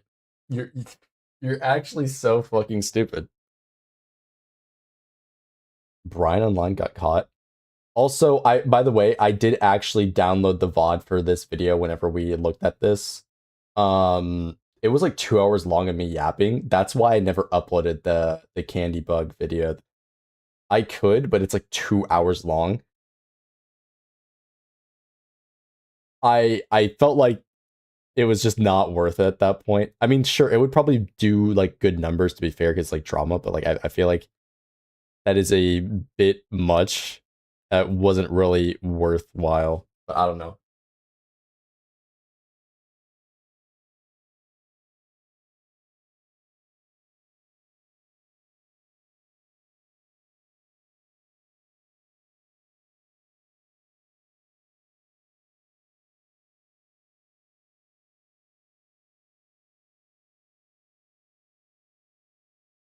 Mental gymnastics of a 40-year-old man.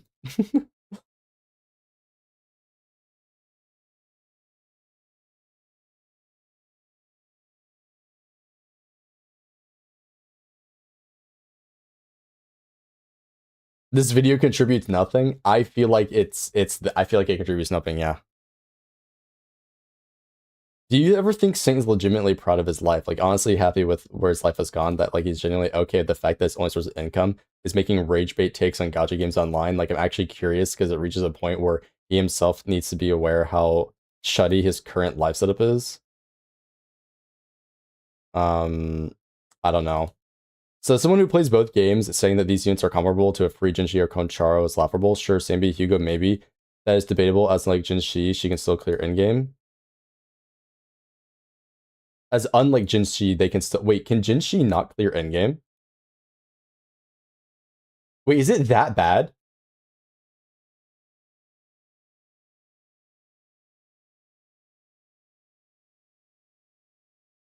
The trigger is more similar to Shorekeeper in terms of general value, whilst not being the best option. Jane is equivalent to late 2x Woodwood DPS, with her buffs near 3.x level with the Lane and Ramiel, the Lucia equivalent of Moraine or Shisia, who defo underplaying the value of these packs here. She's kind of cooked. Wait, what? He's a professional hater, you have to respect it. He's a dog shit hater.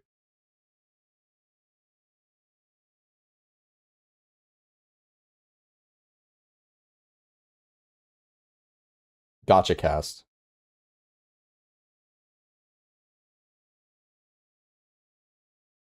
Saint ignoring the fact that they give the most annual pulls out of the 4 big gacha games.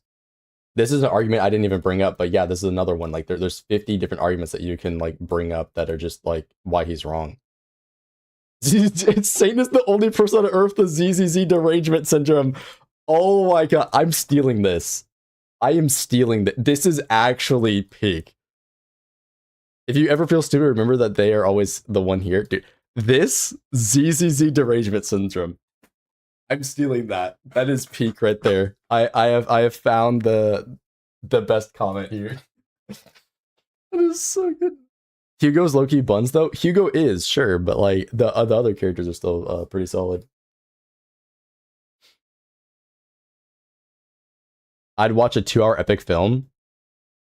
I mean, listen, I could like go and just edit it, like, because it's literally in the editor. I just didn't like. I was like, I don't know. I could go edit it, add in a little bit more context that might be helpful, and then ship it for like 2 hours. I could do that. I know that's kind of an old topic now. That was like 3 weeks ago, whatever the candy bug thing. But by the way, the pull count for the character chart shows character pulls and weapon pulls as 1. If you can't use about 30% of those pulls for the other character, that's another factor. Wait, they combine the pulls in the chart? I didn't even think about that. So it's even more bullshit. Dude, that's crazy. That's actually insane. The video doesn't contribute nothing. It literally subtracts the contribution. Every time he posts, the contributing video gets canceled out by his negative contribution.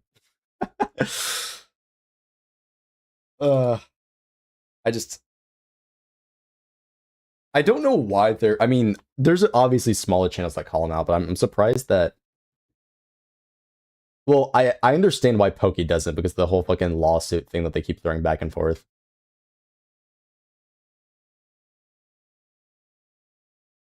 I don't understand why we can't why people can't group together and like get this guy out of here. In terms of like the gacha community, like not anything serious, fucking YouTube or Twitch. I'm talking about exclude him from the community.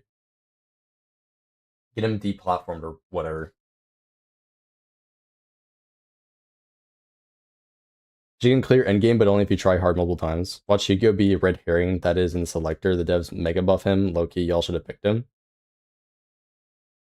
I feel, well, I mean, Hugo is a bit further. He's 1.7, right? So it's like, he's a bit further on the list in terms of what they might do for him.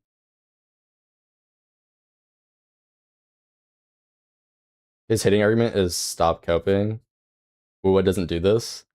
The funny thing is like half those arguments, like Wuwa did actually do, like the whole splitting your pulls apart. Wuwa actually did take away your regular pulls and made them collab exclusive, right? So personally, I still think Poke's in the wrong in the whole copyright strike thing. Well, I mean, even back then, like that's what I said. Like, I'm not like I didn't fully agree with the whole copyright thing because I think it was not that it's like necessarily a step too far. It's just, I don't think he really has the grounds apart from the fact that he didn't necessarily ask him, but like it's on a public platform, so it's kind of a gray area with the whole copyright thing. I don't know. I think it was just like kind of unnecessary and like doesn't really work. But I'm not like some copyright lawyer. I just know based on at the time, right, my take was I'm not 100% with him on the copyright thing. Puggy seems chill so far compared to these haters.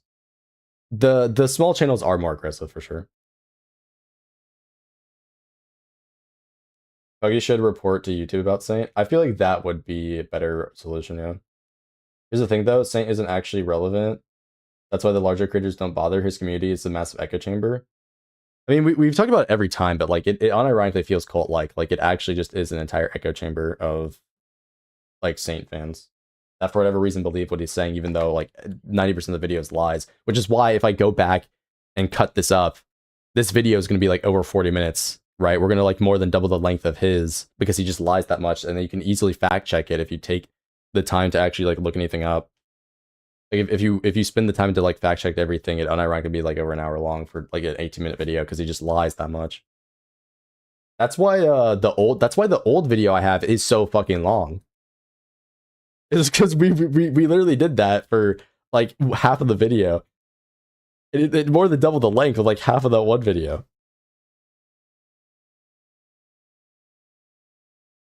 Saints only CC that I can low-key excuse a strike. The thing is, strikes are a pretty serious thing and they can become a legal matter, and so I think they should only be used in a case where they objectively one-for-one copy the content. But outside of that, like I don't really think it was that. Now, you can make an argument saying that it wasn't transformative enough, which is a bit of a legal gray area that would have to be settled in court. But that's just kind of like that could have broader implications of the React space as a whole, which can cause problems. So like I think it's a bigger issue of what it could do potentially versus Saint's like actions in this regard. Granted, I don't think Saint's in like good faith, right? But that doesn't really matter. I'm talking objective reality with like, is it transformative or not?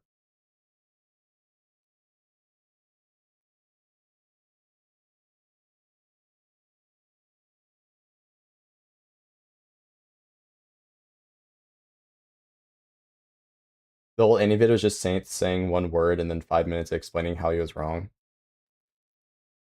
I don't know. Oh shit. Is the trip marketing today? Yeah, more Slop. No drip marketing, just announcing that the labyrinth is live. Well, there you go, chat. I think it's time I grind. Right. So bro had to quit his job oh my god. Quit his job as full-time CC and has 3 kids. Of course. So I have done a bit of off-screen grinding, guys. Let me back out of this real quick. Hold on. I've done a bit of off-screen grinding. So I completed the main story and even chapter 0. And I've also just went ahead and bought. I had like 11 plus character cards and like even more because I used it. I went ahead and used all of them. So now I have like most of the cast. And like all this stuff is done. I've been grinding here. My Beatrix is completely maxed out for regular stuff. Because they gave me a free Ambrosia. I'm like, fuck it. So she's maxed. I've been working on this weapon. Because this one has crit stuff. And I'm doing big damage. However, I'm learning that damage cap numbers are a thing. And how to work around them. So I'm having to work with that. I did this once and got like decent bonuses. So like stick with that for now. But yeah, there's that. We have all these characters now. They're not leveled per se. Right? They had a bit of gear for the time, but then I just like, is this free? No, this is a paid game. Because I just hyper leveled into Beatrix, and then these guys have just been there. Like they've had some upgrades, but yeah, we're sitting here. I've made a lot of progress, and yeah, that's pretty much it. I've been trying to farm up some stuff and like actually build out my character. But I'm at a standstill here because What's this? Oh. Yeah, it's the Beatrix thing. I'm trying to figure out like how to make sure my damage is in peak shape before going there. Oh, also I made everybody look like that she's a baddie, making you act up. I know, right? She's a baddie. I have them with the black outfit because it looks like the what's it called? The like dragon armor from Final Fantasy. The like I forget it's the they had it in the collab with Monster Hunter, right? The like Gable, it's I forget what it's called, but it's like the dragon armor or whatever. I don't remember at all what it's called. Fuck. It's in Monster Hunter World, and I think it came back in Wilds. But that's why I did that. Yeah, just I don't know. I've been grinding, enjoying the game. It is pretty neat. There's this white palette that looks pretty solid.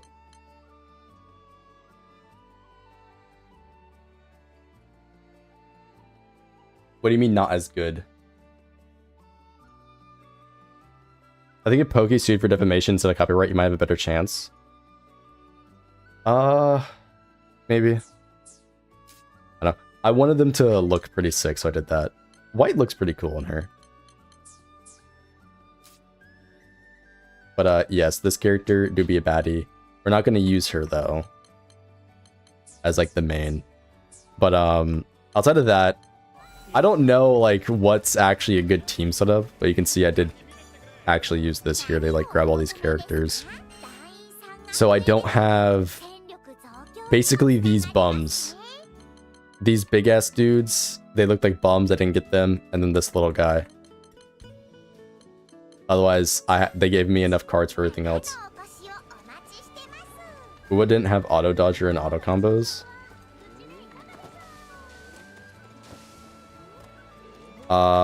Some characters you can just match basic on, but like I think this is better combat.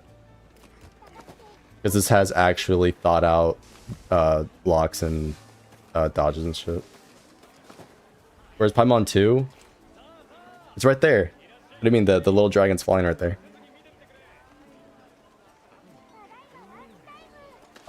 Yeah, I mean I feel like I can safely play multiplayer now since I'm literally at level 100 for the Beatrix, right? Since I've not caught up, but I've gotten to a point where it's like I can start the DLC stuff basically if I just like grind out the missions. Right, I have to like grind these out and then I can like start the DLC stuff. Like I've gotten there in a pretty short amount of time, right? At least for the one character. I don't know. I'm trying to figure out her build though, because this was so this was one of the things I did actually like somewhat look up. I'm like, how does this work? I read like one post on like some guy asking about it. One of the commenters said you want to have like 4 damage cap things, and then like 4 of your stat increases, and then like survivability at the bottom, which I was going full damage. Earlier I had this like full damage. I didn't realize I was being gated because I was like kind of flying through the content, just destroying the bosses. I didn't realize I was being capped on the damage. And so I want to figure that out. How does that work?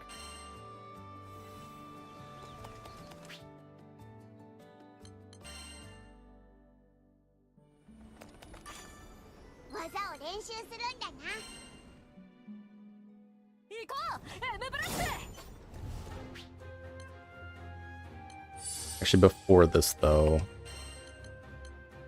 I don't know if these two are... I mean, this one seems good getting faster Link stuff, because Link is pretty important, and it's just, like, free damage. For this, like, the big damage, so, like, we'll take that. Obviously, we'll have the general damage cap, because that's just general. And then one that I did want to put on was 100% charge time, because her biggest hitting move is... the Embrosk sword. I don't know how to say it actually, but her sword, like the charge sword, is like the biggest hitting move. So I want to have like the charge stuff here. So like I think it's this one. Yeah, we want to have quick charge at least, and for sure want combo finisher because those two are very important for her. And then I was running combo booster, but I don't know if that's gonna cap my damage. And then after this, I don't know. I think I need more damage cap stuff. Because I know there was a thing with certain attack boosts, because I was running Tyranny 5. But the attack is apparently what gets you to hit the cap very fast.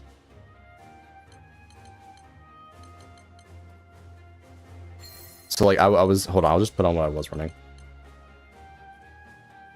I've played Devil May Cry 5, yeah.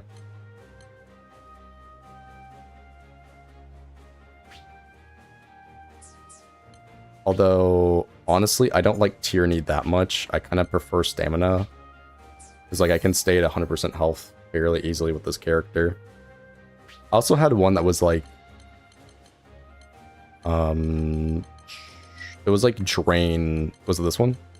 Yeah, it was Crit plus Drain. Hold on.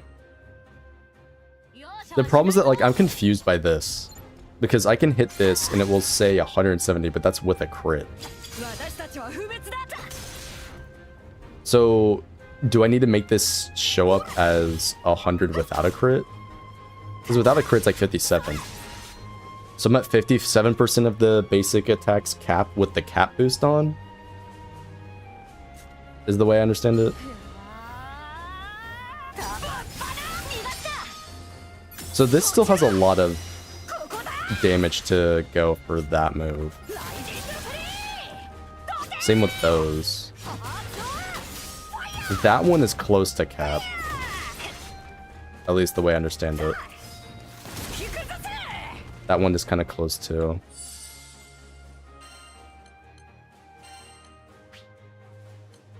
I think I can just stack more attack for the time being.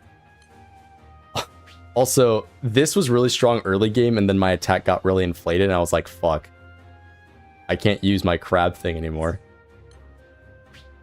But I did farm out all the regular crabs. Apparently there's now dark crabs. I didn't know there was a thing, but dark crabs exist, so I have to go grind those out.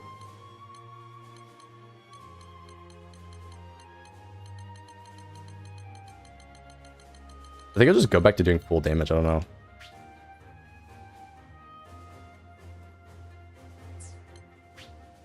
Invincibility gauge, wait. Boost the speed of your SP gauge. Short skill cooldowns. Boost the charge speed. I don't know how impactful this is, because so far I've only gotten one per fight. I was running this Cascade so I can get faster cooldowns. And now this exists, so honestly I could just like stack the cooldowns.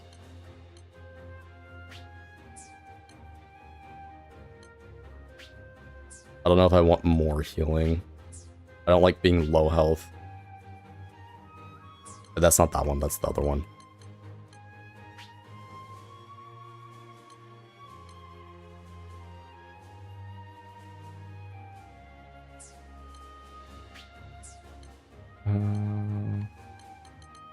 Drift Assassin, Infantry, Constructor,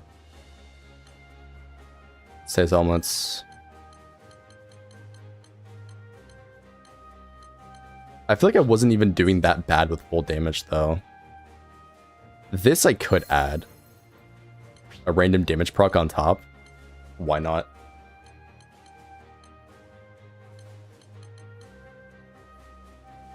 We have combo booster linked together.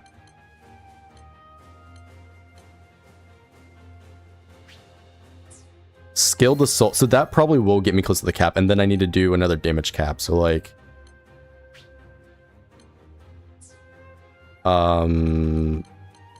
instead of running Tyranny for like another attack boost here. I have crit damage. Hold on. I think this is where I can do another damage cap and be fine. I know this is probably like an insult to most Granblue players, but if it works, it works.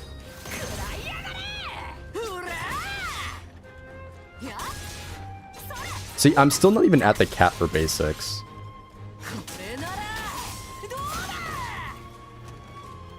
I feel like I'm doing fine where I'm at, I won't lie.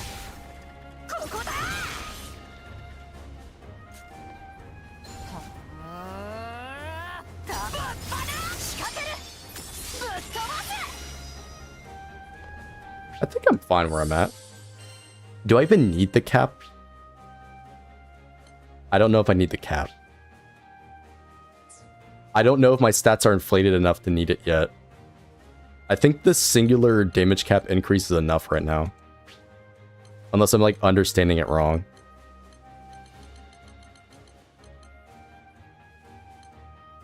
I only get 7 points of crit if I do that. So instead of crit... do I do Tyranny? Inflate my attack? I could do quick cooldowns plus cap increase even more.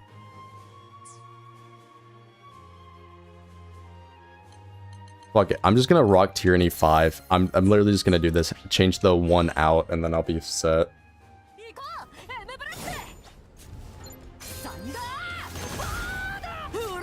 See, now I'm hitting the cap.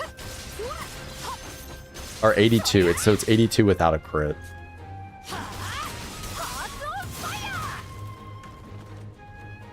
Yeah.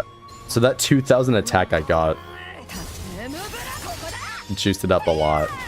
But like, my damage is kind of crazy for where I'm at, so. I think I'm vibing with this, honestly.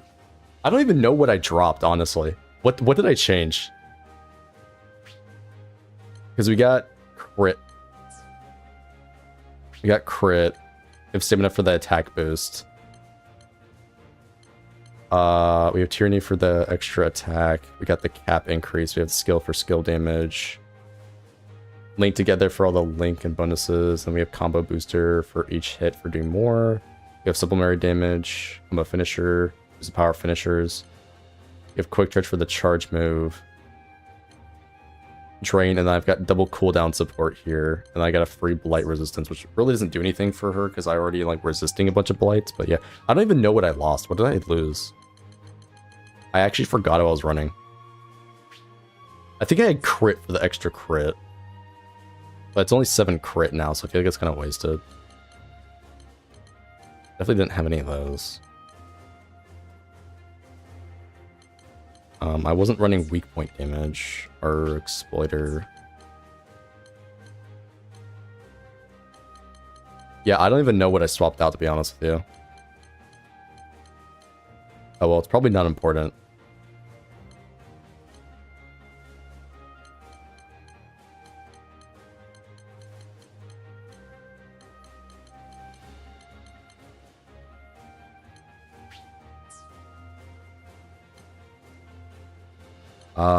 Yeah, I probably don't need anything else. I'll just rock this. Because who gives a fuck about healing? Alright. I'll rock this until I get better, I don't know, fucking sigils. What are they called? I don't remember what they're called. Yeah, sigils. Until I get stronger sigils, I will rock this. I should be fine.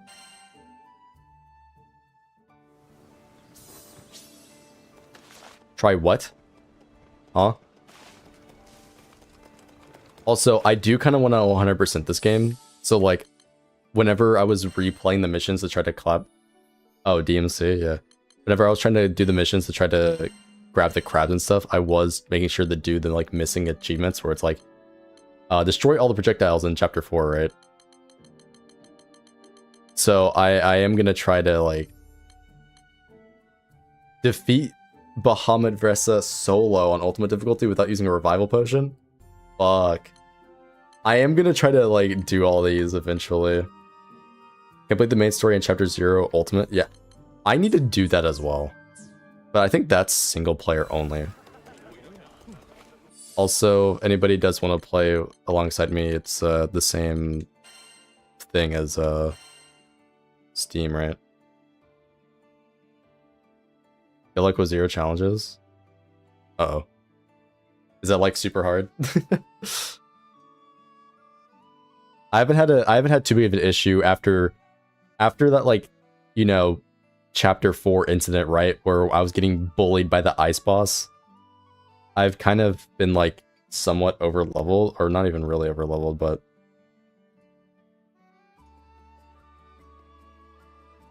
I've been like doing fine since then, right? I think I just like froze up here. It's just connecting to the player list thing. Uh-oh. I might have to let this load. I need to actually start a session.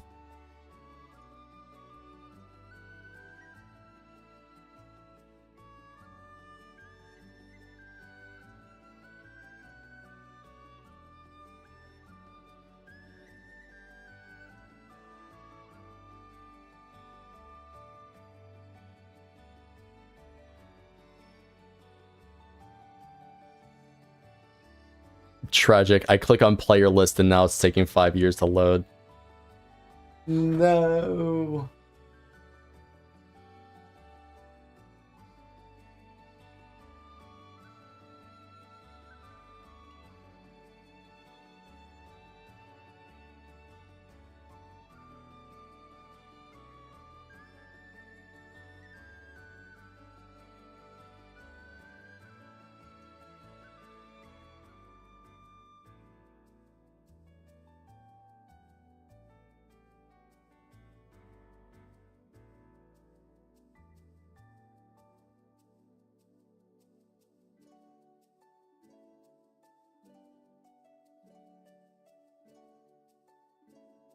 I'm gonna grab some snack. And if it's still loading by the time I come back, then I might just have to bite the bullet, see what happens if I force close the game. And yeah. They lied? Who lied?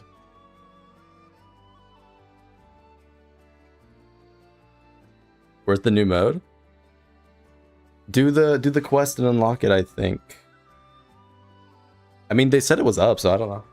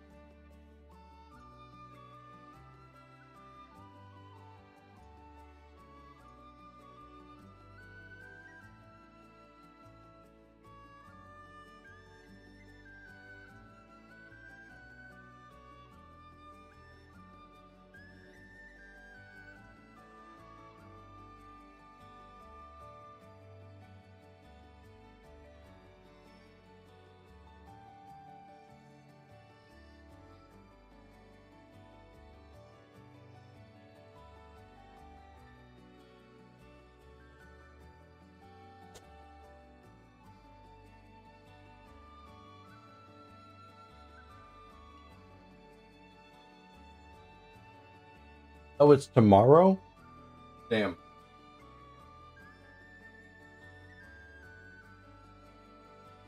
That's unfortunate. Let me move my camera back.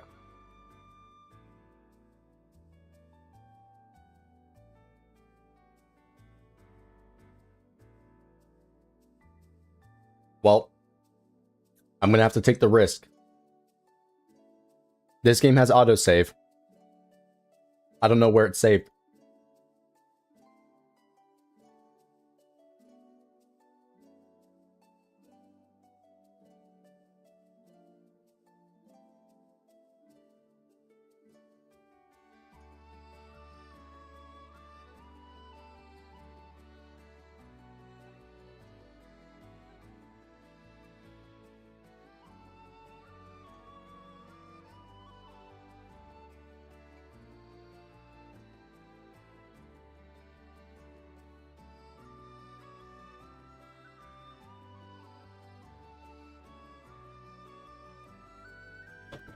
Google says it autosaves whenever I fast travel, so I should be fine. Alt F4.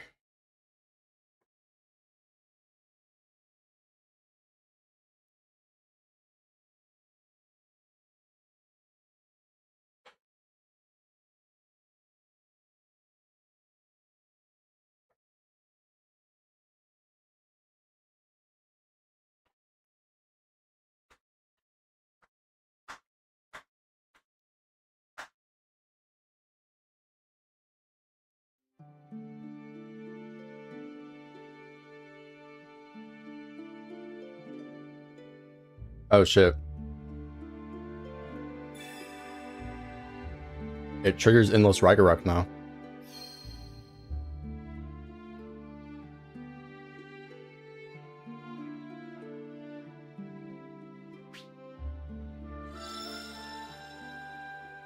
It might not have saved.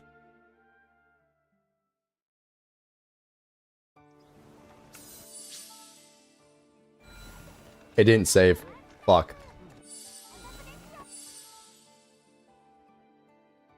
Well, it's okay. I know what I did. Nah, I used XP books and then put the build together. It's not even bad. I literally used XP books and then put the build together, so it's fine. Oh, I don't have my stones either.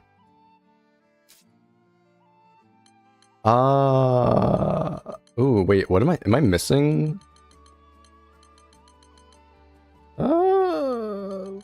What am I missing? Hold on. I'm missing more than that. First off, I can just use, because that means it didn't use my ambrosia, right? Yeah, the XP books and ambrosia are still here. What else did it reset?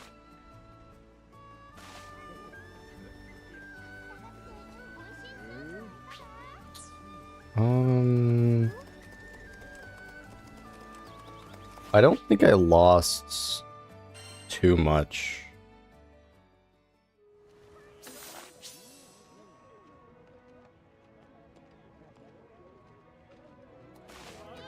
Yeah, I think it was really just picking up this quest. I don't know.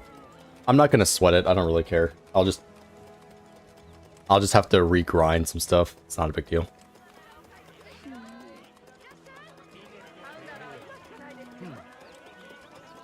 I thought it would have auto-saved, but Google lied to me. Oh yeah, it's the Wii pincer thing. Yeah, that's what I was talking about. That sucks, but I'm not really worried about it.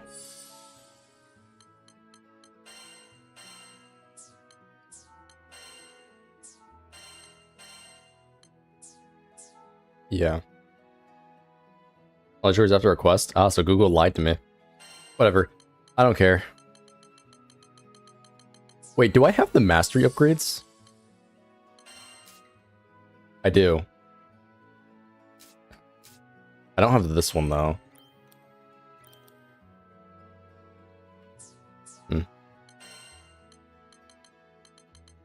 Whatever.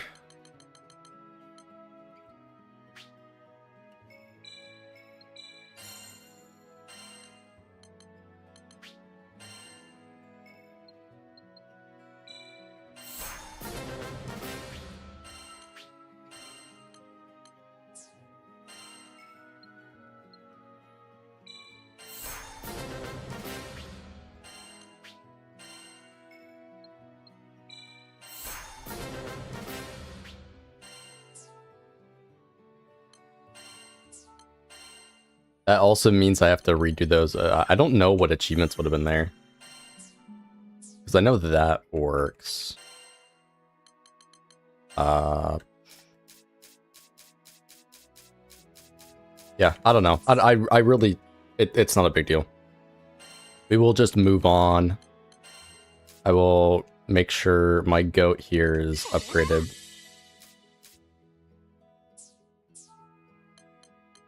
And I'll be set to go.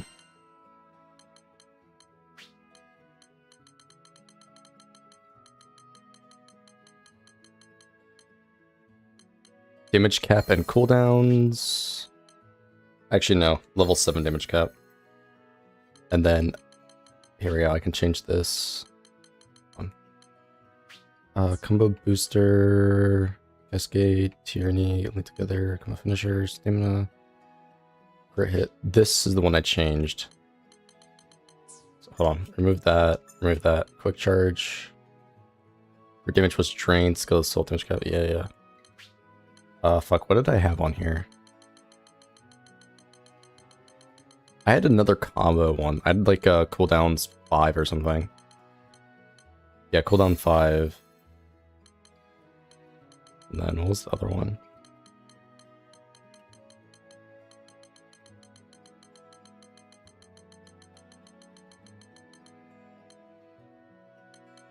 Not crit. Damage. Tyranny, touch cap. Salt, together. This one, splinter damage. Okay. That should be good then. Yeah, looks about right. Yep, I understand. Make sure to save. There we go. Won't lose that now, right?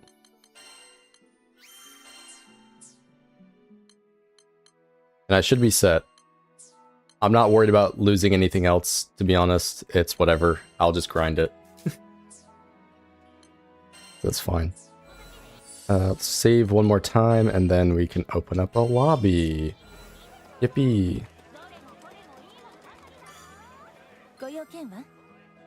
Wait, that's right. It doesn't work like Monster Hunter.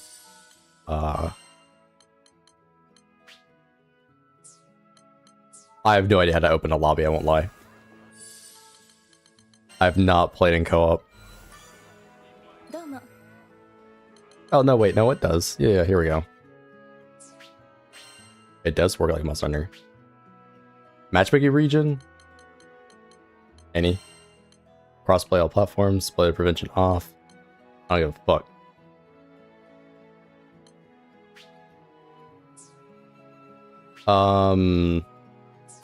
Does it matter? Oh, whatever. Oh, it's optional? So, I don't think this matters, does it? I don't think that matters.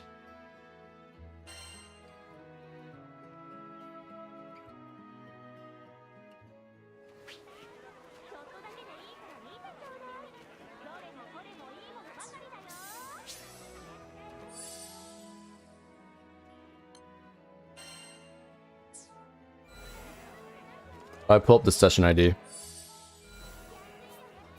How does one do this?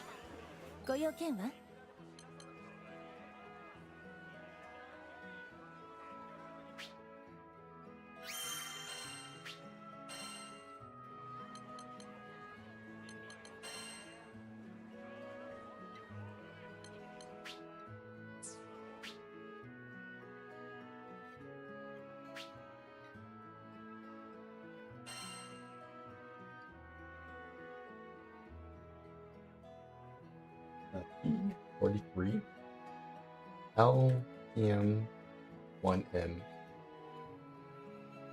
8E 2 FB 7E.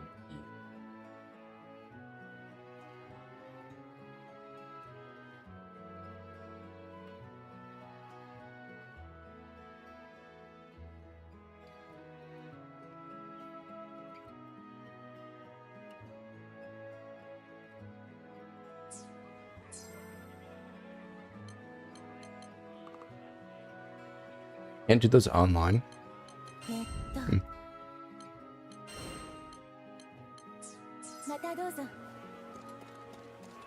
Yeah, no clue what I lost, but I don't care. We stay gaming.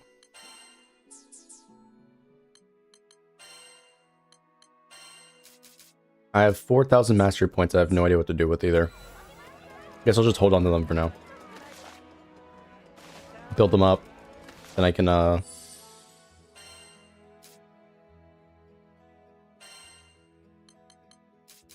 level up another character.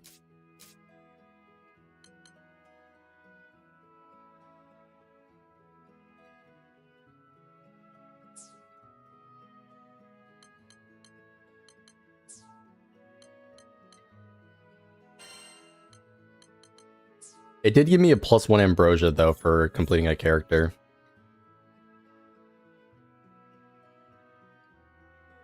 Are mastery levels something a part of the DLC? Like, I don't know what those are.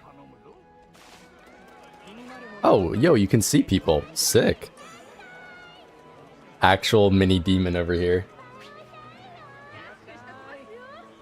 You got a bunch of big pluses. I don't know what those do.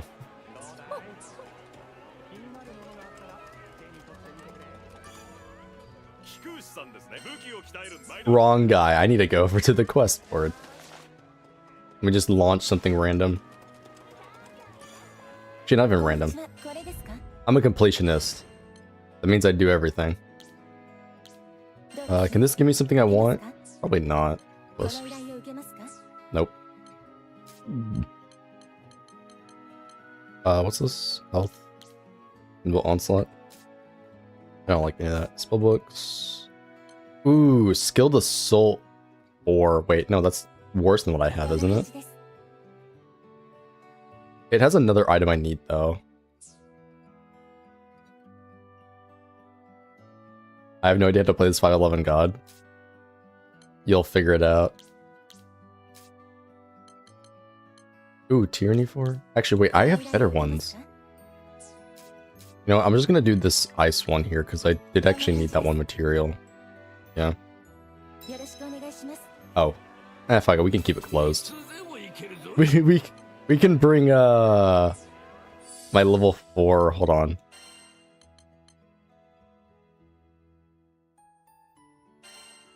How do I...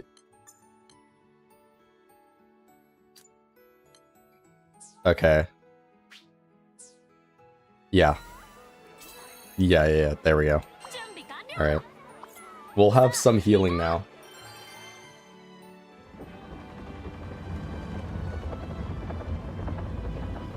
Also, I had no idea Beatrix was a new character. I thought she was a base character. Apparently she's not.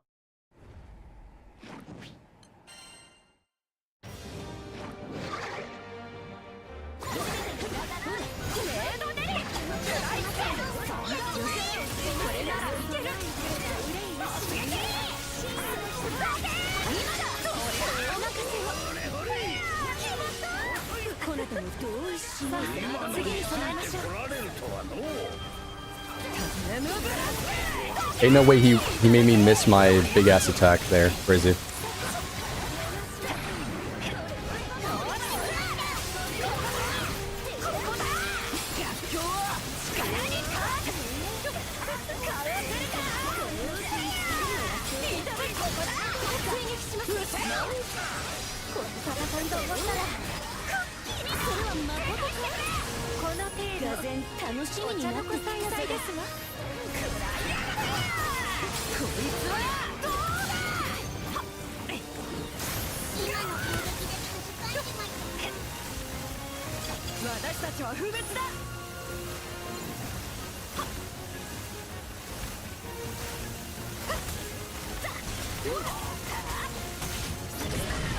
God damn it. Whatever. I'm just gonna do that.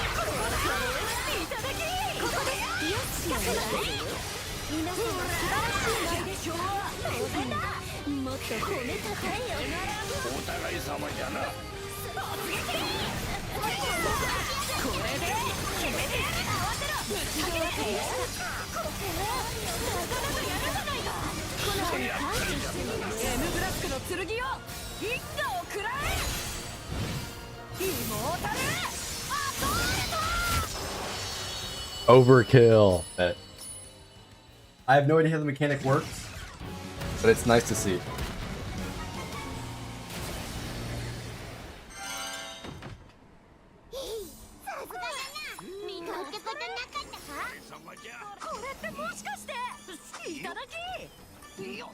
Nice, I got the demon eye. I got another rare material. Ooh, lucky charge. Okay. That's gonna be good for that one girl.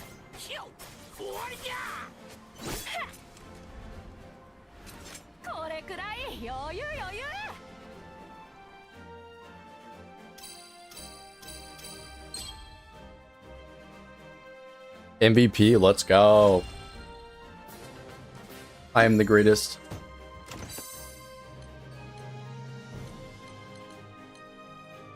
The extra stat there is not good, so that's unfortunate.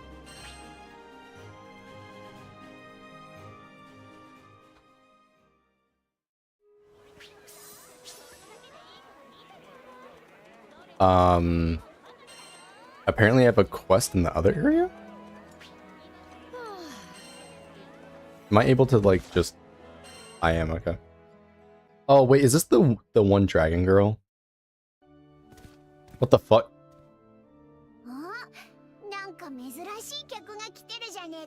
How did this happen?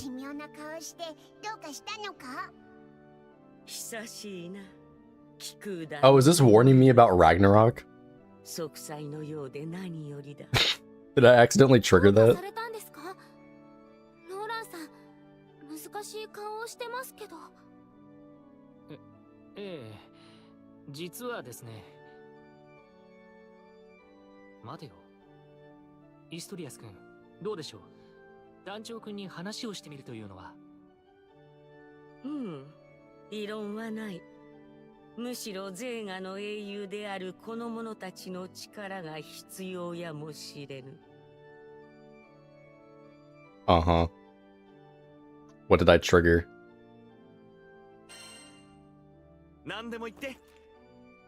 Also, wait a minute, he's not 5'11", bro. He's definitely 3 foot tall.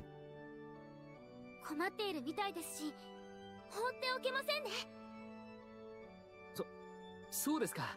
さすが団長くんです。いやー、器が大きい。では聞いてもらえますか。The world is gonna end again.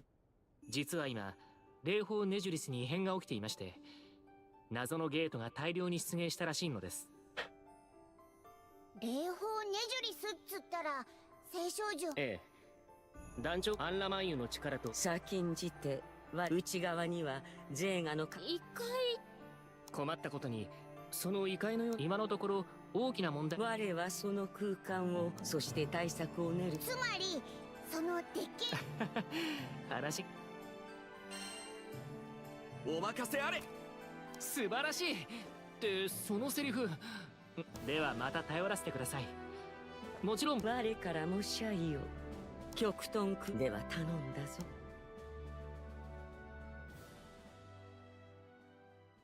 I'm assuming that's like the start of the DLC.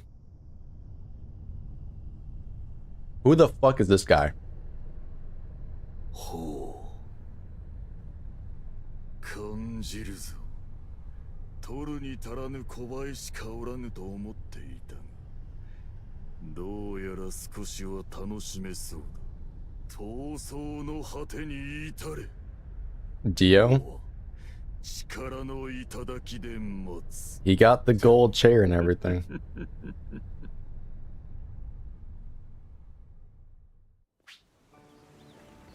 The conflicts? The fuck?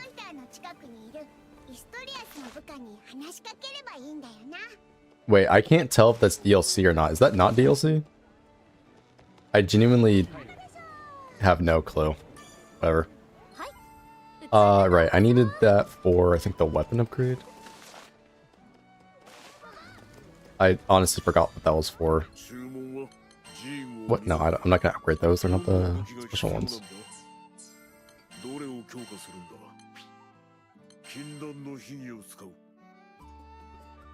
Oh, I got plenty of those. I need this. I don't know how you get this silver wolf Clovis. But we need to go fight that big guy now.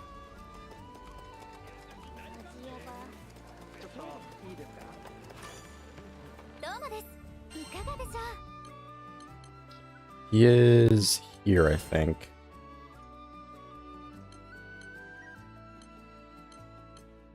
Is he not there? What? Is that not him?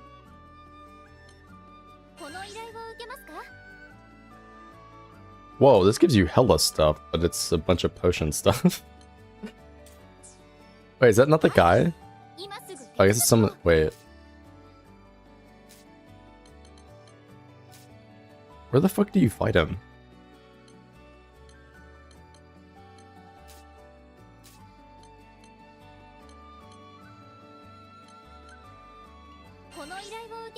Here.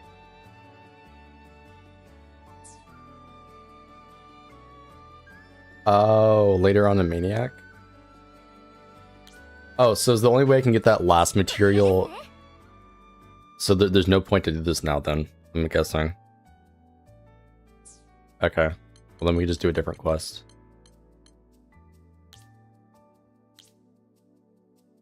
Fuck it, let's just do these marked ones. Yeah, why not?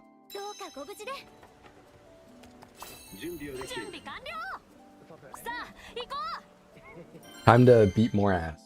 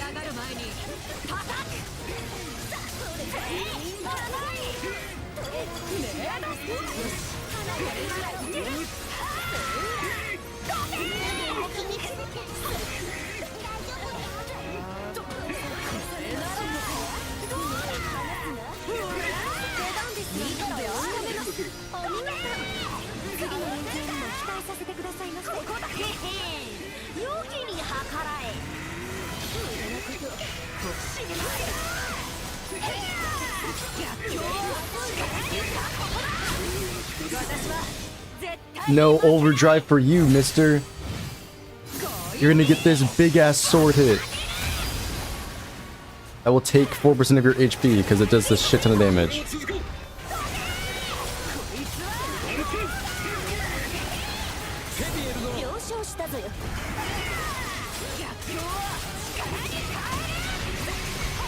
I feel like I need to upgrade Maggie for heals. Cause like she's got decent healing, but it's just healing and like a revive help. I don't know if I need a different healer or not. But she's got defense down and heals, so I was like, fuck yeah, let's run her.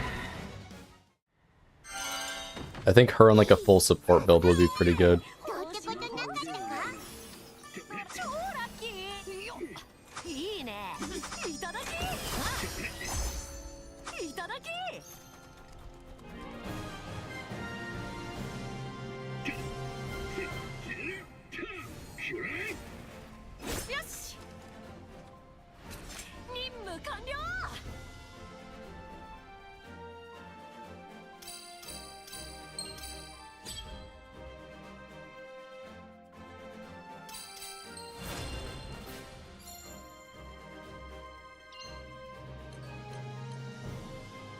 Oh, we can commend each other. Yo, commend me so I can get that one achievement. And yeah, W for getting MVP.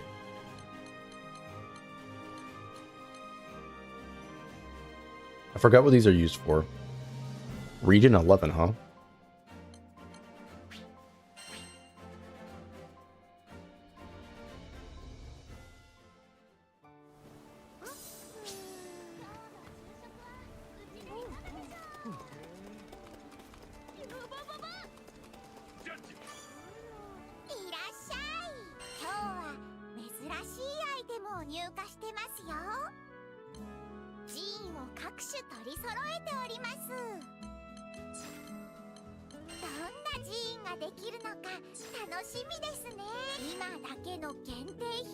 I might try to go for this.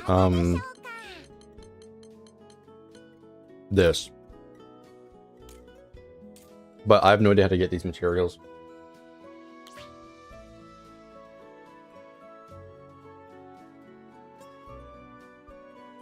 The problem is that this wants you to use red gauge.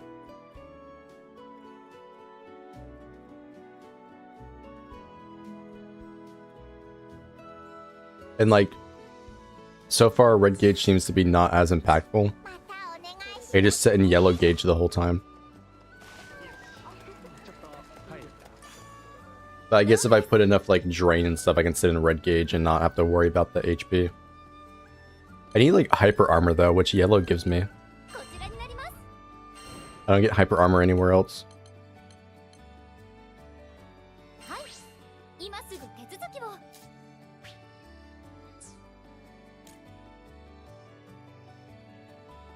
Is this used for anything right now?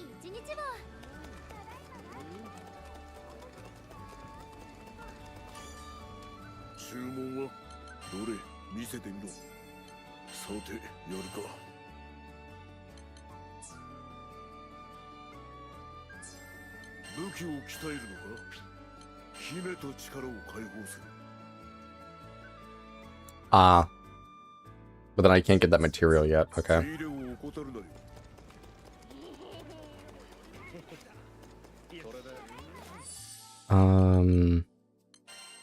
Well, in that case, let me look at this real quick here. It's pretty bad. This one's not a legendary.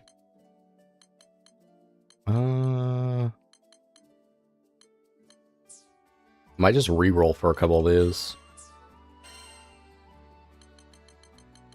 No, hold on. What is it? Maggie. Here we go.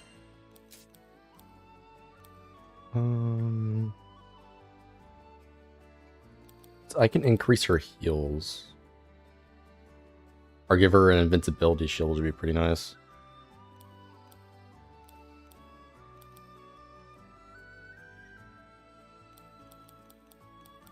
And I'll hold off for now.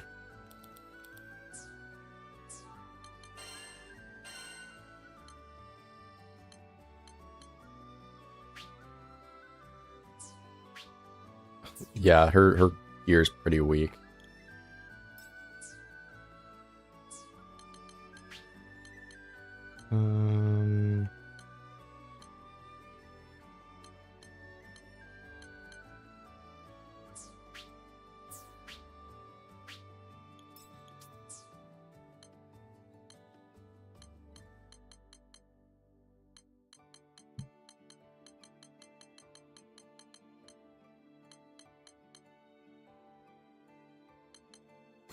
Cascade. And then quick cooldown.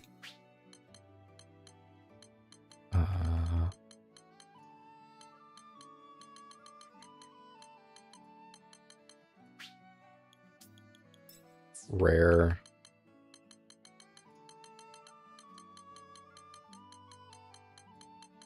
I don't think any of these will help that.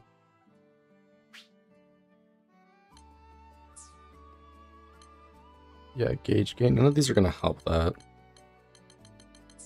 Whatever, she'll get a small increase to her healing output there, right? That will help a little bit.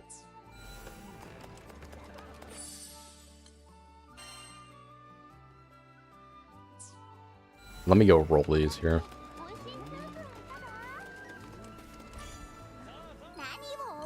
Let's delete some shit.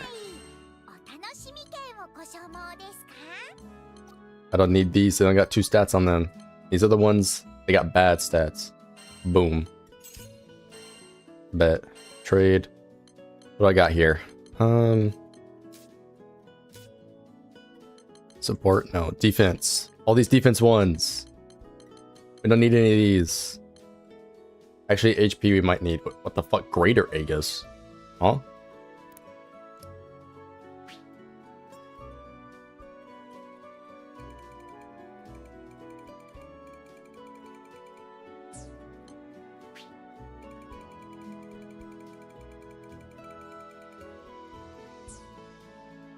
There's 2 Aegis? What the fuck? Why is that even... Whatever. These other ones. Delete all of them. Not that one. That one's actually a maxed one. But these other ones will delete. Not that one either. All of these.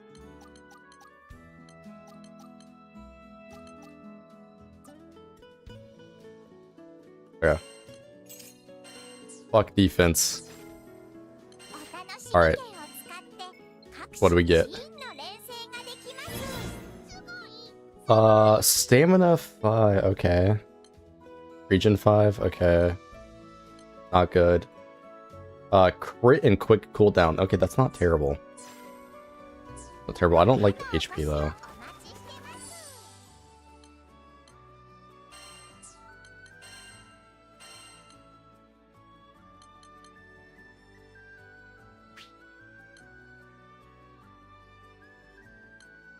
I've been done slopping.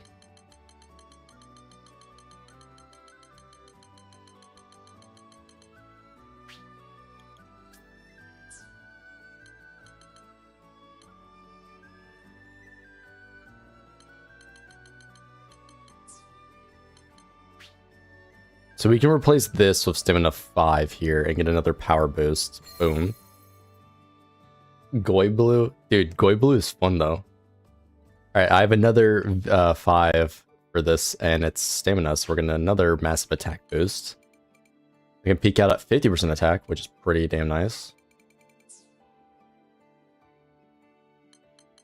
So we'll definitely take that. And launch another quest. Let's see, what's over here? Star. We can get more Sloppa from this. Alright. Actually, wait.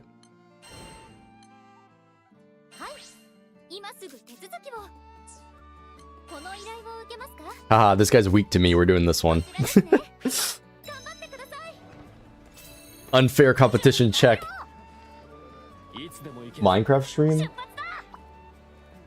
I mean, I'll stream Terraria, but like Minecraft be kind of boring, bro.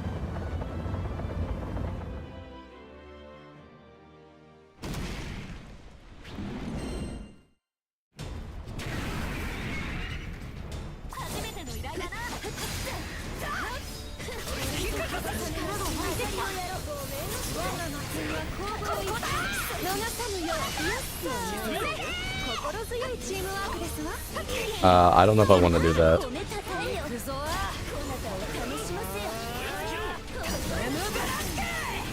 Oh yeah, look at that big PP damage.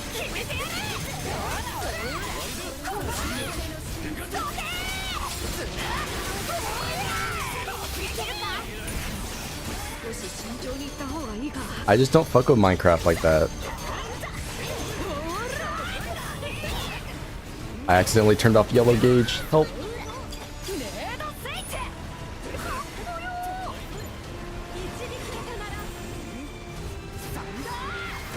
Thank you, Mag, for the heals.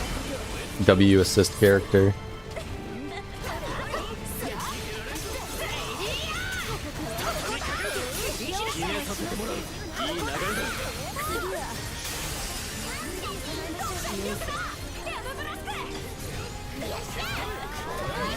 This will give me full health from, or not full health, it'll give me a ton of health from the drain effect that I have on.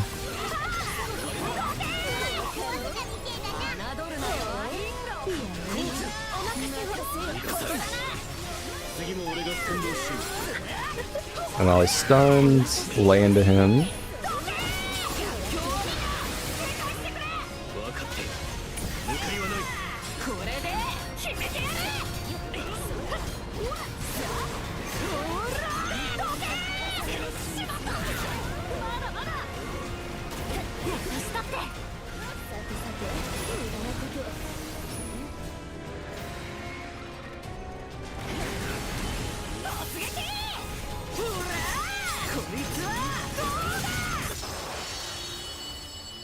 Thank God I have an ability to literally fly towards the enemy. So peak. I love this character.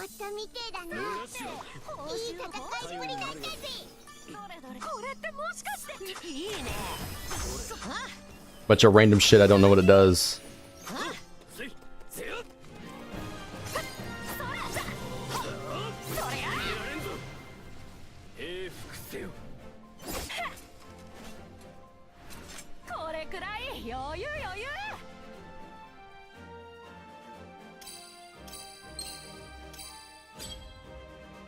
Okay, how did I get mogged and I had type advantage? This is bullshit.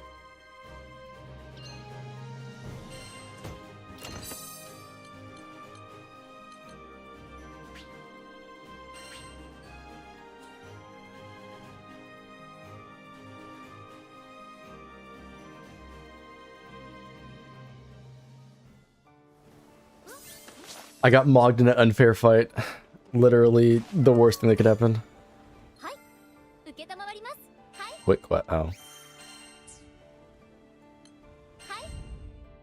I'm just a mogger, what can I say? I ain't gonna let this slide.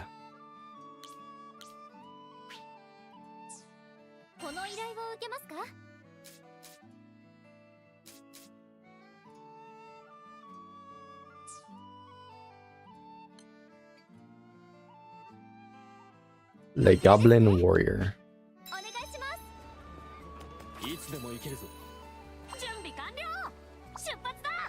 What was that green check mark? Huh? Is that just a confirmation notice?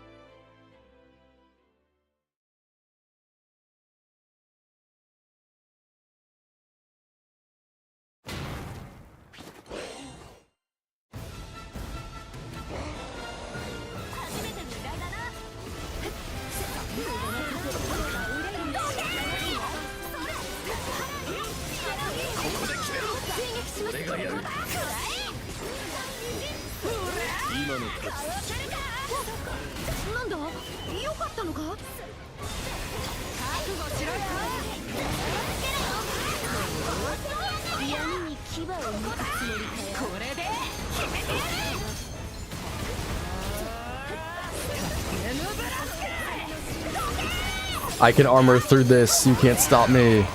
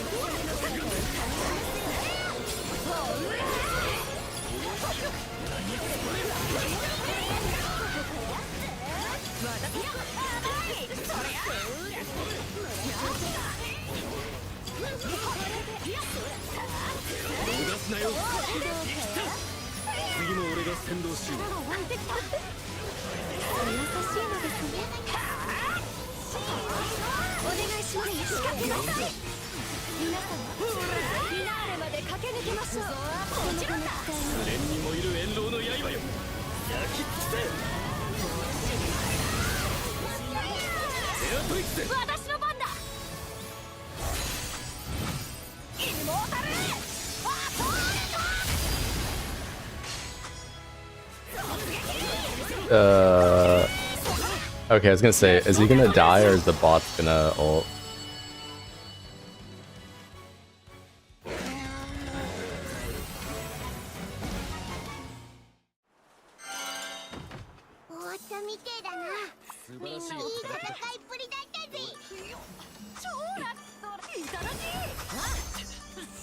Broken sword, sequestration, stamina, okay. I wonder what that weight stone does. Is it gonna be a good one? What the fuck are you doing?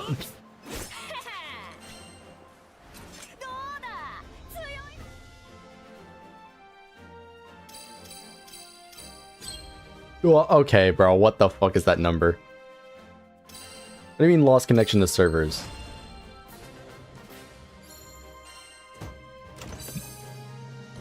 You disconnected on me, huh? Oh, just weak point, bro. Yo, the game saw your number was too big, bro. I fucking kicked you. That's crazy.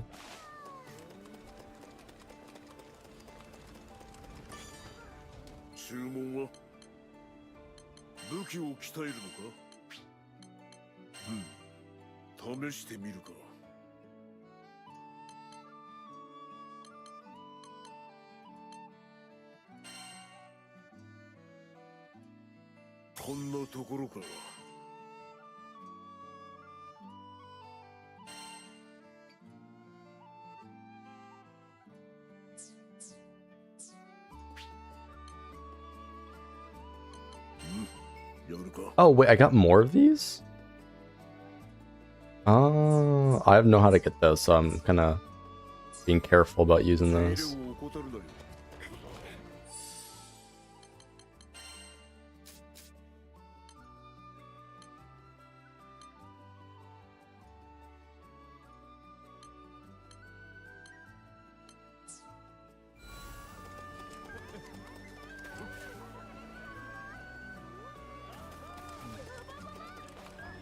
So that's my bot.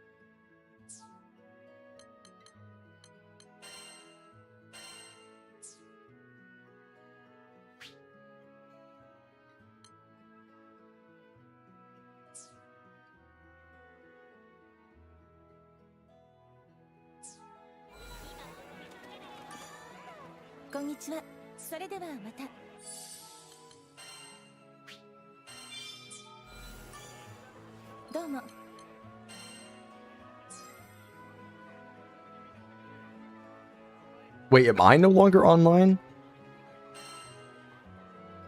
It just closed the lobby. What the fuck? Okay. That's strange.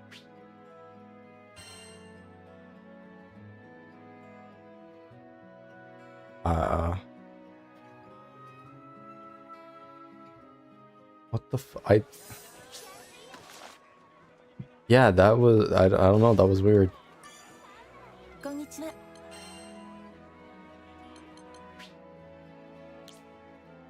Okay. A new session ID.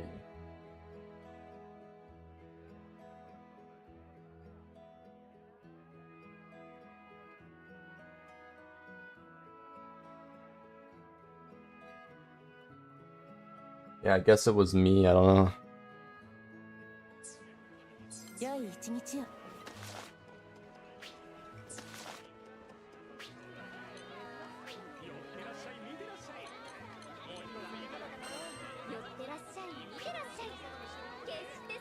Yeah, give me the Beatrix title. Hehe.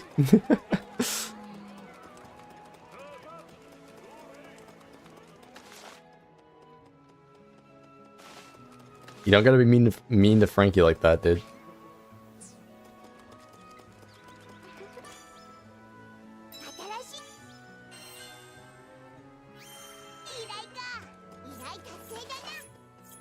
Yeah, that girl has a ton of side quests, and she just keeps giving me free shit. I will take it.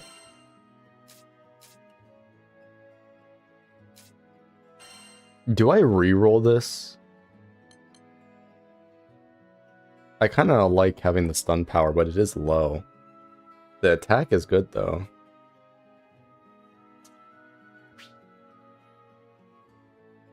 Fuck it.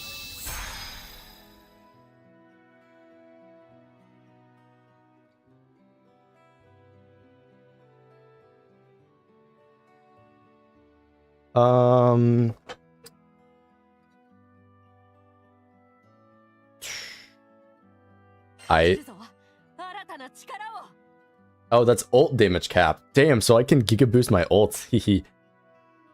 Oh wait, no, that's any skill actually, because it's Skybound art. So that's skills and normal attack. Okay. Bet. Or is that ult or I think it's skill, right? I don't know the names of everything yet.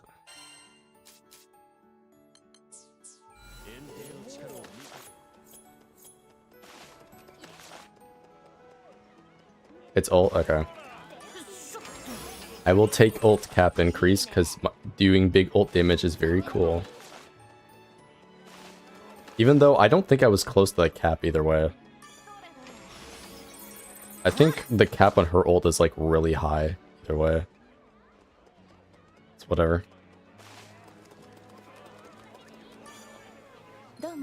On to the next quest.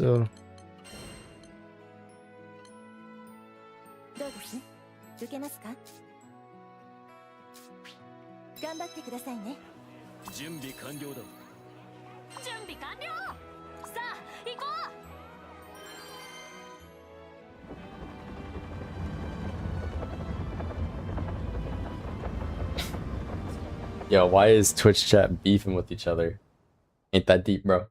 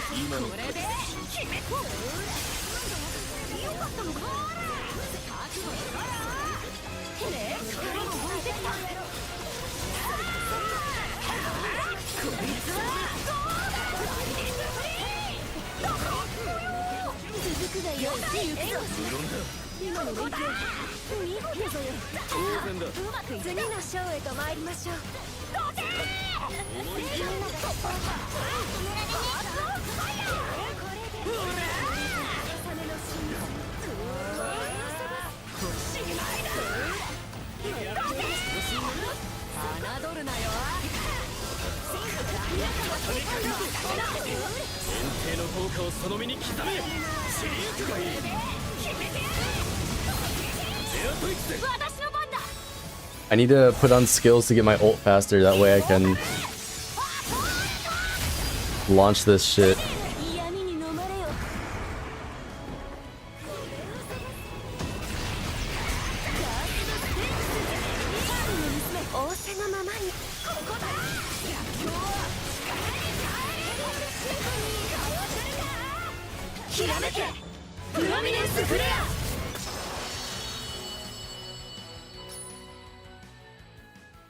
$1.1 million damage.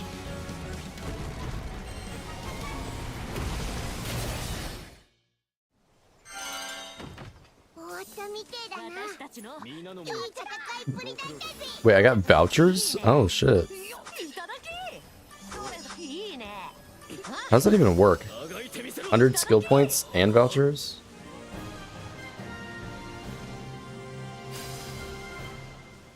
It's just like random once you get enough XP? Or do they have like set thresholds for over levels?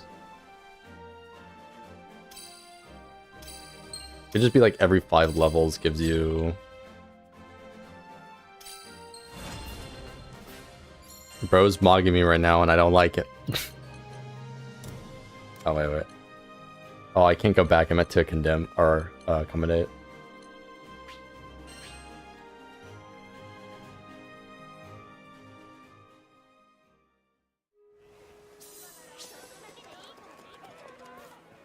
I have a side quest where...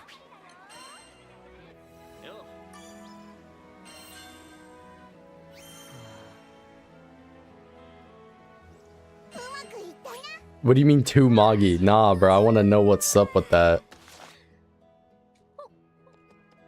Why he cracked? What's the secret sauce here?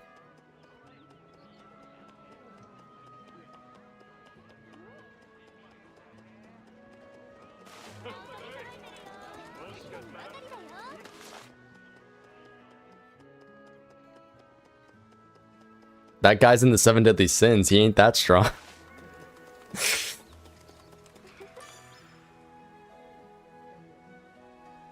He charges 1 move and it does cracked damage. I see.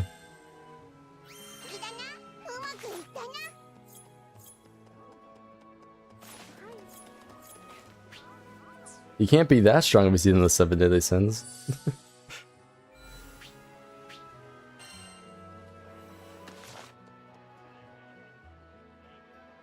Ah, hammer. I see.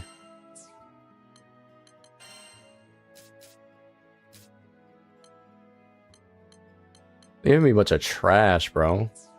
Oh.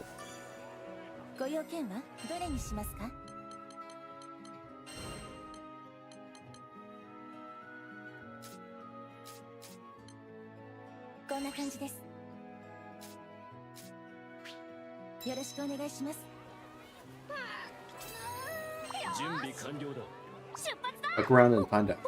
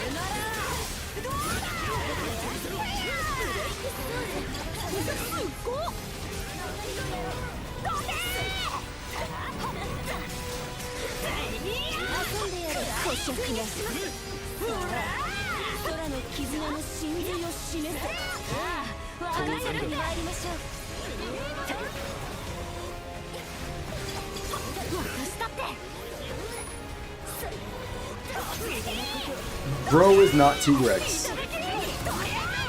You're not T-Rex, bro. Okay, whipping my biggest attack.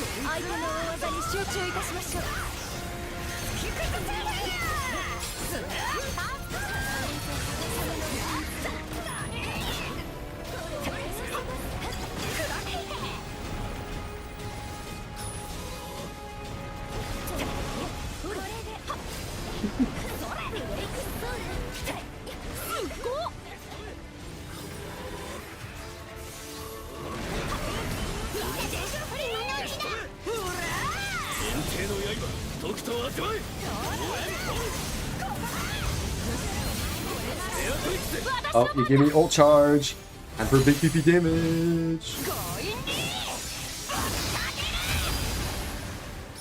Big nukes.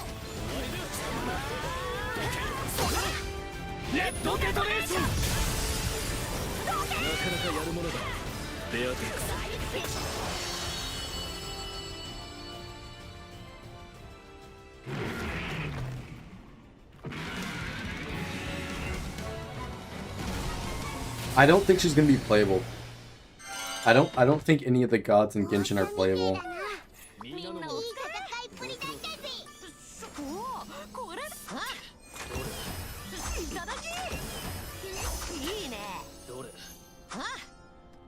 Wait a minute, charge attack V plus. Ooh, wait, we might have an upgrade. I take, I can do -1 level if the other perk is good.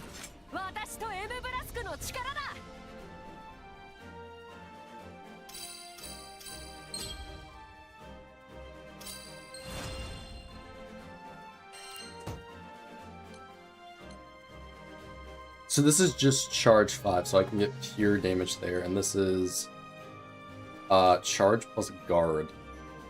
Damn.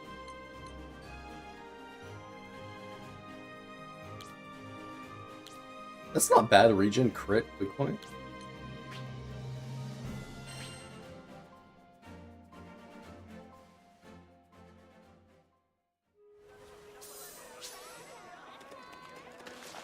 I never said that about Columbina.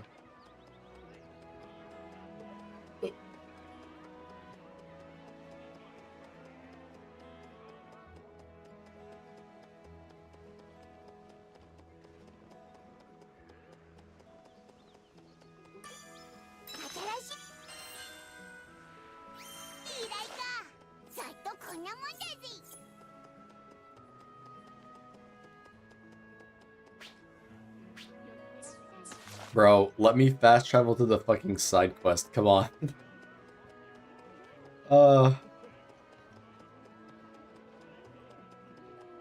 This game is peak, but like some things are just like, why did they do this?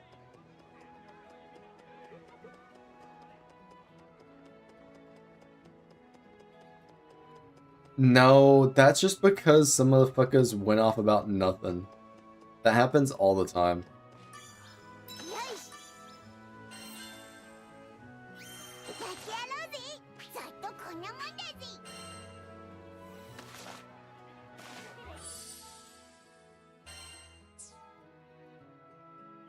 You're on the creature. La creature. Right, hold on. Was that one thing an upgrade for me?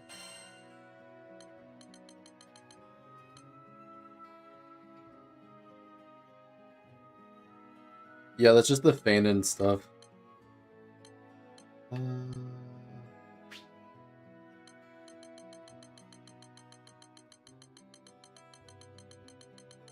Did I miss something here?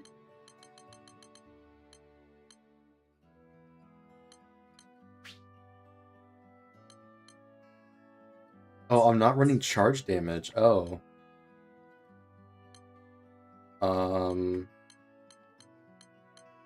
Well. Oh well. Oh well. What did I put on my sword again? HP, crit, and cooldown?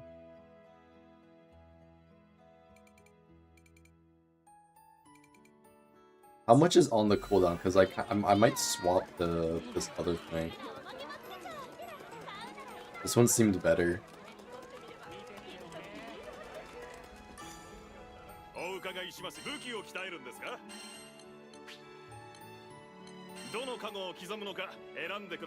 Seven HP, 5 cooldown, and 4 crit. This one is 6 weak point, 5 crit, and 2 regen. I don't know. Cooldown is pretty nice. 8% cooldown reduction.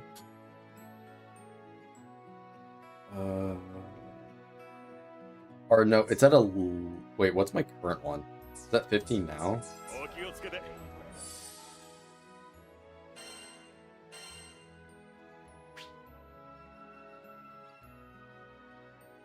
My current is 16. Okay, if I take that off, it goes to 11. That's 2.2.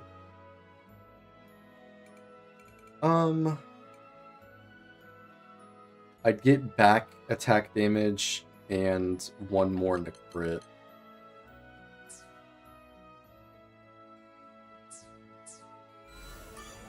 Fuck it. I'll probably get stronger ones later.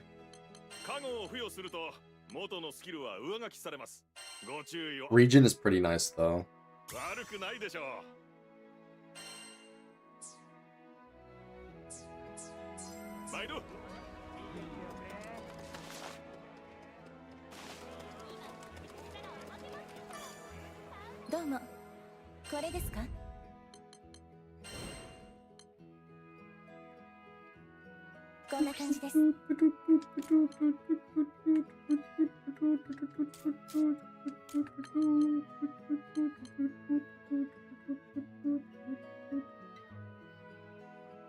You're down bad for that, Tsuritsu. This guy.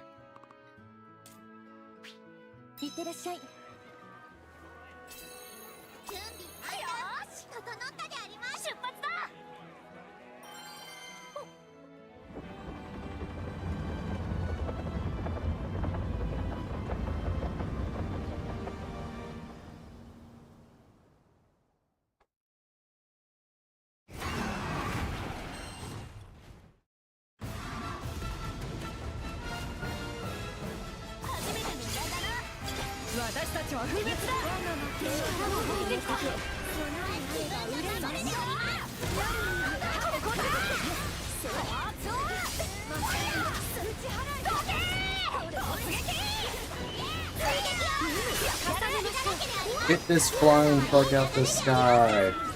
These are my skylands.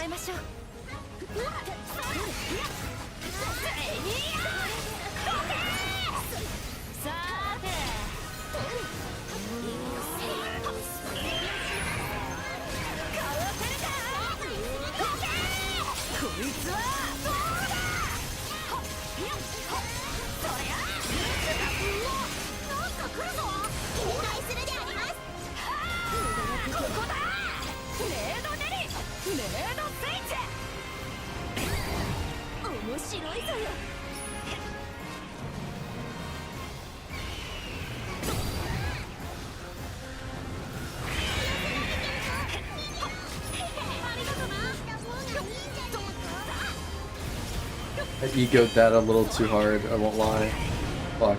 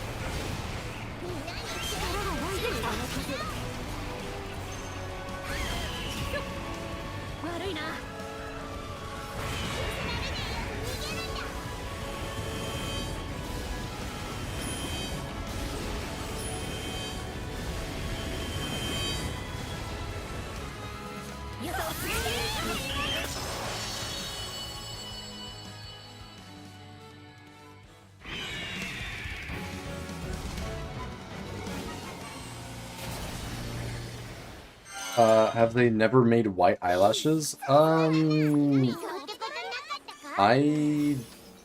don't know. Fortification Exploiter 4? Okay. Yeah, that final 2% was diabolical, bro.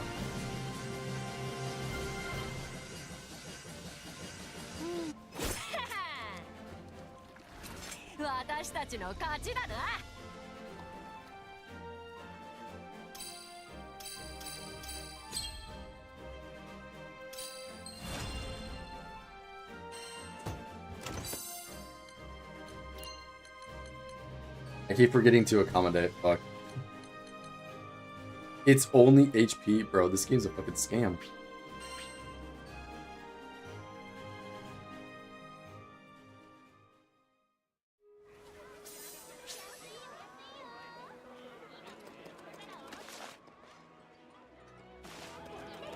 I have to go run over to the fucking quest again.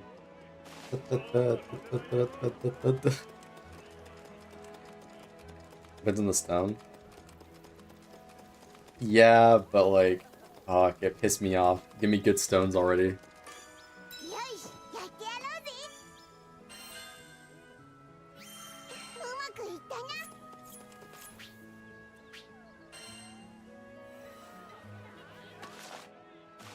I don't know. Their other games might have it.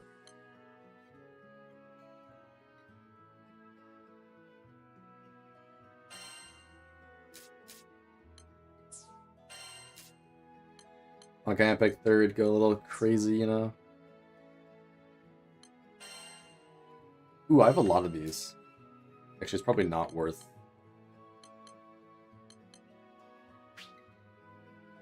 They're not worth. Those are good stats.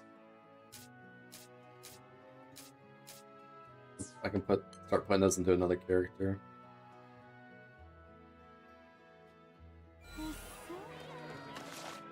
I don't think I have enough to craft anything yet.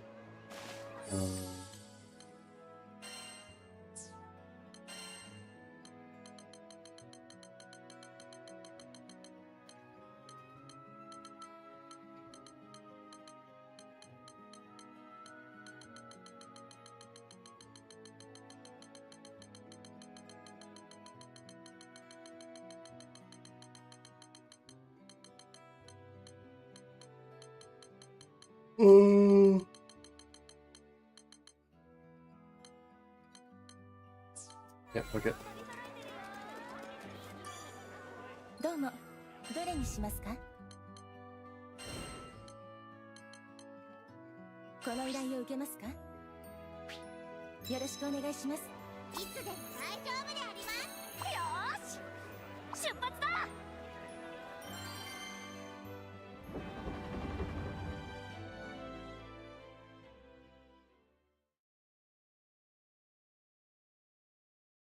If I had another slot, I would run guts.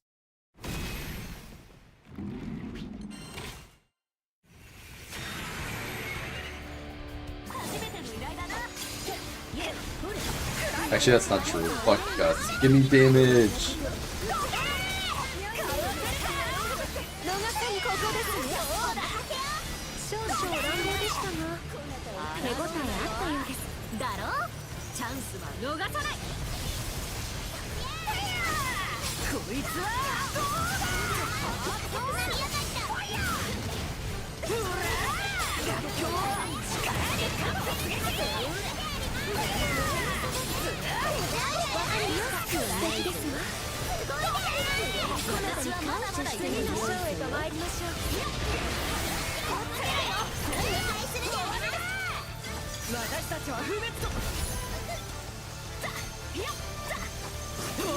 What do you mean can't even crit? I can crit. What are you talking about?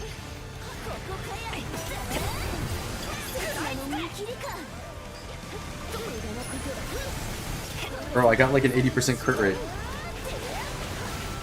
What do you mean?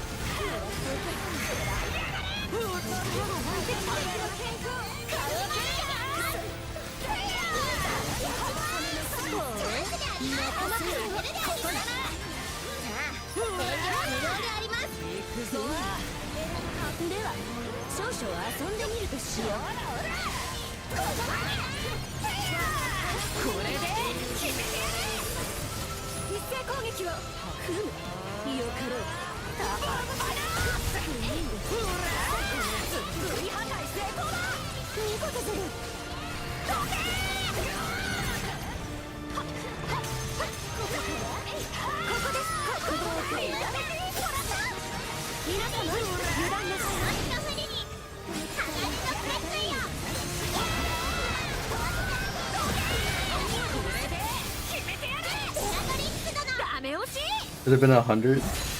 I will get to 100 crit soon. I just gotta upgrade the weapon.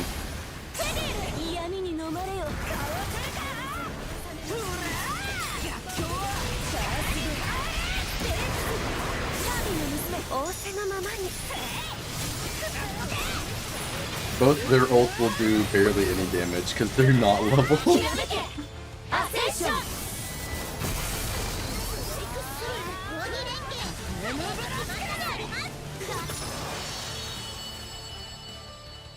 I'm surprised that charge actually hit it then.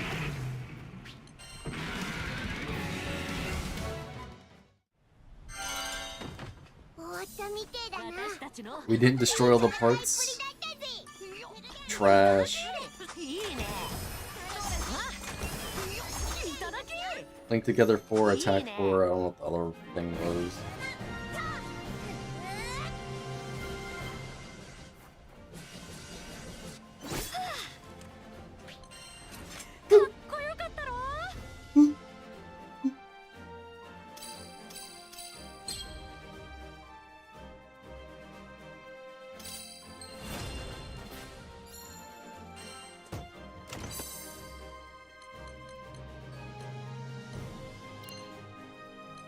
I forgot accommodations again.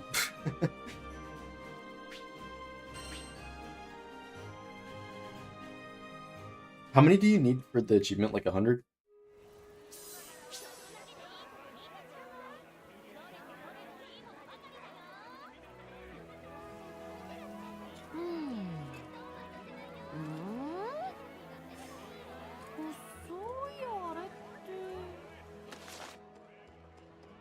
I'm gonna run over to the fucking quest again because, of course.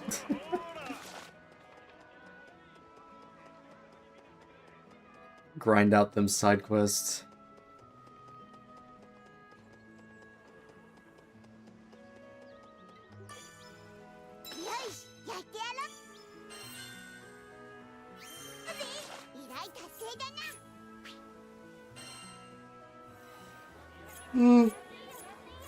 There's a lot of mastery points, dude. Holy fuck. Okay. Looks like I have 2 more key missions here.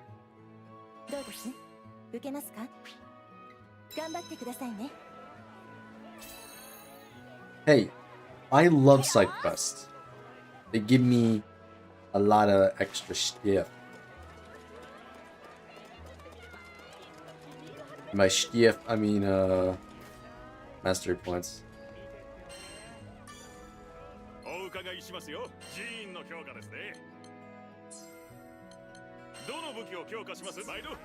Is it okay to even upgrade these? Like, I know you can get, these dual slots.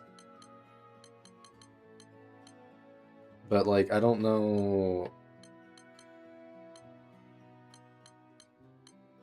Is it bad to like upgrade the single legendary ones?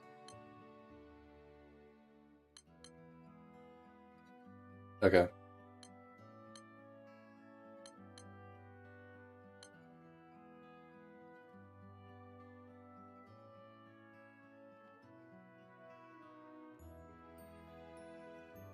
Side quest equal no cutscene equal warnings. JK. True. No, he's on something. He's on something.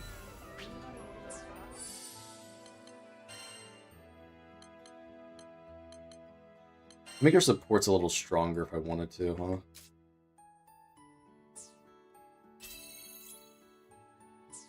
And we probably don't need it.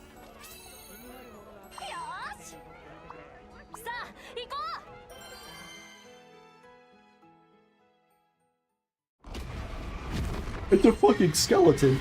Bro, get this bum ass out here.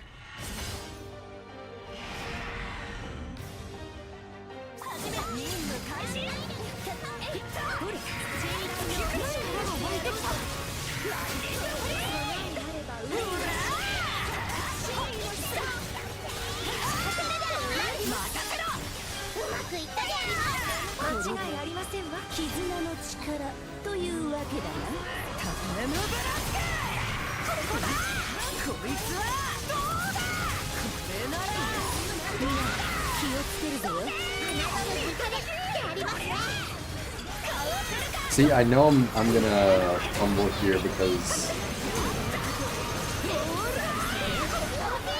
this guy. Holy fuck.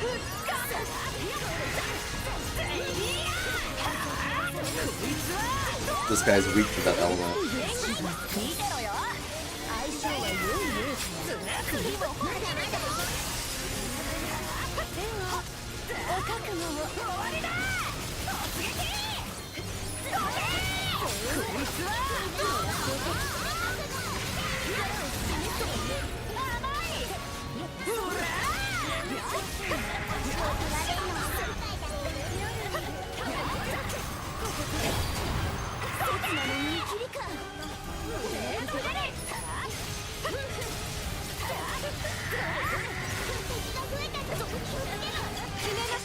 The stupid slow effect, bro, pissing me off.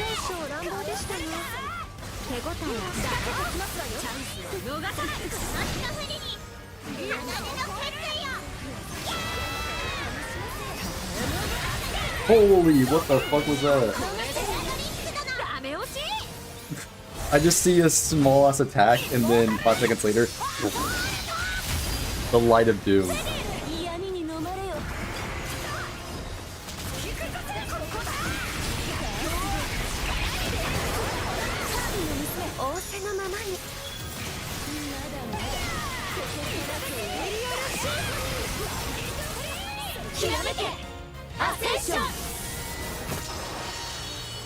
Overkill.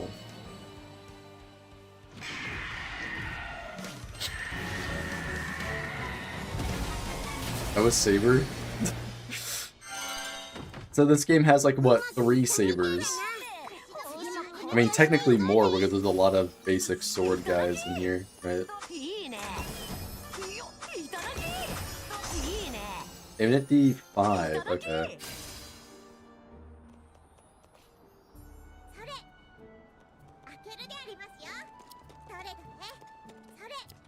Absolutely roasted, true.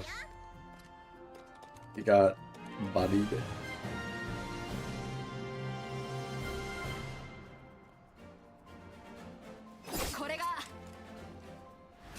Didn't enter link state though. Rip Bozo, we lost rewards. I got MVP?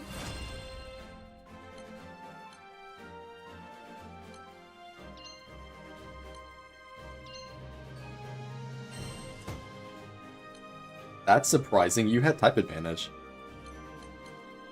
Did that little DPS window with the skeleton fuck you over?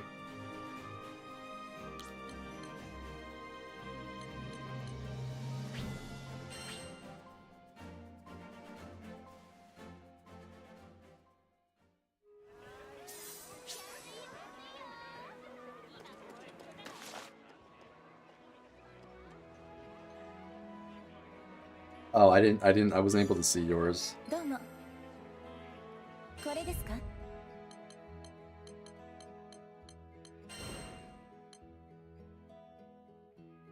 Last one. こんな感じです。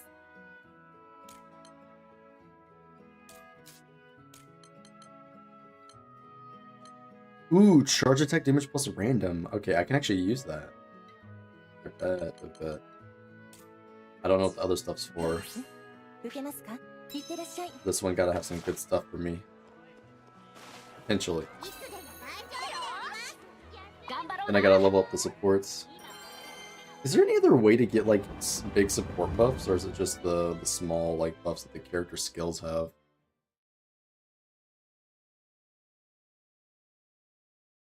I have to read up the descriptions. Oh, what the fuck, this guy? Bro, why is he here?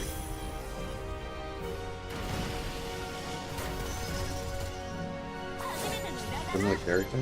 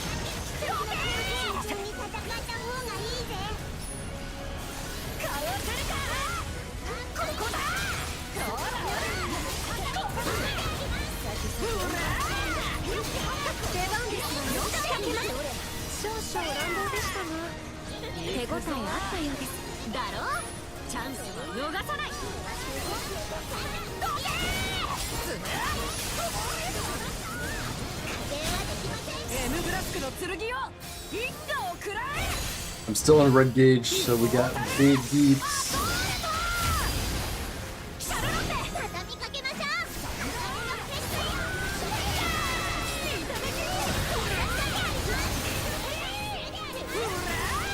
Oh, our allies don't have enough meter. Oh well. That's what happens for not giving the NPCs any extra bonuses.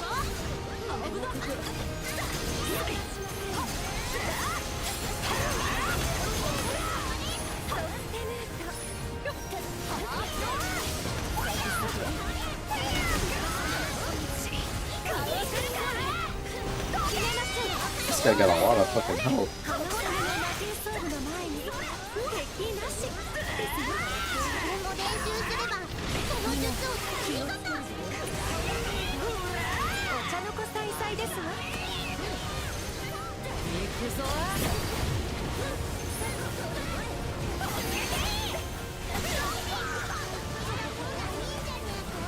Yo, why the fuck did my meter swap? I was supposed to be on yellow. There we go.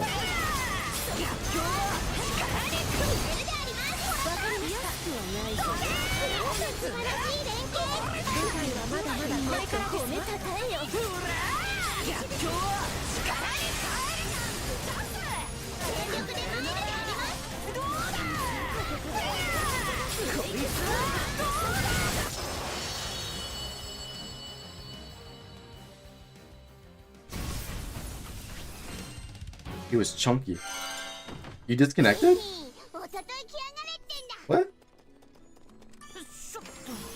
Is this not you right there?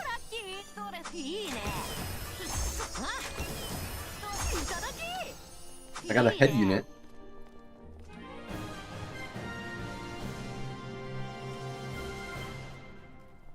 Damn. Tragic. That's the second time that's happened. That's actually insane.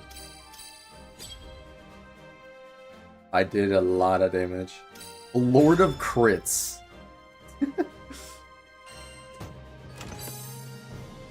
What is throw damage? Oh, it's literally throwing objects. Okay.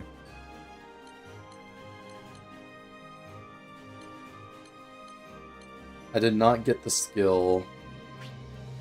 Unfortunate. The one I wanted did not get.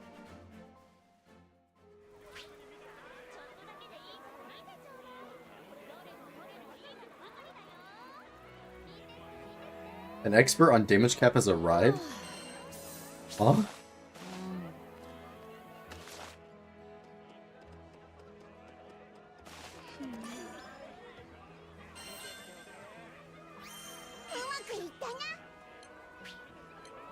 The lobby is still active, so yeah, you just damage, or you just left out of nowhere. Weird.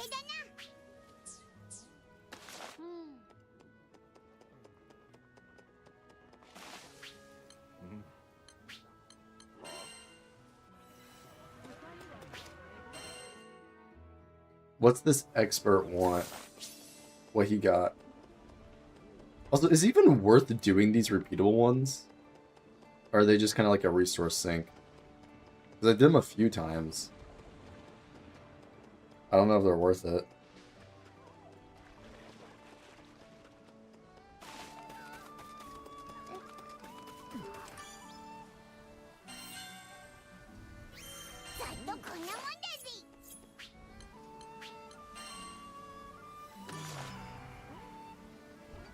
Ah!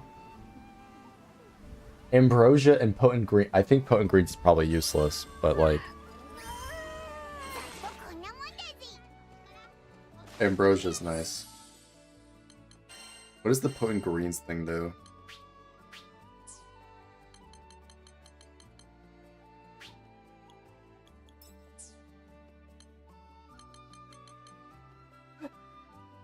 Oh! Wait, it gave me supplementary damage in this. Oh my god. Wait. That's kinda. That's kinda good though. Wait a minute. I'm gonna use that. It just gave me a maxed out extra damage thing. Okay. Bet. Or at least for that. I have a 40% chance for extra damage. Cool.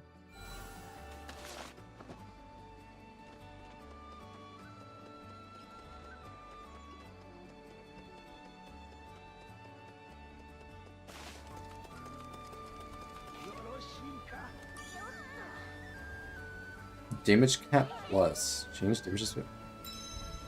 Wait, that's like easy as fuck though.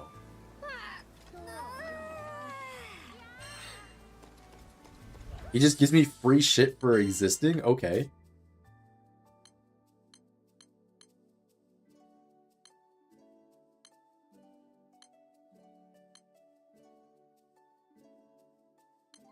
I can get another card from that. A weapon ascension one gives me... This gives me a lot. Fucking referee. The problem is that I don't think I can awaken a weapon yet.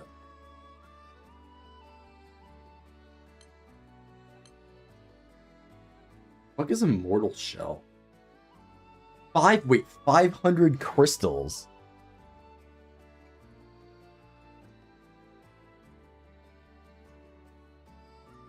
Those ultimate stages have got to be something special, because why the fuck is it so...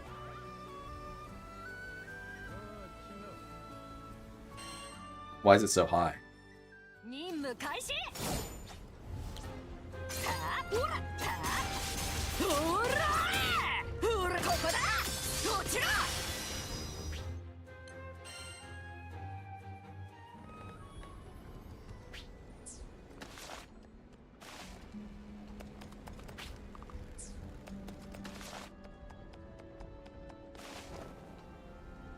I will gladly take this damage cap plus 5 though.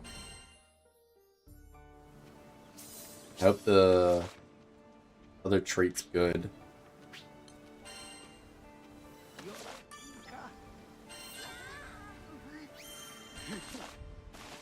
What'd I get here?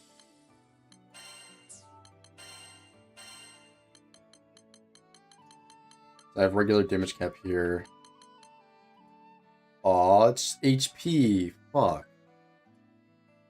Well, better than what I currently have for just regular damage cap, so I guess I'll replace it. Unfortunate that the second stat's HP, but whatever.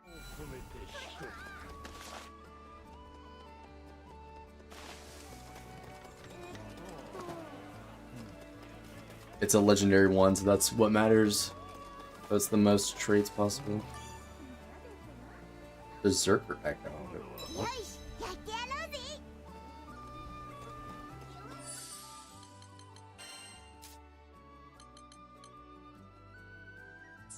No idea how to get that.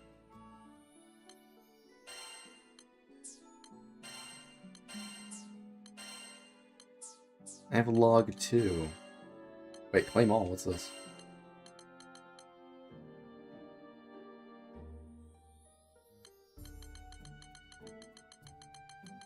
Which characters are the DLC characters? Because like I mentioned it earlier, but I wasn't aware that Beatrix was a DLC character. Who? Like which ones are? Because like, are the villains not base game characters? I thought they were. But like it has all the villains achievements inside of the Ragnarok tab.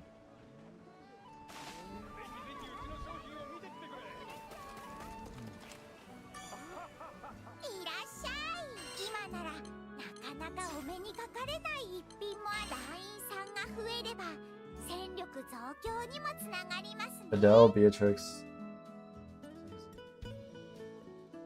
Wait, really? So these two villains are DLC? Huh.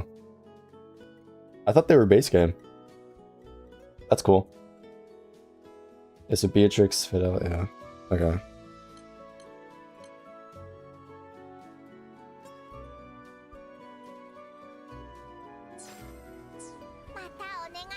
That is sick now.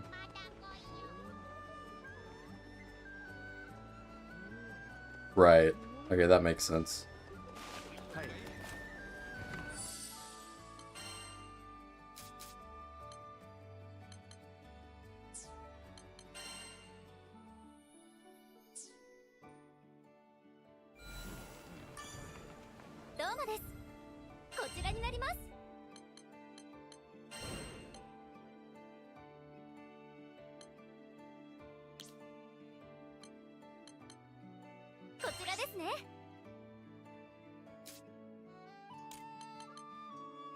Stamina? Okay.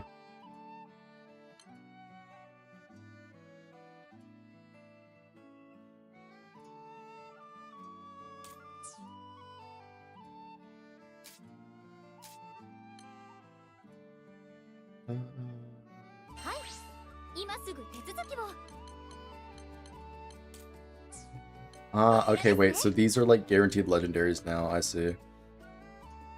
Should probably do or look for the pluses, huh? Can I fight that one guy yet?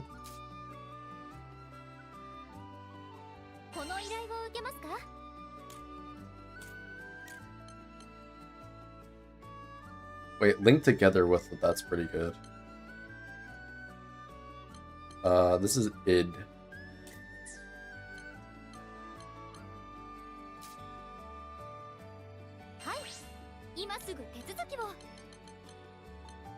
Link together, booster. Oh, wait, combo booster. Okay.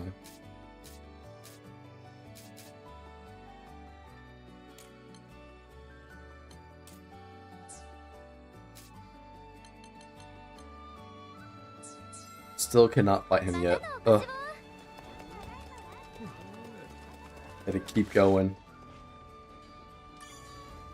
Just want to upgrade my damn sword, bro.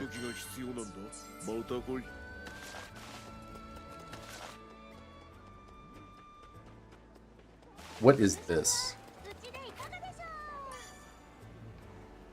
Nope. Not gonna leave the session there. What does Berserker Echo do? I think you have it.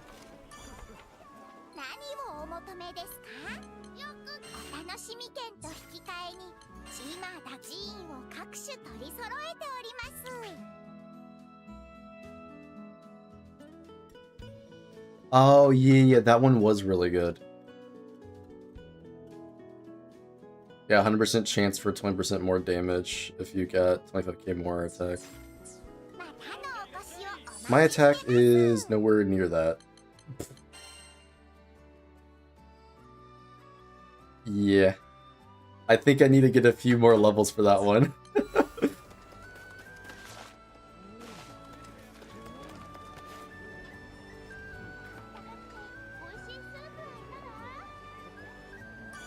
It's all the way in Proud? Fuck, okay.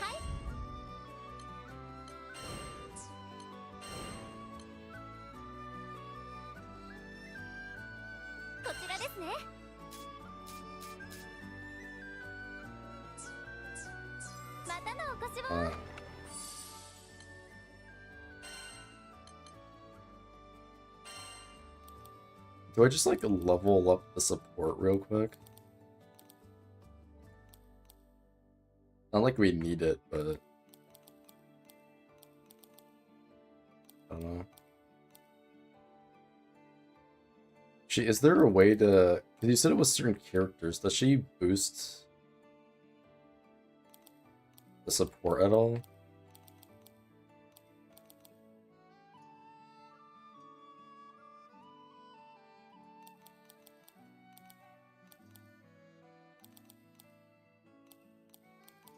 Probably in defense, huh?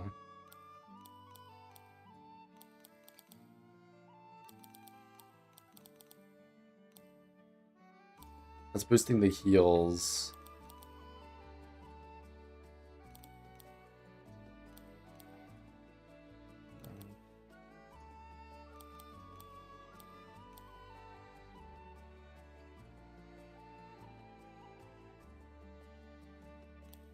Mm-hmm.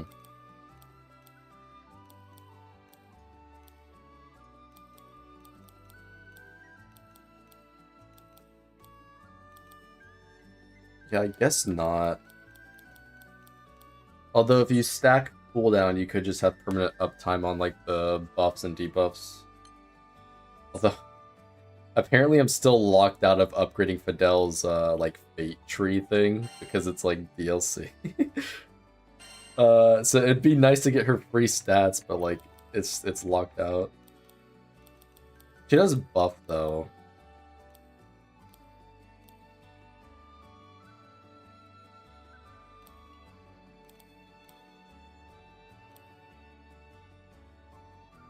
Yeah, so you can extend the attack buff duration with that.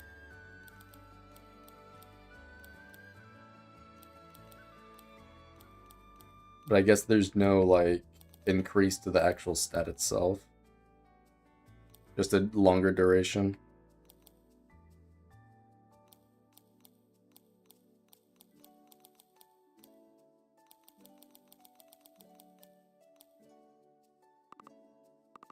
Yeah. It looks like it's just duration increase. Okay. Not terrible. That can be nice. Stack some cooldown on her. And then allow the attack buff to last longer. I think it's only like 10% though.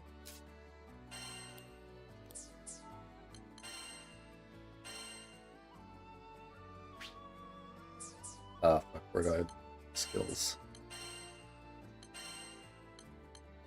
That's 15%.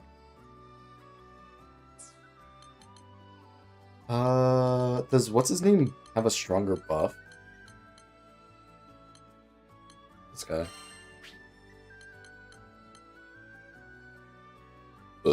He gives 20% crit rate on top. That is pretty good. I don't know how long that lasts though.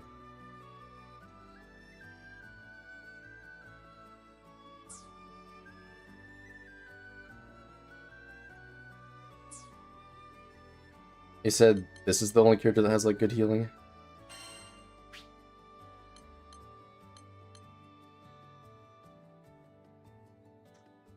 Wait, she buffs attack, defense, and crit. Doesn't tell me how much though. The fuck?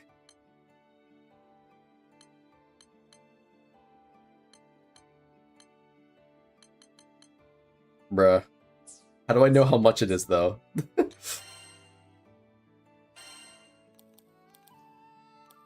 What are the numbers? Give me the numbers. Although, to be fair, healing and then all those buffs, that does sound pretty good.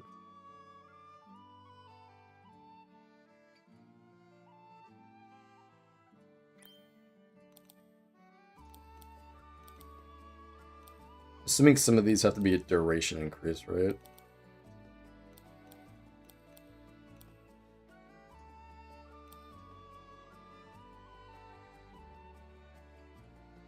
She's the best support, you must push the agenda forward. I mean, it sounds pretty good. I'd like to know the actual numbers behind it, though. Although, that's a lot in one. Healing plus the attack and crit, that's pretty fucking good. I could level her up. I got the items for it. I got plenty. I have two. Oh my god, I have 2 more ambrosia. I could just jack her level up real quick and run her as the healer. It's gotta be so like Maggie's is only 15%. It's gotta be like 10 or 15%, right? I mean, Maggie keeps you from like her heals allow you to get out of critical state, but at the same time, it's like you also could just never enter critical state. And then I don't think she doesn't give defense, right? Or was it 15%? Forgot the number. Lowers defense and then oh, wait, no, she doesn't.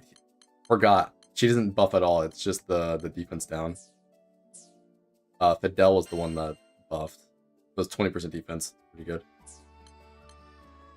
Well, all things considered, for a fucking support, I feel like shit. Might as well. I don't see why not.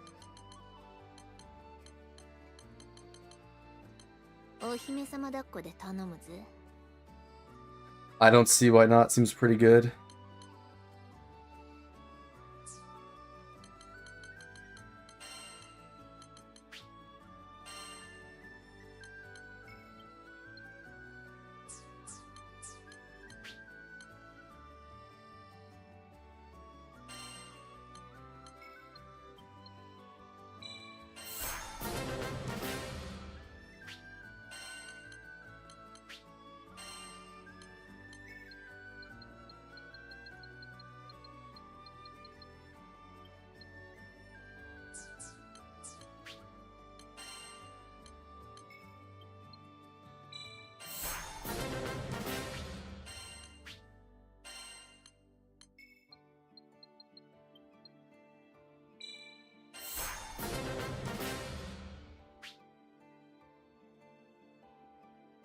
Oh, okay. Okay.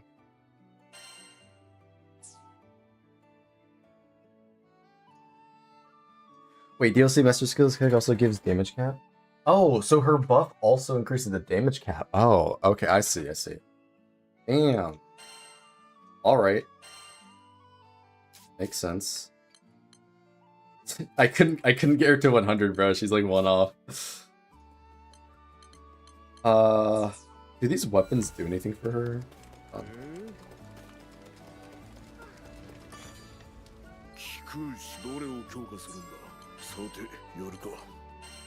I know there's like the final DLC weapon that's like a big thing.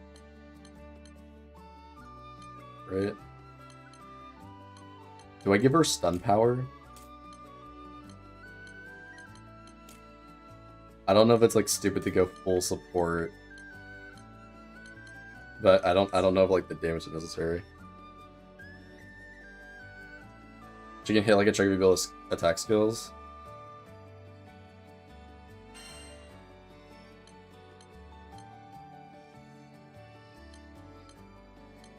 So... Okay. I could go attack, I guess.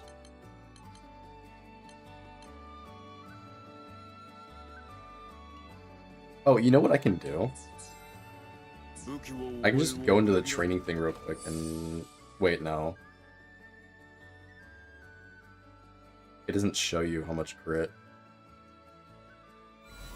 I just want to know the number, like, how much crit that she does buff. That's literally it. Because it doesn't... Show... Is... 20%? His is 20. I feel like it's gonna be on par with him at least. I mean, I know he's he's like special, but like gotta be on par with that, right? I was gonna go with the crit book, but yeah.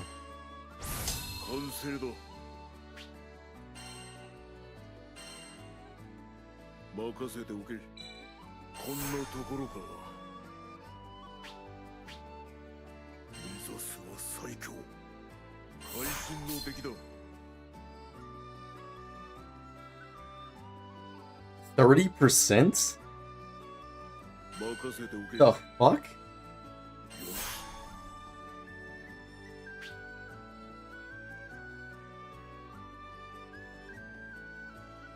Gabe is telling me it's 25%. Which is like... That's still good, but like... Damn, 30%? That's gonna be just for like the attack and defense, but like that's justifiable, yeah. Okay.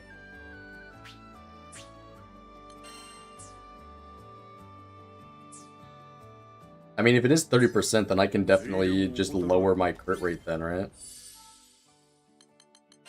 That's impressive.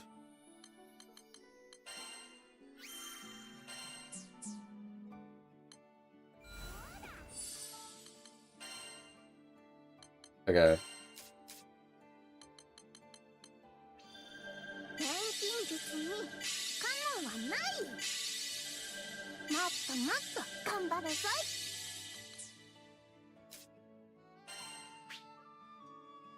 Oh, right. Hold on. Let me...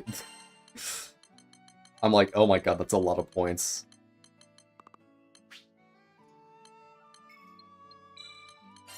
Yoink.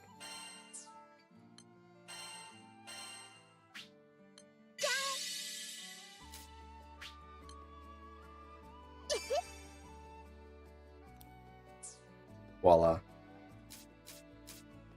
And then I'll have to level her up to level 100 so we can get that final bonus.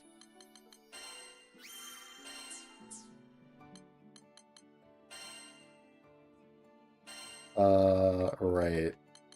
So... we want to replace that with... that...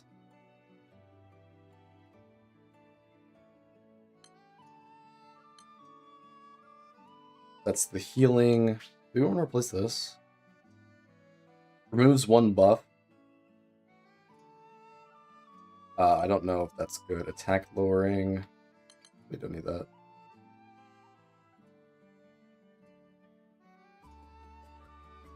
Sure.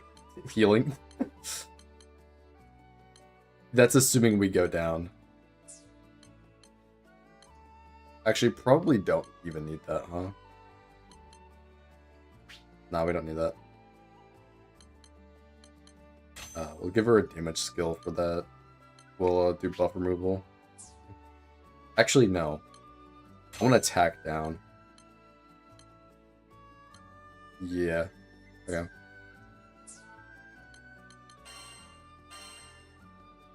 And then... we're almost at... So with that crit number, she's already almost capped here. So, I don't know, give her a bunch of cooldown-based stuff.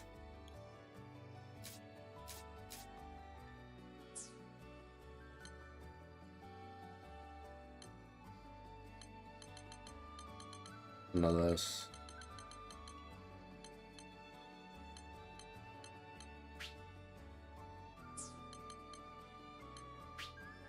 Fuck it. Faster gauge.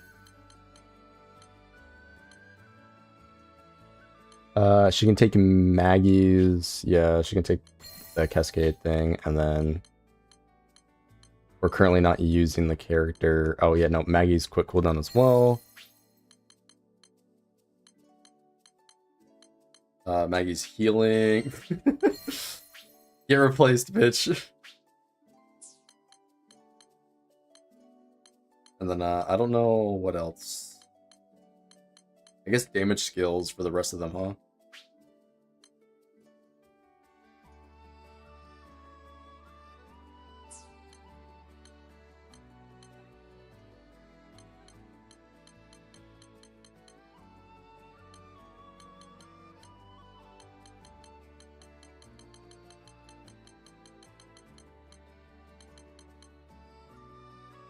Damage cap plus cooldown. Sure, why not?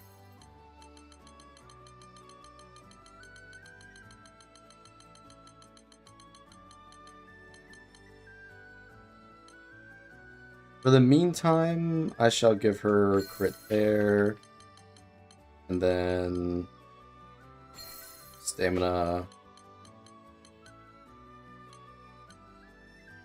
And then we'll steal the crit damage from Fox there.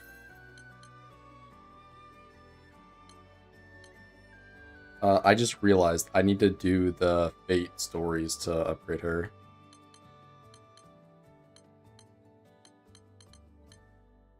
Tyranny for the attack boost.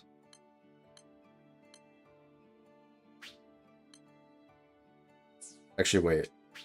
Tyranny plus for the faster meter gain.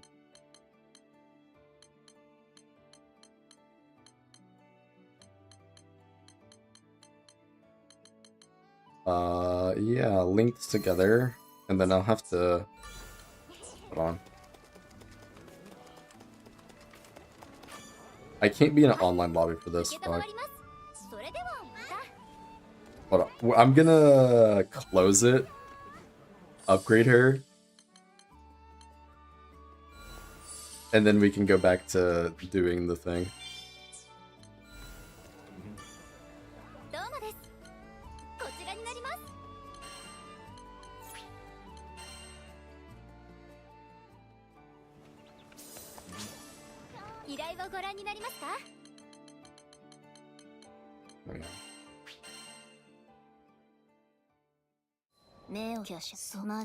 Match time.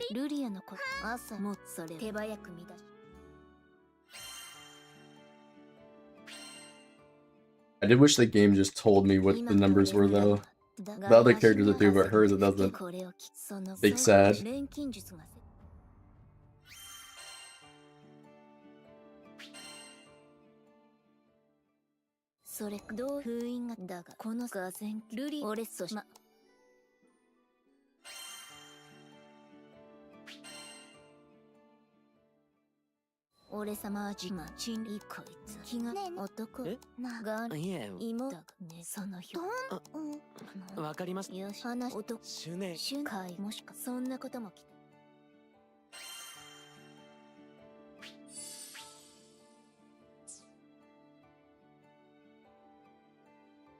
Cringe.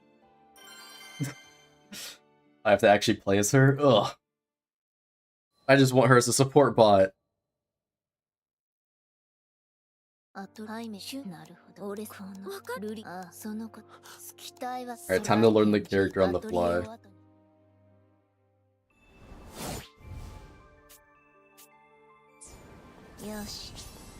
Bro, what is this run? He's gotta hold on to the book. Holy fuck, 16k heal? Jesus. Hello.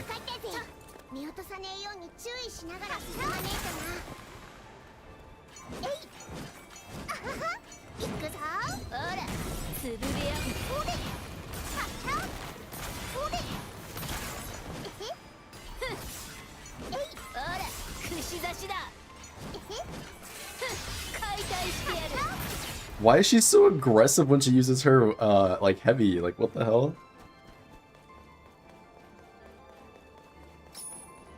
Yeah. Fortunately, I have my leveled up Beatrix, so, and also they're like level 30, so I can just one tap them.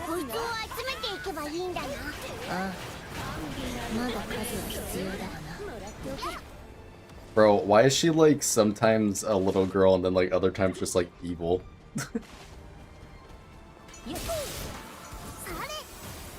I need this to be explained. Oh. Wait, I have to gather shit. Oh, fuck. That's her true personality? She's fucking evil?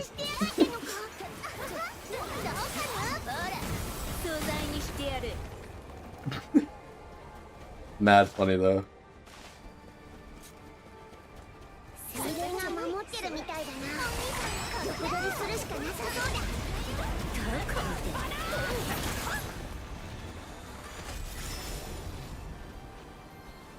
Wait, how's this even work?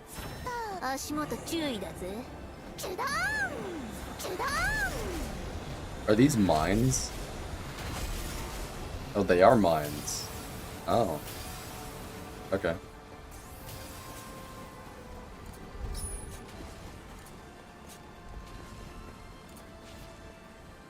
Gather ore from the alchemist Alice? The fuck? 随分とでかい氷の塊だな。砕いて調べてみるか。鉱石系はもう十分だな。あとはシアエガの類液の結晶か。シアエガってチリメルマの魔物のことだよな。奥の方にいたりしねえか。ちゃんと行くぜ。おれ。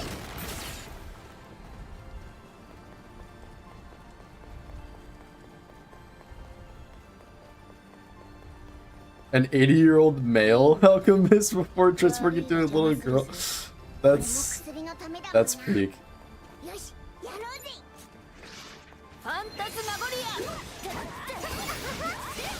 So what, he just fucking role plays?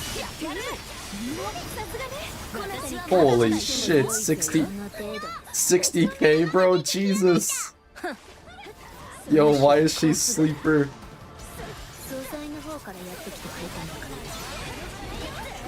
Yeah, nah, this is diabolical. He LARPs as a lolly? Yeah. Yeah, this is diabolical. She should not be doing this. Or he? I don't even know anymore. I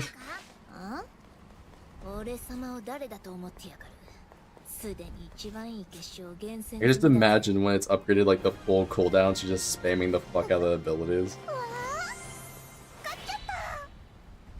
Yeah, I saw that.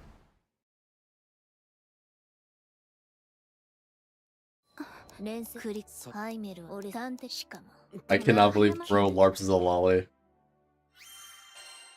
Why would bro do this? Is it worth it?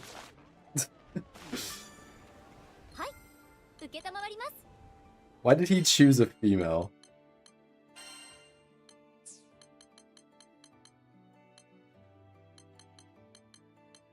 I will say Maggie's healing was like solid, but it didn't have nearly as much upgrades as she does now, and like I can get this pretty fast.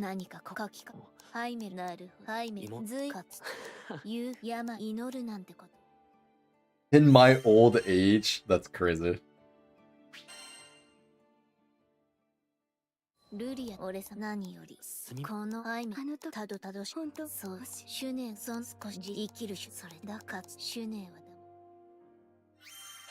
Sorry, what about being 2,000 years old, huh?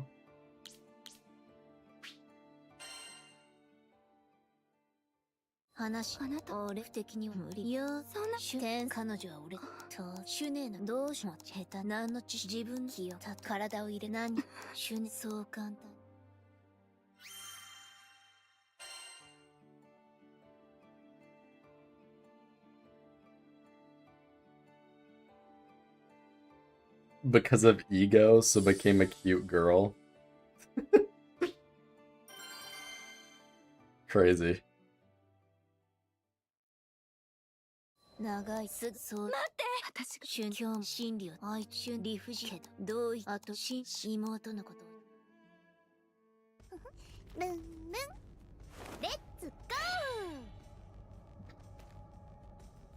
Betty 2 weeks, okay. Like, apparently she's busted, so, like, that's why we're running her now. She's the fourth member because she's just good at support. I will see what Mag can do, but definitely this seems like the better pick. Although Mag's, like, healing that follows you everywhere is pretty nice. It just needs the longer duration, and then if I can stack it with cooldowns, like, should be pretty good.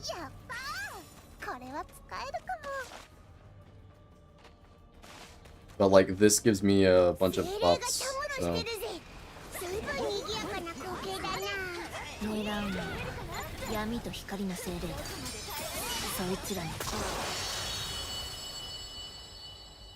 Also does decent damage. Even there's no shot. She puts on a massive gold statue for her Link attack. Are we for real? Oh my god.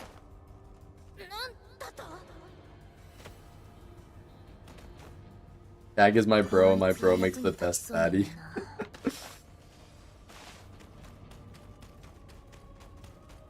Bro's a larpin as a lolly. You got the fucking Dr. Ratio Link skill.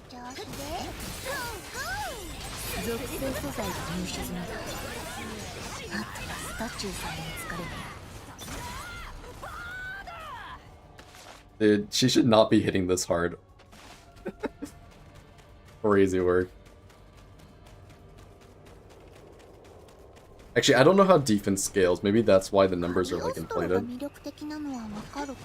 Can I see? Nah, she just hits hard. Oh. Yeah. I was not expecting her to hit that hard, like with not even full damage stuff. The run is so stupid though.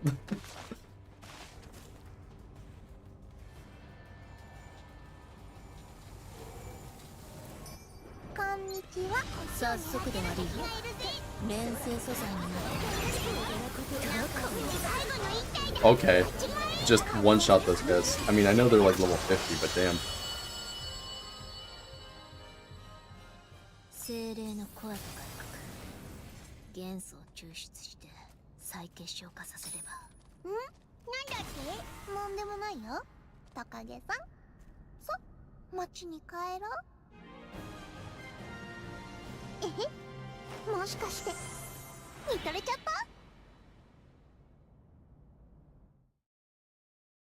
If I'm not mistaken, Fidel had both.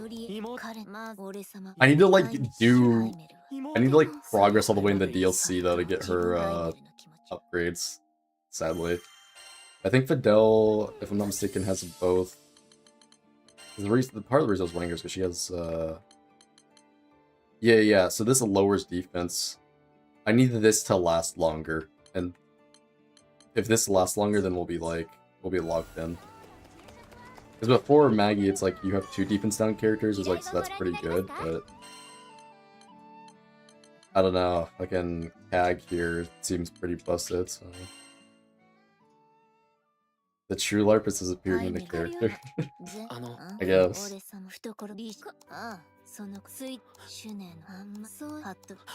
I'll just have the 1 defense down character.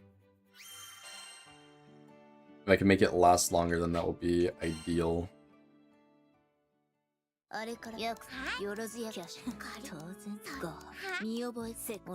The deeper voice is just so funny. Billy bro. Get the wrong girl. So that's her final upgrade there. And I got an extra journal thing. Not journal, book. Which means I'm gonna waste a bunch of XP, but I don't care.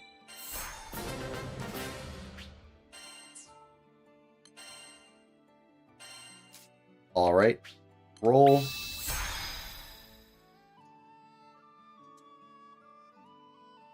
Okay, we like damage, we like healing, we like chain. That crit. We are over critting like a motherfucker.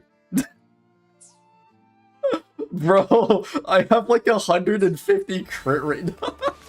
No, I actually can't. Maybe I need to swap to the other book. We're over critting like crazy, dude. It's fine.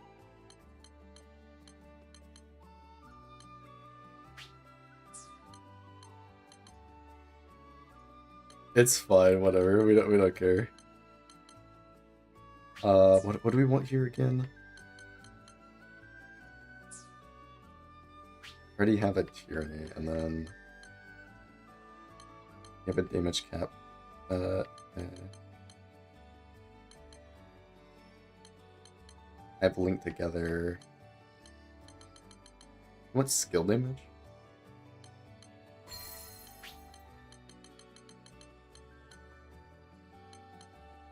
I could do supplementary damage. Attack. Plus.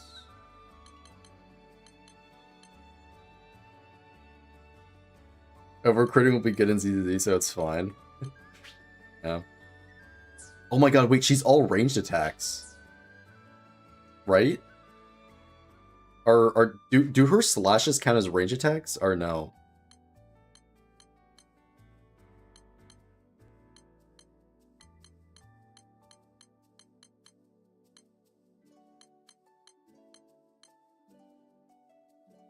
Because she does have thrown projectiles, but I don't know if the other attacks count as ranged.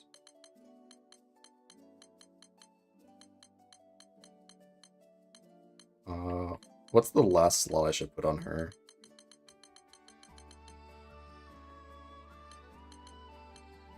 More, I could do more crit damage.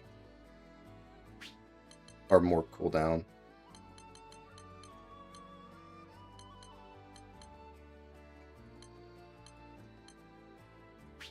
You just do weak point damage. Oh, good question. Can I craft that? Yeah, hold on.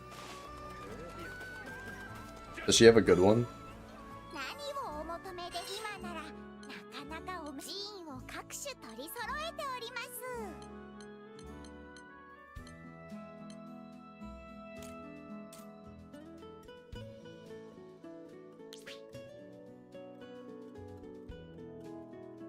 Wrong character.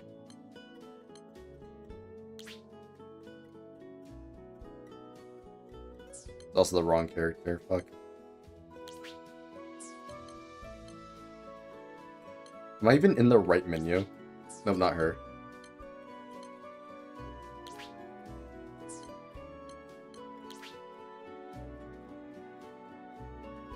Damage after a combo. I can't craft that, but I don't know if that's the right one you're talking about. Are we talking about this one? Fuck, where's the other one?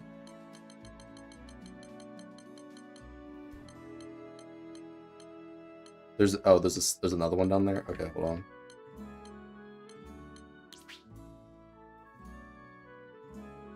Skill cooldown's not bad.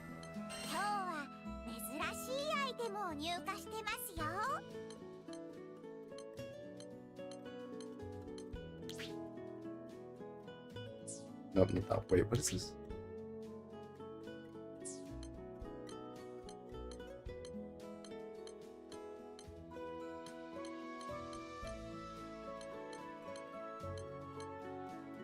Oh, here we go.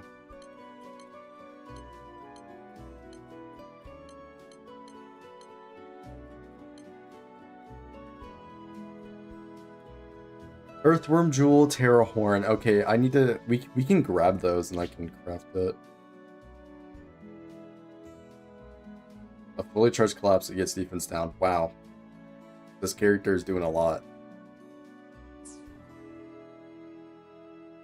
Okay. Well, we can go get... Can I buy that stuff, actually?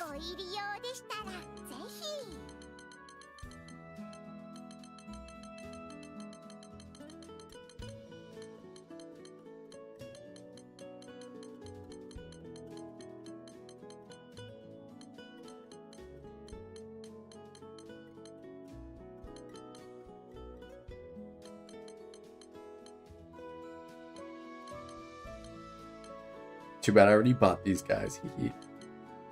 Yeah, it looks like, yeah, we'll just have to go and grind that out, but I can put that in the last slot there, and that will be the cherry on top for her. Extra defense down for the team. We'll take that. But yeah, let me save. Make sure that's locked in. And we'll create a new online session.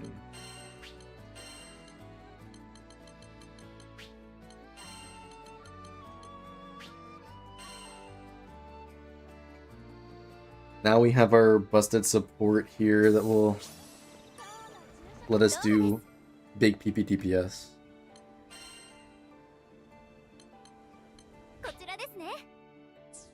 Wrong button.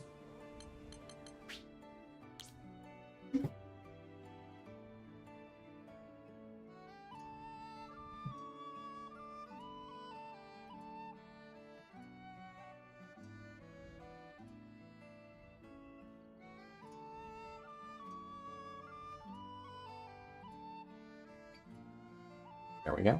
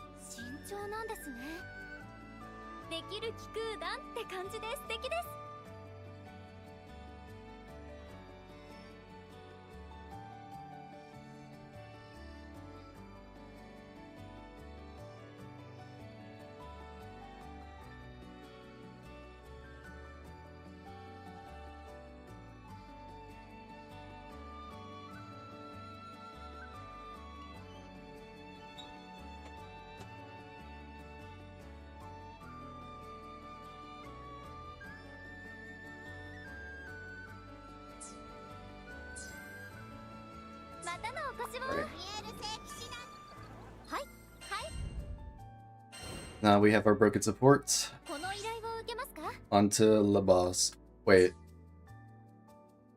Should I try to get her thing first?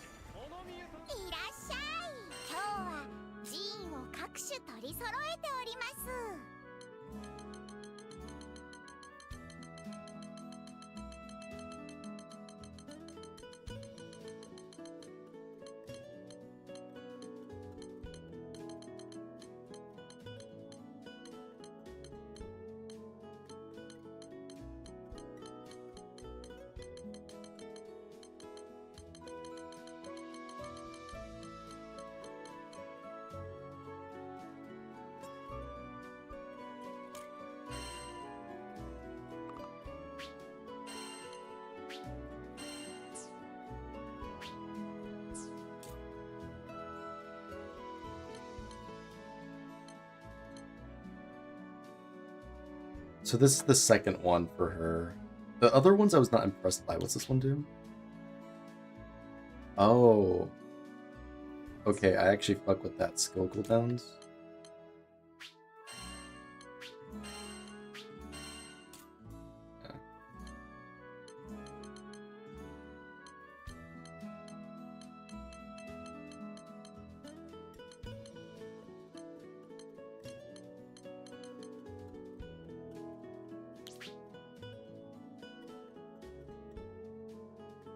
Oh, that's the hyper armor. Okay.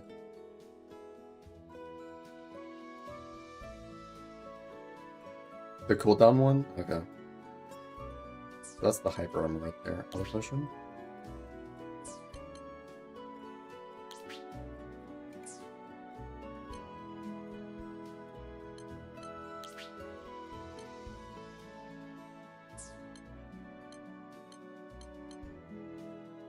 Wait, there's 4 for these guys? What the fuck? Damn, they get hella skills, huh?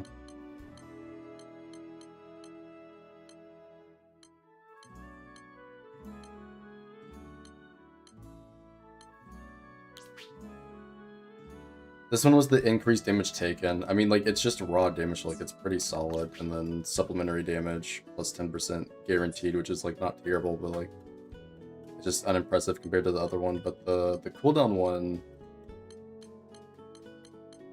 definitely seems worth it. Yeah. Off we go.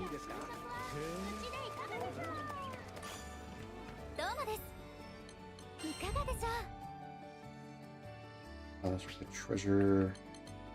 Boom.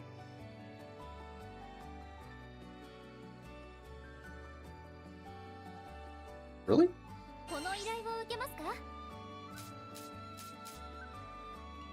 Okay.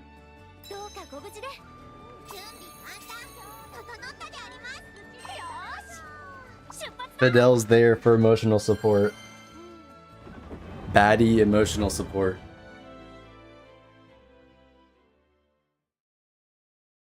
And the fact that she buffs attack. Buffs attack, lowers defense.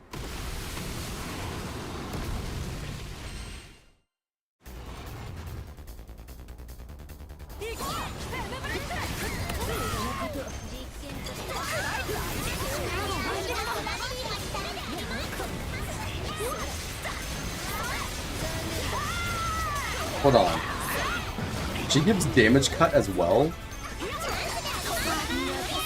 What the fuck?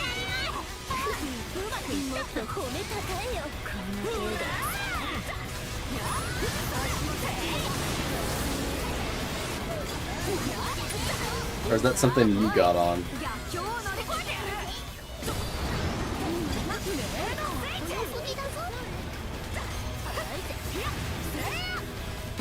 That's you? Okay. About to say, like, there's no way it gets even better.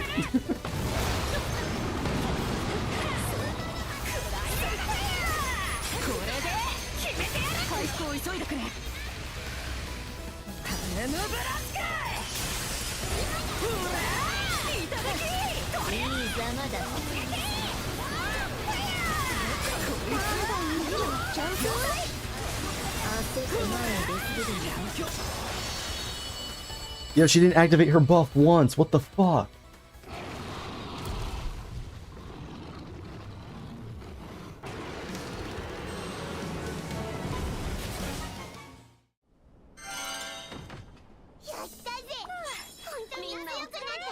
This bitch ain't doing her job.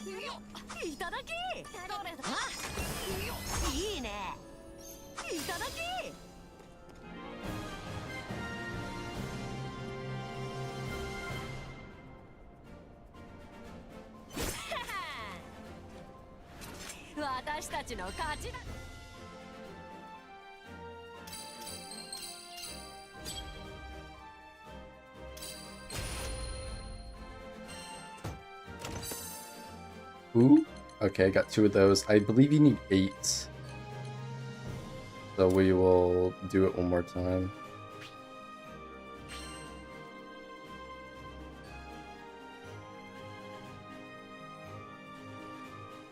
Then I can go grab the other thing.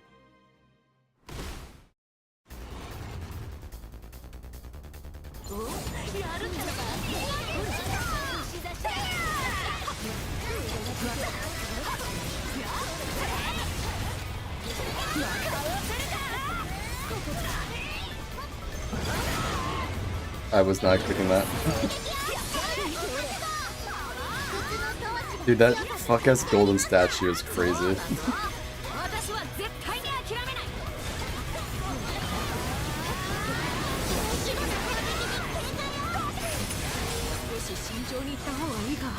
I don't know what happened there, but a lot of damage.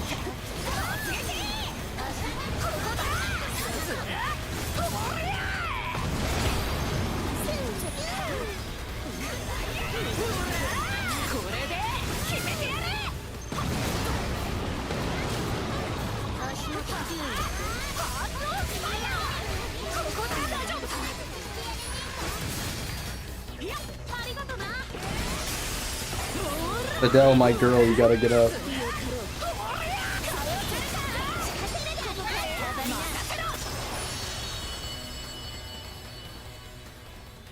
I'll try to upgrade her next. Potentially, I don't know. Oh, they automatically open. Cool.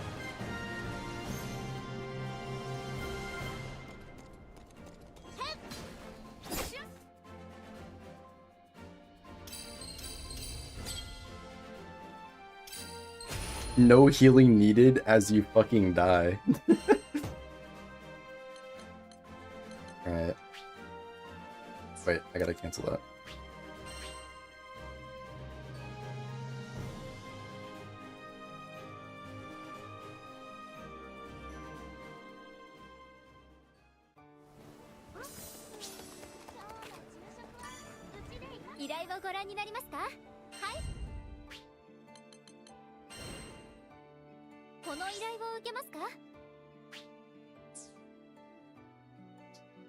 Wait, what? Is this not the same boss? Wait, what?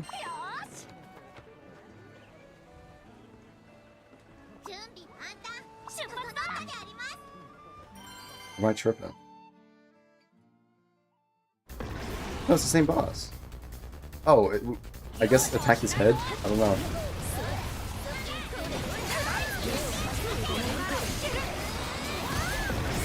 If you can even target that easily.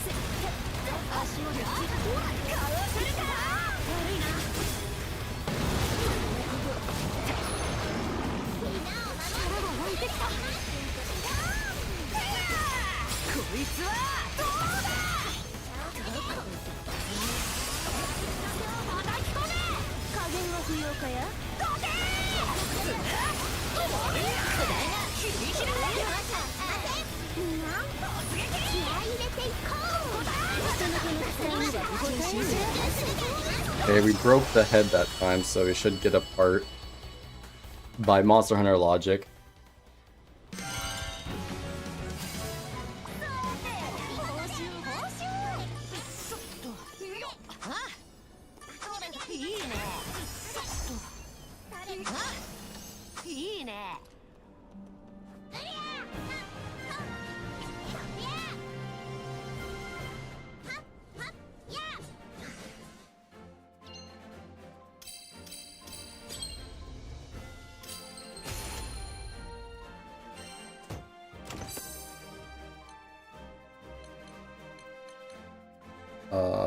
How many do I need? Was it 3? Just 3.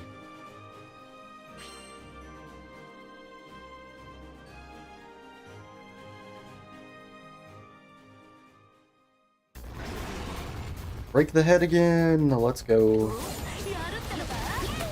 I cannot run into that for the 3rd time.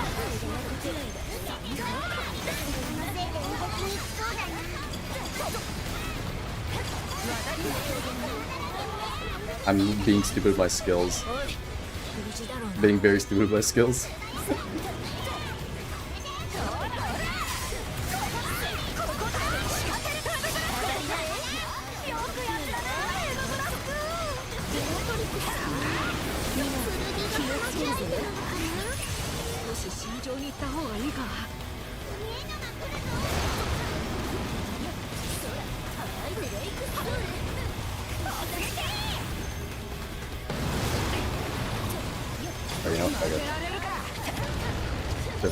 Heal mode.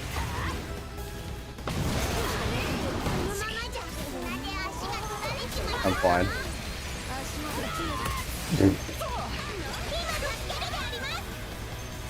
Yo, Fidel's dying again. Oh.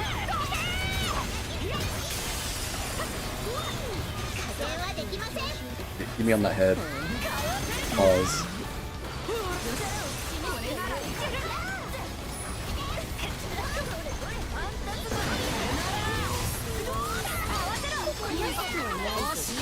Alright, looks like it broke.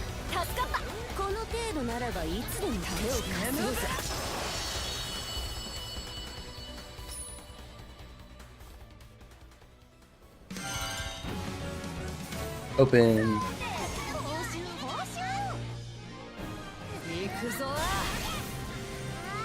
The aura from this pose charging the sword is just insane.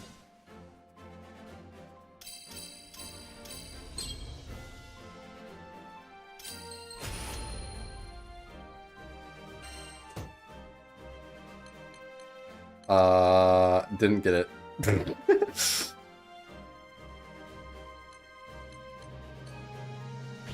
Yeah, didn't get it. Rip.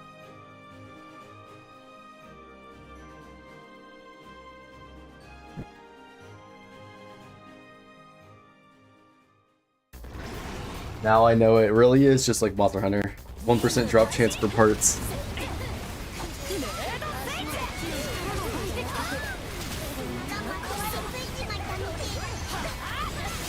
I say as I grind Sappy Jiva for the 100th time.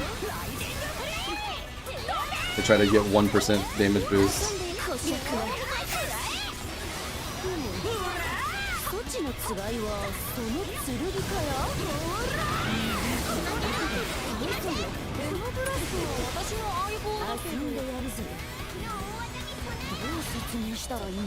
Yeah, I don't care about dodging shit.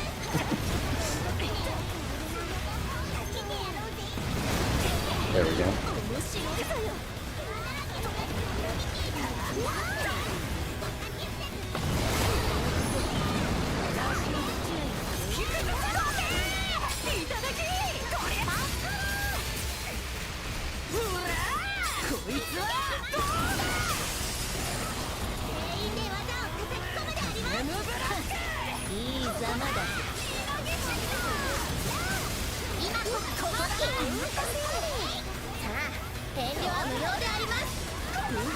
Oh, the head's not broken. Fuck. No. I should have canceled my charge skill. You can cancel it, but like I thought it would have been fine. That might have been my fumble.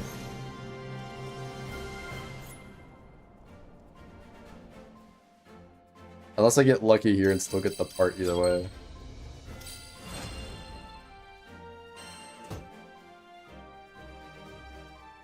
Yeah, no, that's my fumble.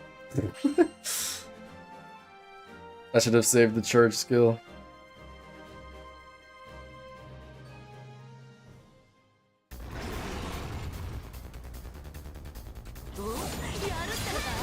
My bad, dog. I forgot it does a lot of damage.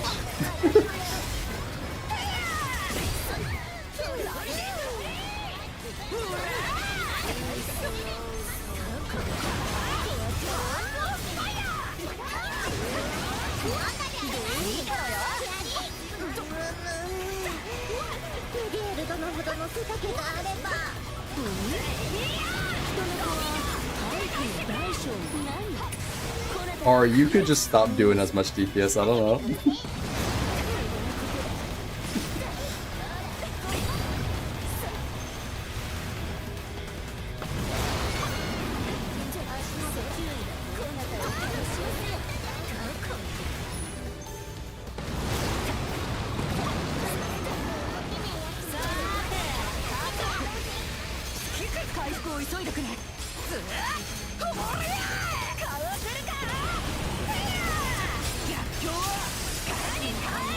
Alright, let me readjust over here, aim for the face.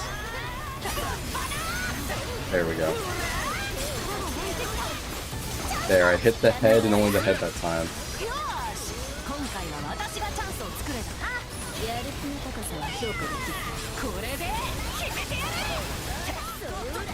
The head still ain't broke, this is a bit... Oh, it actually broke last second, alright, got lucky. Now, this time we get the drop.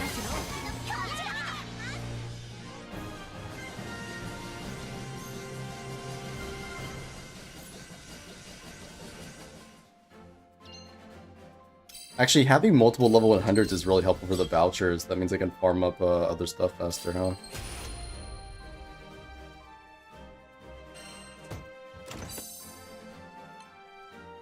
Hey, we got it. Alright.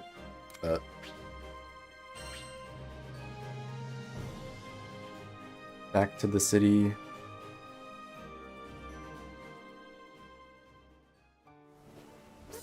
And time for the final piece for Exodia.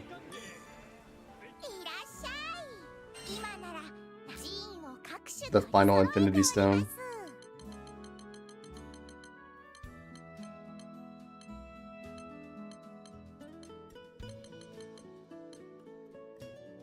Yeah.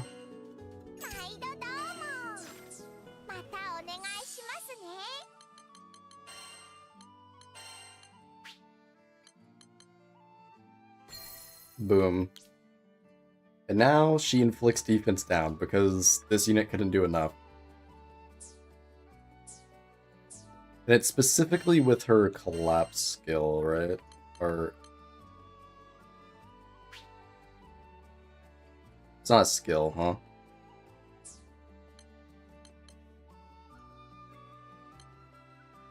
It's her fucking basic attack, I guess. Yeah, okay. Cool. Damn, these fucking bright stones are terrible. They all suck. Yeah, so she's good to go. Actually, what's Beatrix's one? It was cooldowns, that's what it was. I do kind of want that. Pretty nice.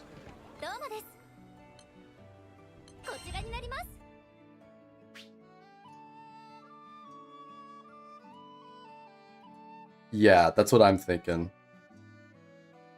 All of her abilities with cooldowns, everything, blah blah blah, should have 100% uptime, unless the AI is gonna be stupid. So we can remove... Okay, I can't do it from here. Lovely.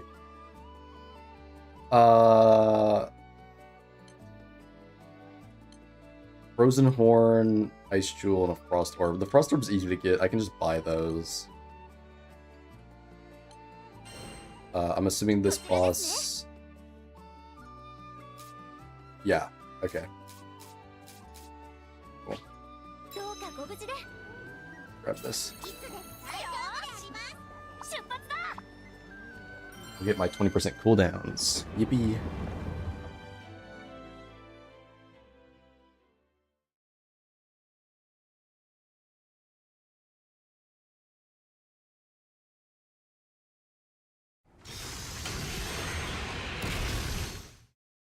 Then I break the horn.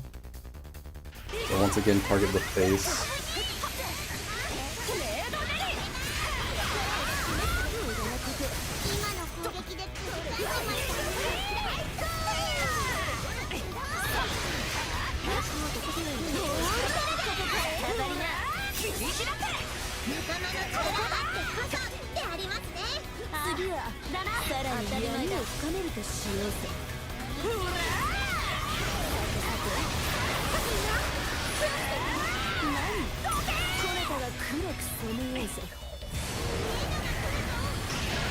Time for the most fun phase in the game. Waiting.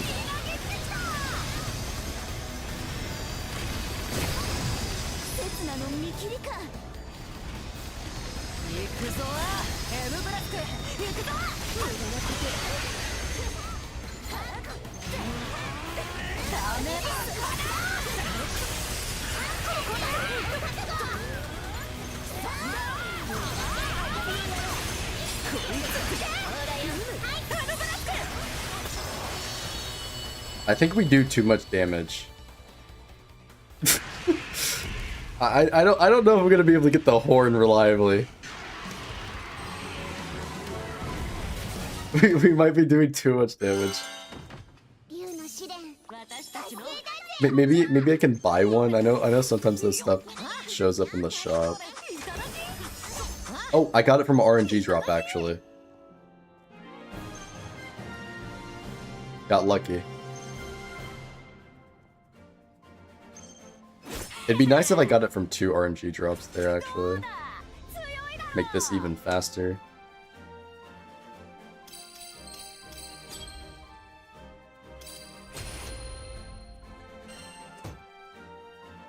Nope, just the one. Alright, we gotta do it one more and pray.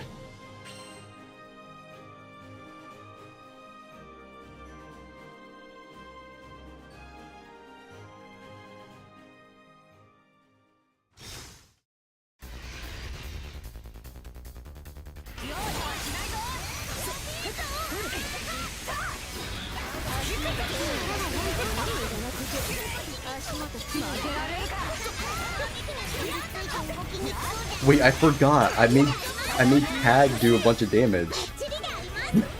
That probably has something to do with it. I can see her damage numbers actually. Oh my god. It might have been a mistake to upgrade her that much. I didn't even think about that.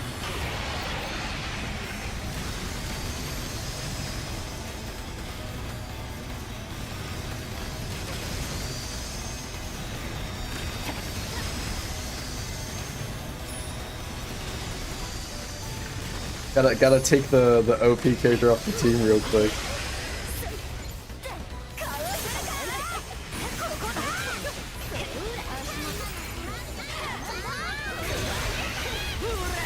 We've been maxed too far.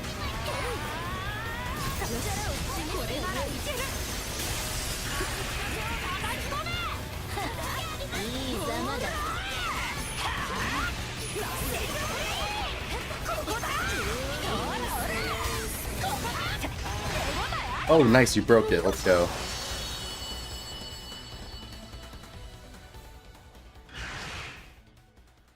And then better get it from this drop here.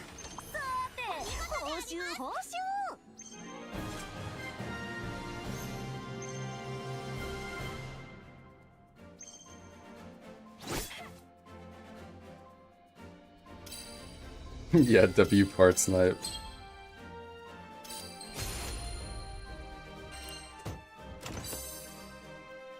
Let's go! Alright, and then we should have enough. Bet. That means I can get the... Oh. There we go. Now I can get her thing for the cooldowns and we'll be gaming.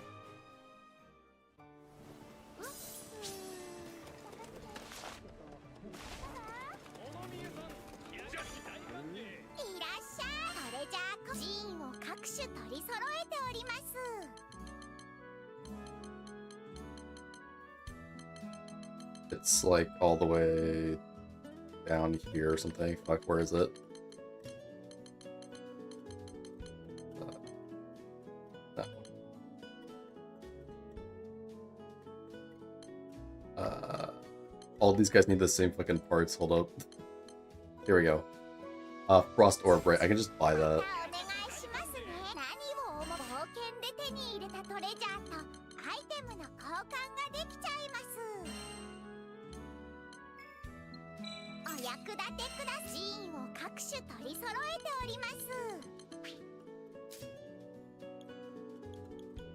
Bruh.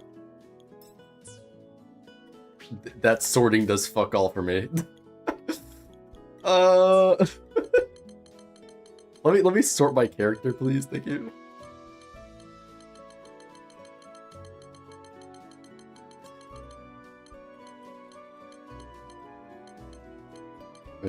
Here we go.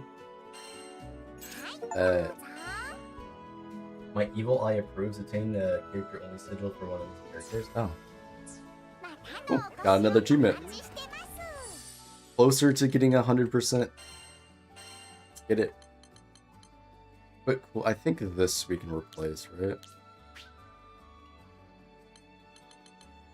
Although this will stack.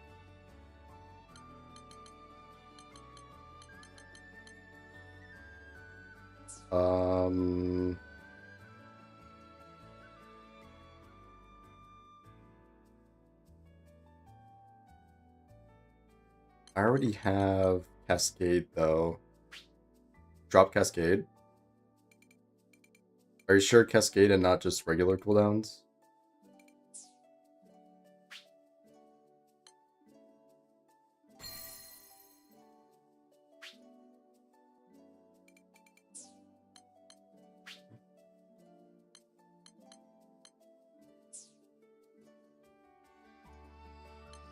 I mean, I guess it's like the same thing. I don't know. Cascade seemed like it was pretty effective, but yeah, I guess I can just change that one out.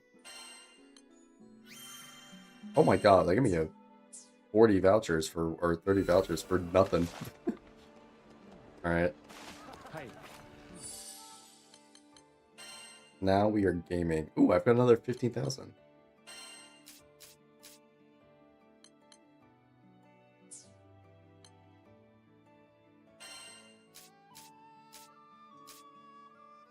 Belle is not max level though.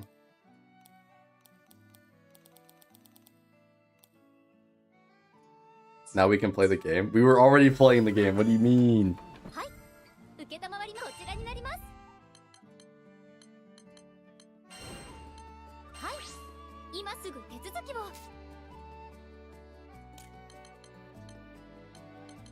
Link together +1, huh?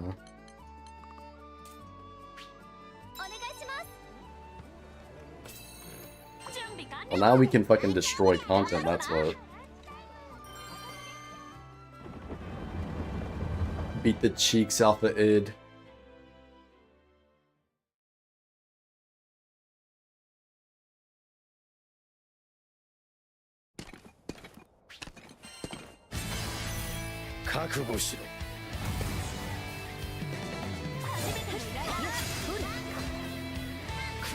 Yo, why are you winning? Where does Bud think he's going?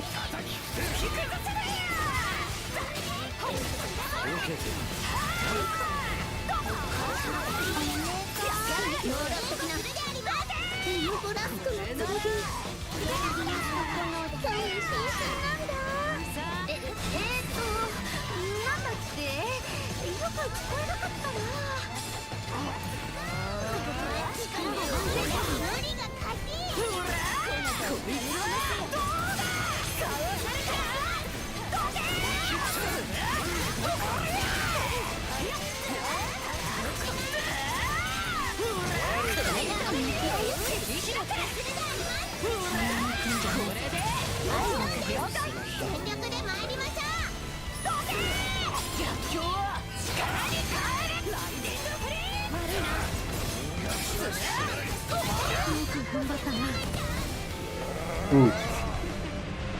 I just ate that. Because I didn't know he was doing his attack. Tag apparently just fucking tanked that shit.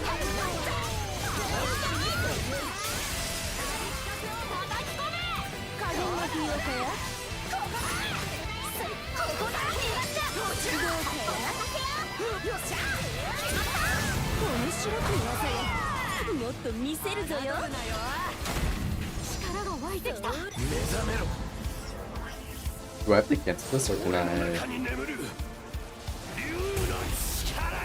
have to cancel the skill, don't I?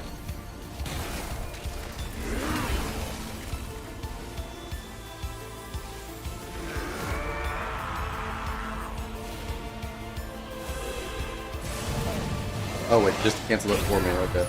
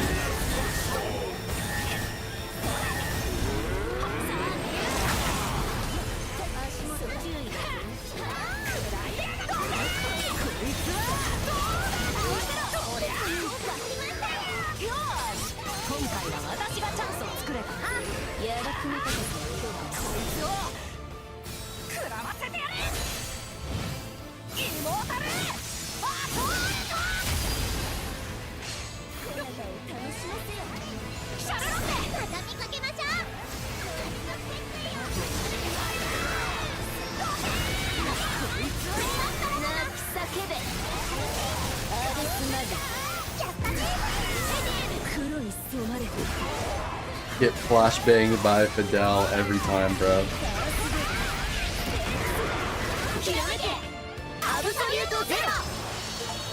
That's a big overkill. Wait, deal more than 1 million damage in a hit? Wait, what? I only now get that achievement, or I guess our like Kane ultimate is what did that.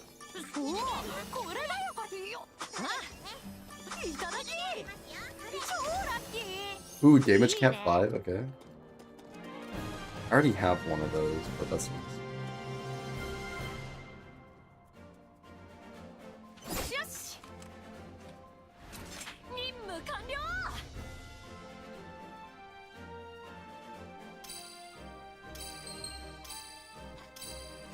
You did get folded, yeah.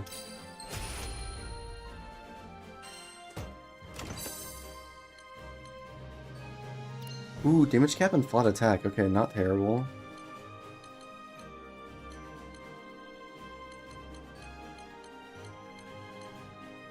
There's damage cap. Stun crit. Could be better.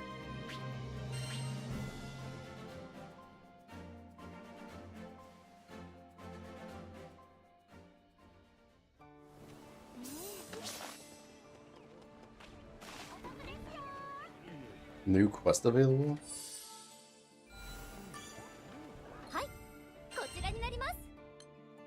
Go.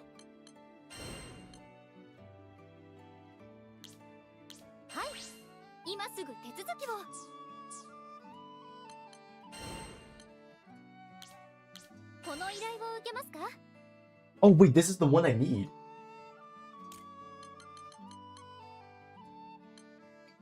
This is it.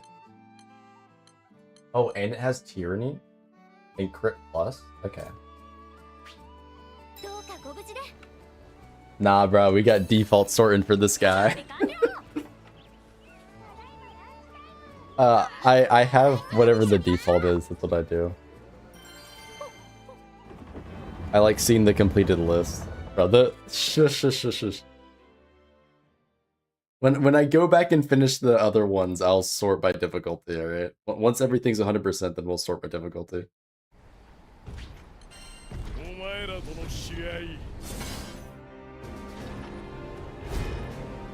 You are the upgrade I need for base game. Come here. Oh, fuck.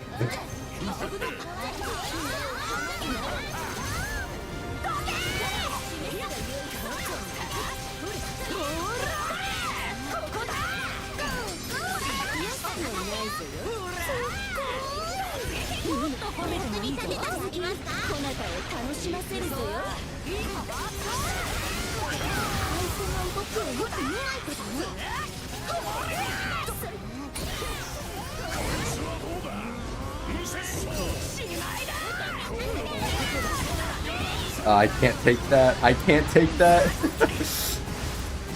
Not yet. Soon.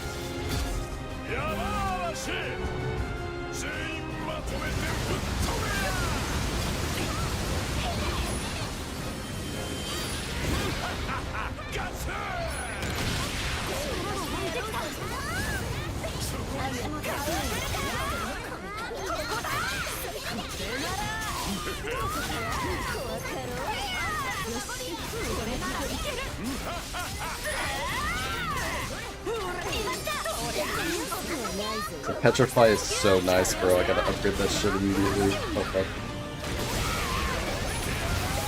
Me when I click on the wrong gauge.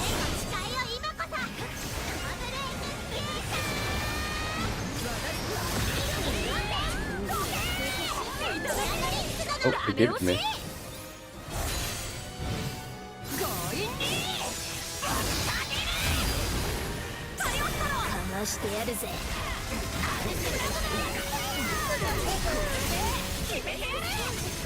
Why do I feel like Tag is doing more damage than me?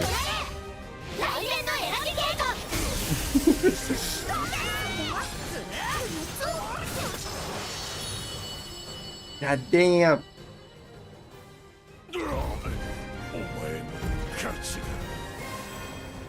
Give me the thing first try. That would be epic.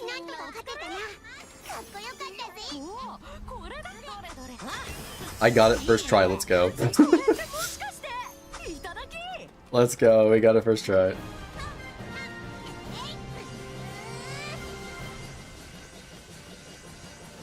Streamer luck for the win.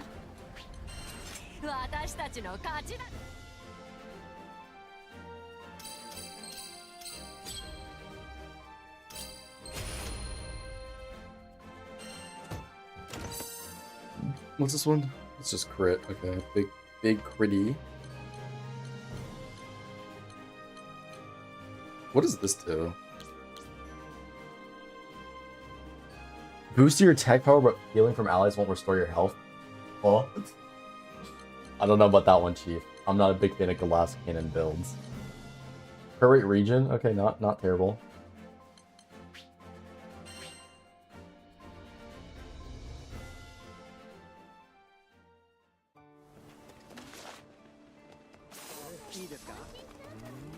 And then, can I craft it? Or upgrade it? I can. I just need the singular drop. Alright. Boom. Booyah. And then I have no idea how to get more of these, but I don't think I should spend all these on this. These are quite rare. But yeah, there we go. So now I can get another crit damage boost. Even more crit damage. No.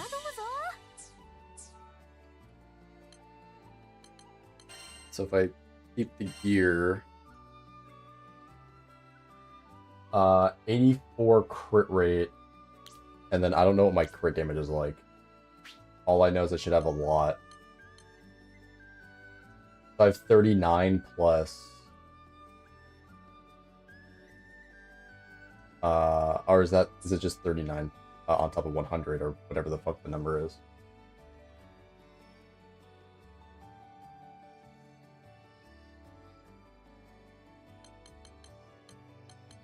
What's the crit damage then? Yeah. Oh, I guess the weapon's 15, so I guess I just have 39 on top of... I'm assuming it's 100, right? Or whatever default crit is in this game. Is there like a visual number for that somewhere?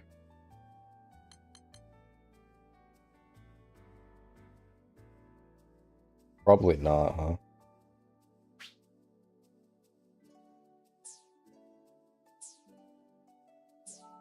What's my attack at?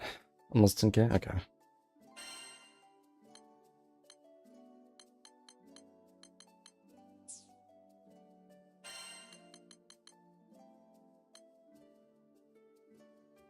Like her, right? Yeah.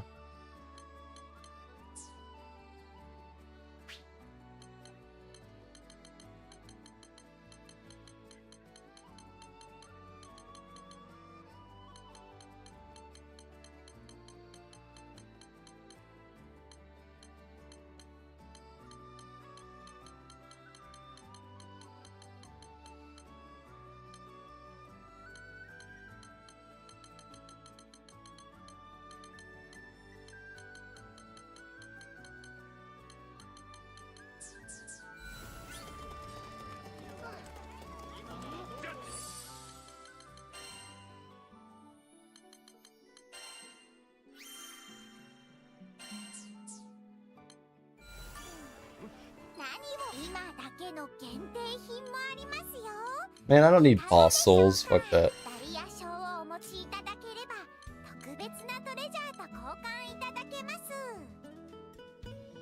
You can buy this?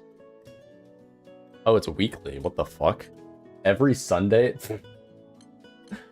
Okay. It's infinite.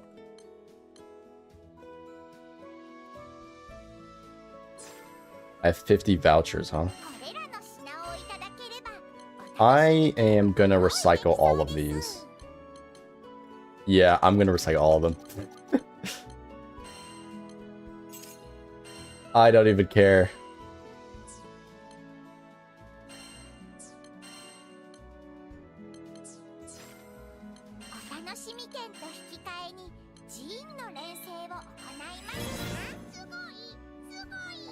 Quick cooldowns, nice. Bad. Stamina. Drain. Quick cooldown, okay.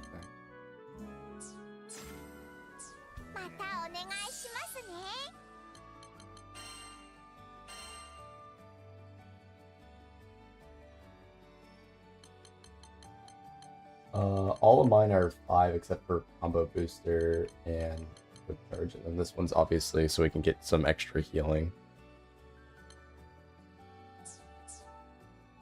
Actually, what's the 5+ one? I don't know. Damage cap 5+. Oh yeah, it's fucking HP. Yeah. We don't need all that. There was that one side quest that did give me.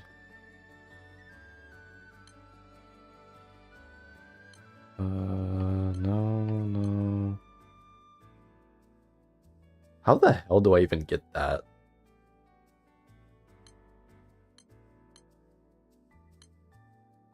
This.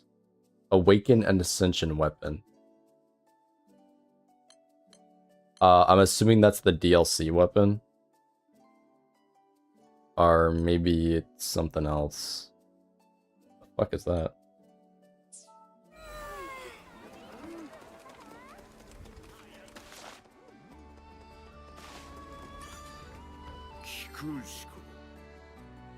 Long T is great. Yeah, I'd imagine that is. It sounds like it is. What? I can only do the story thing in single player, right? Yeah, I can only do that in single player.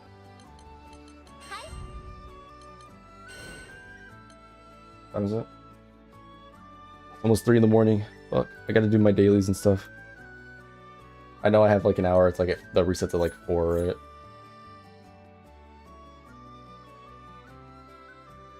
Oh, okay.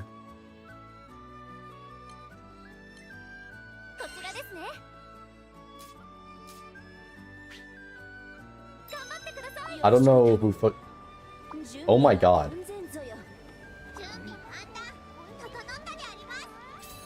Yo, our carry is here. I don't know who this baddie is. We're here to get carried. Yo, some Fidel GigaChad came in here is gonna carry now.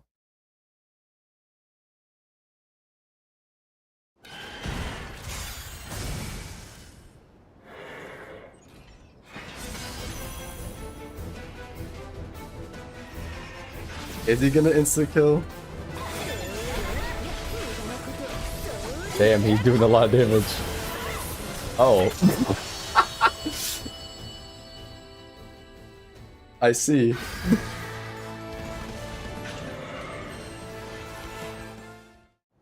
So that's what in-game looks like.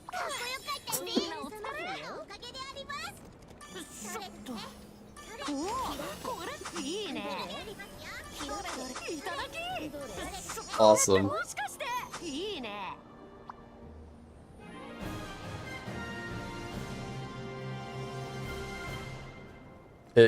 I'm assuming that's just how endgame looks, but like watching Fidel do that's crazy. Is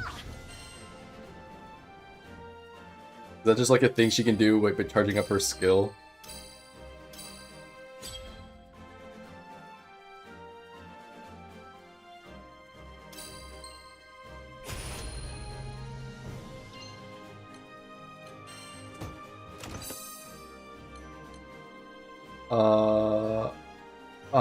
Mid.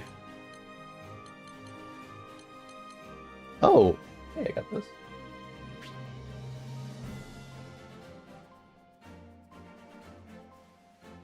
That is a lot of mastery points. Holy fuck. 500,000 mastery points, dude? Jesus Christ, how does that even happen?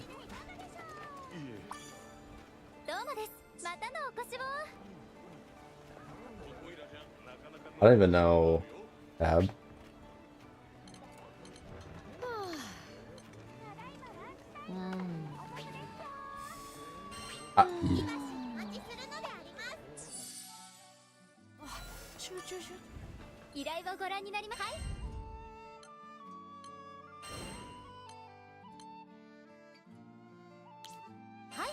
Is this just what people do? They join people's lobbies and one-shot everything?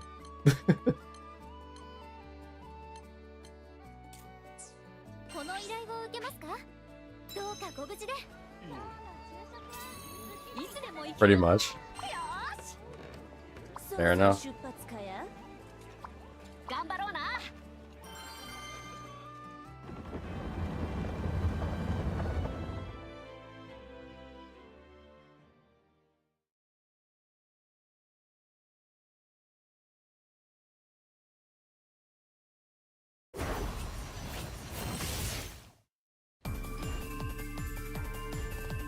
Put this dog down, like I want to make a joke, you know.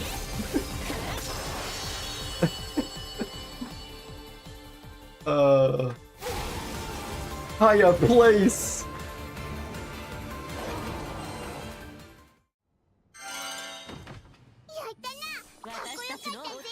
Belle over here summoning the power of Zeus for this one.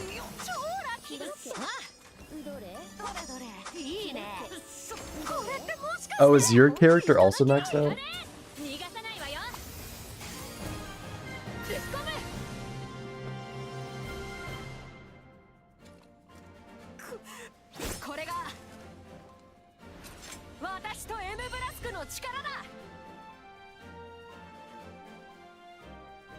Oh, you're missing the final talent, okay.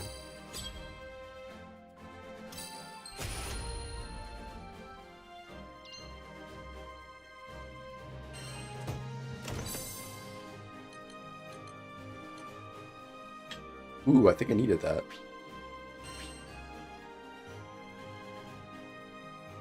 It just slows it, orbs it twice, and it's insta-dead. Higher place!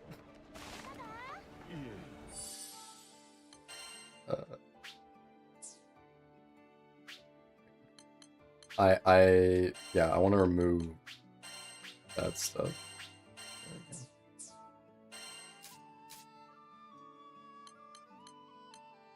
Ooh, combo finisher. If I could get that plus like crit, that'd be nice.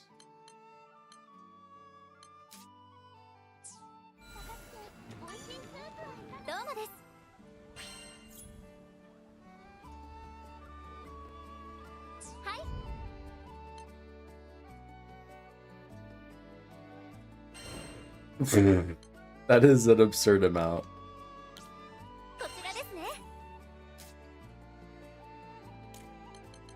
They're gone. So long.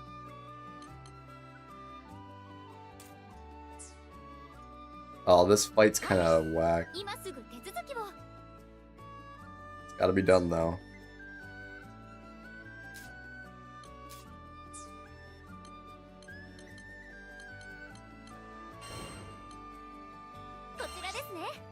Actually, wait, well, before that, here, skill assault, here we go.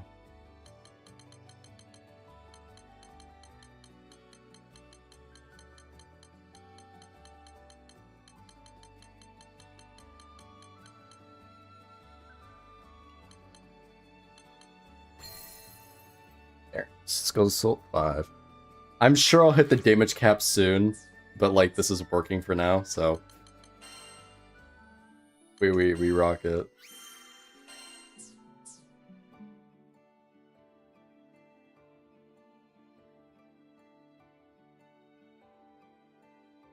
All everyone says on Reddit is how broken Belle is. Well, I guess that's why they lock her her fucking fate nodes until like the end of the game.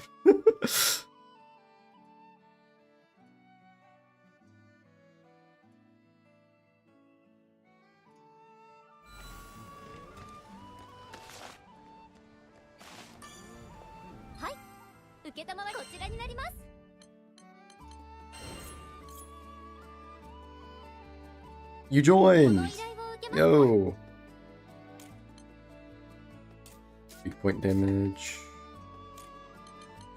Combo booster. Combo booster. We'll like that. For sure.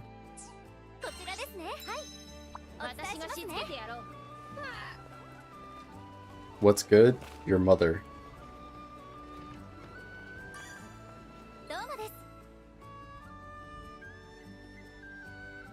Wait, do I have to request stuff now? The fuck?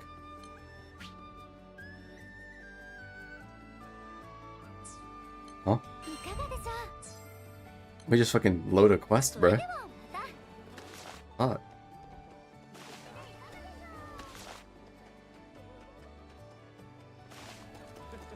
What are these pickups like for me now? Large crystal? Rainbow prism? I don't know how valuable this stuff is. I just know it's stuff.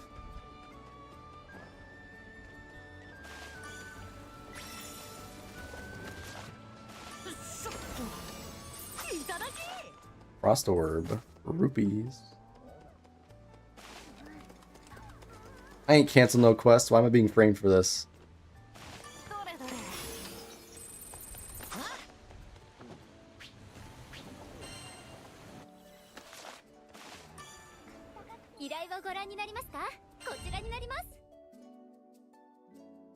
Oh.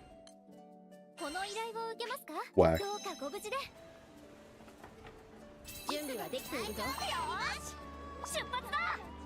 Oh no, he's gonna whip them to death. He's playing the whip girl. This is definitely targeted.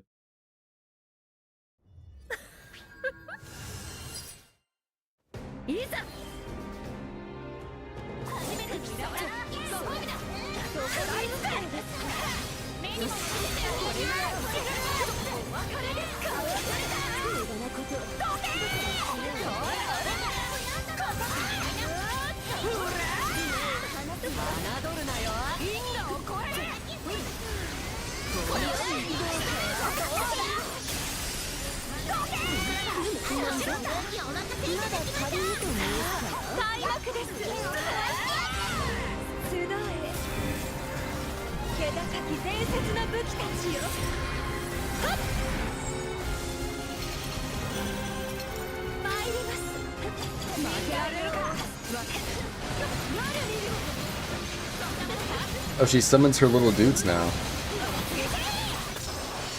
Oh, you killed her.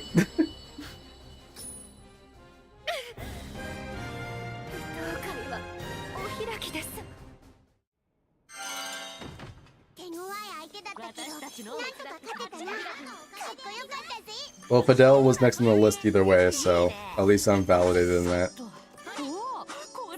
I guess she's giga broken.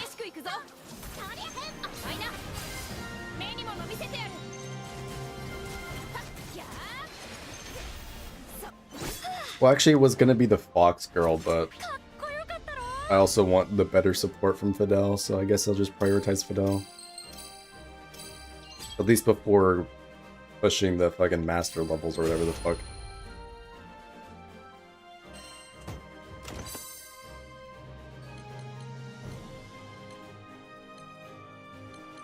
Yeah, I got the rare drop at least, so that's probably helpful. I don't know. The fuck is attack down resonance? Oh. Mid.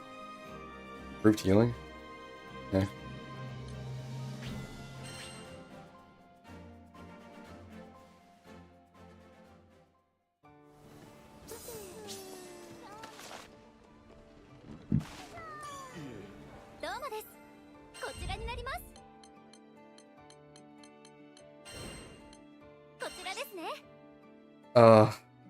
This fight. I don't like this one. This is like... If there was one bad mission, besides maybe like the early defend missions, where you had to like stand there for an hour for her to fucking charge up, it's this fight.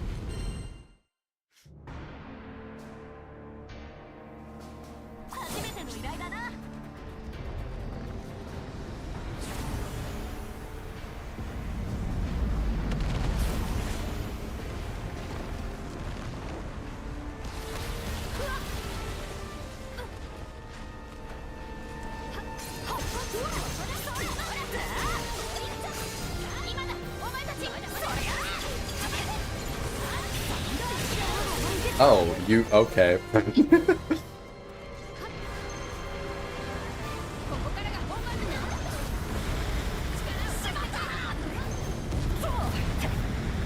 I didn't realize he just blew up the whole thing instantly.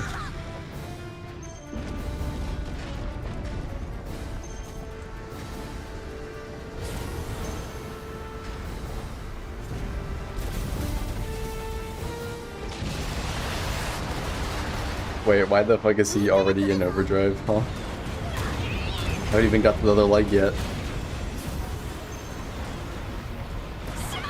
Bro, let me touch the leg!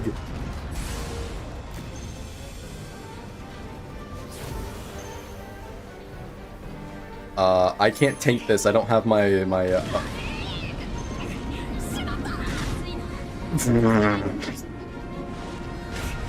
I don't have guts active. I can't take that. I could take it before, but I don't have this shit on. Bro, you did too much damage.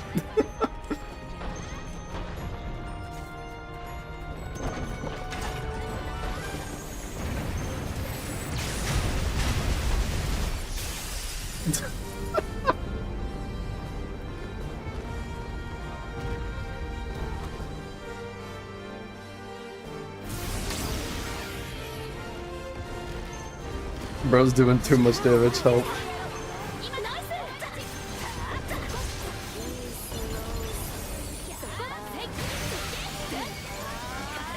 Damn, let me get a hit in at least. Fuck.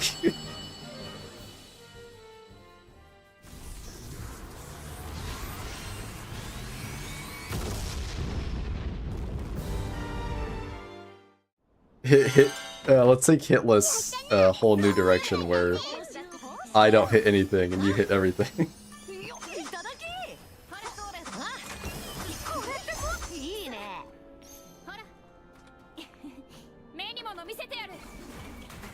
What the hell was that? You are not Virgil, dog.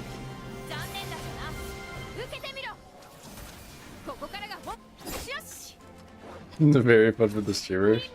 Exactly. You do everything for me, I get free loot. Easy, easy. I just hate this fight. I mean, valid.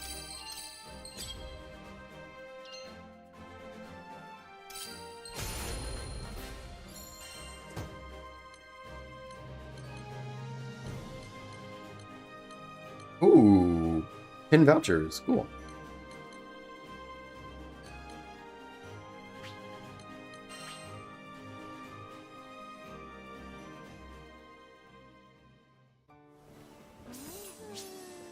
Do everything for me, peasants, and I'll sit here and profit. Hehe.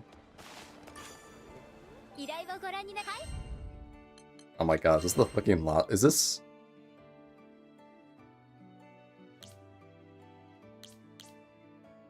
Huh? What's this do? Oh, boost defense and can't be interrupted while charging attacks. I don't think the red gauge is that important to where I can replace something, but maybe that will change whenever I start boosting my stats.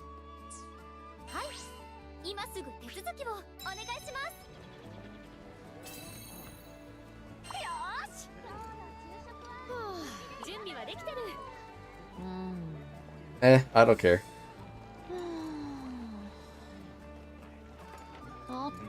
I mean, it's either you one-shot it or I sit there for like 5 minutes and combust.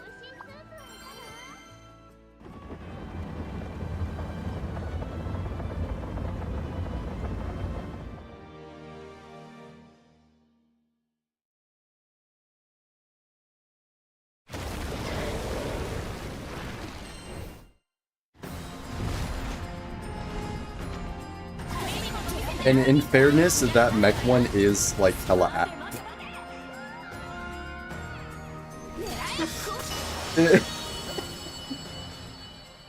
In fairness, that mech one is ass. And I definitely contributed to this fight. Nothing happened on my screen, guys. The boss just died from my insane aura. Oh, do I have quick return?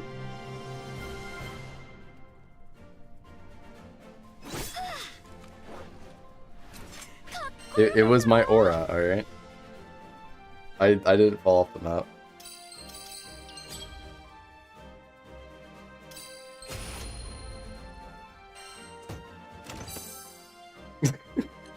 I just wanted to swim, bro.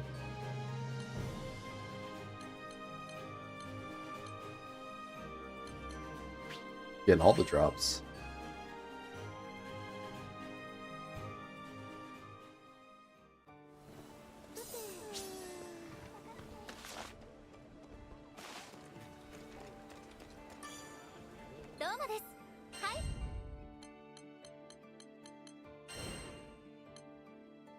Is this what I think it is? It's what I think it is.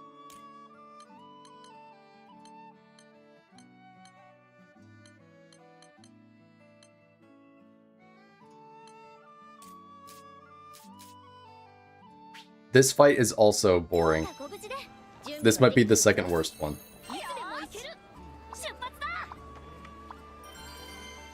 Because all he does is sit there, you shoot the hands down, and you fucking wait.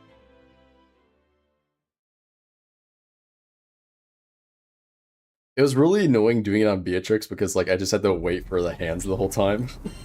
In the story, I can't shoot him.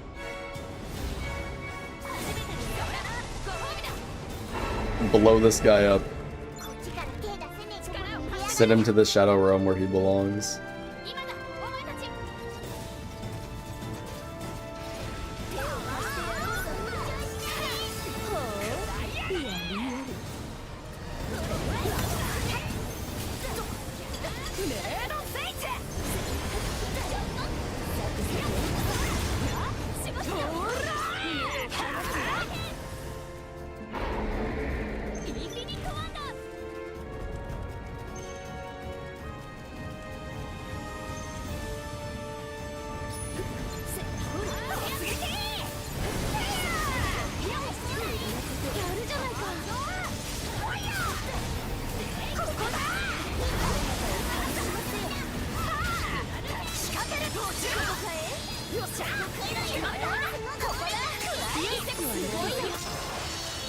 Easiest fight of all time.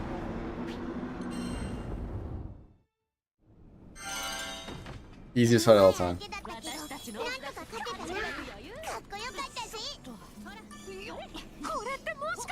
Did not get any easier. That boss was nothing, bro. Ooh, damage cap plus. Alright. So hopefully that's good.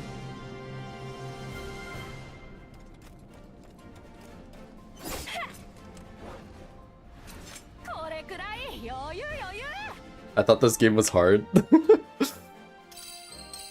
No, it's hard. It's hard. What do you mean?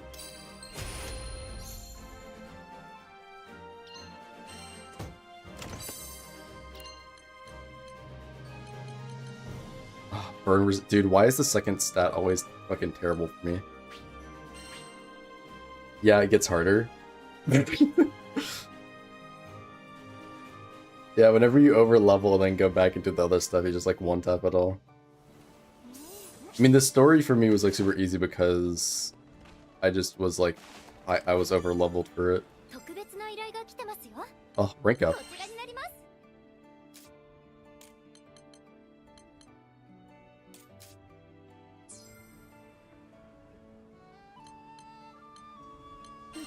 Is this the final one?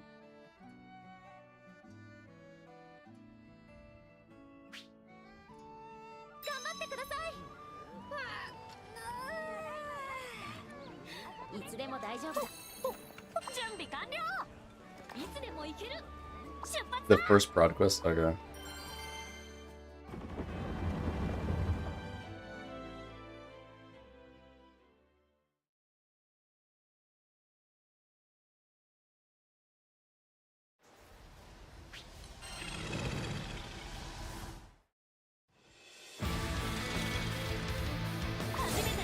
Wait, so is ultimate difficulty story like lower than this?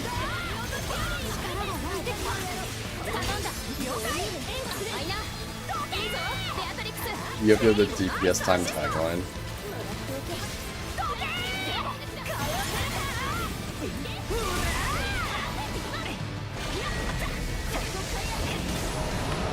Oh.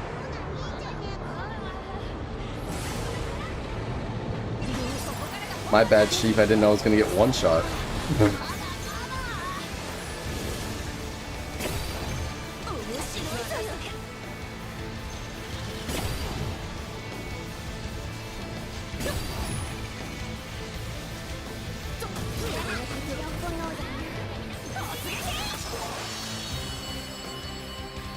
Complete the quest, the final report.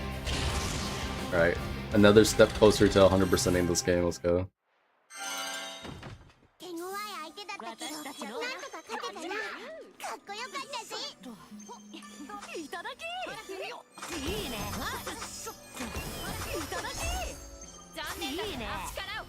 For damage stun power.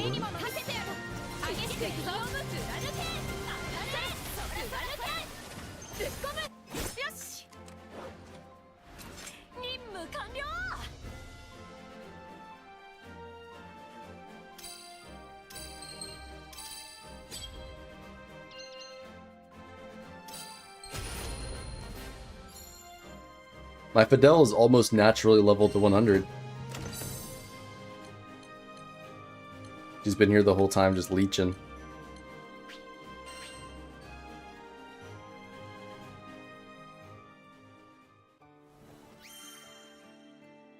New difficulty available. So, is the Proud... So what was base game stuff? It's like, I'm curious what the difference is. Is the Proud stuff the DLC stuff? Is that what's unlocked?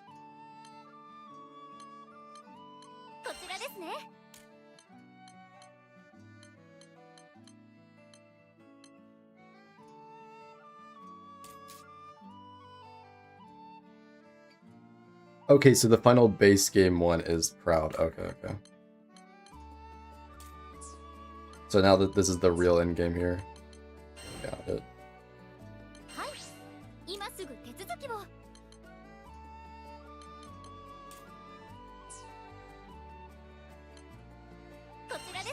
Okay, so Chaos, Chaos Plus, and everything is all DLC. Wait, I have to do that shit again? Fuck. Whatever. Ooh, combo booster, okay. I kind of want those. Ooh, skilled assaults plus another one? Fuck, okay. These plus ones we definitely gotta get. That will not be tonight. This fucking 3 in the morning. Did I get anything good here? That one's okay. Nope, nope.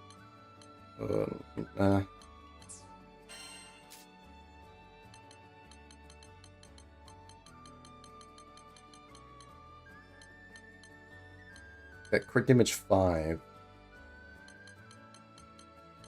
Splitter 5.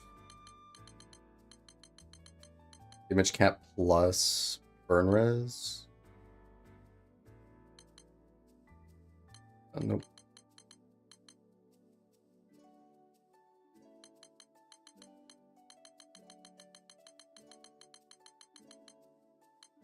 Okay, we gotta upgrade for quick charge so I can put that on.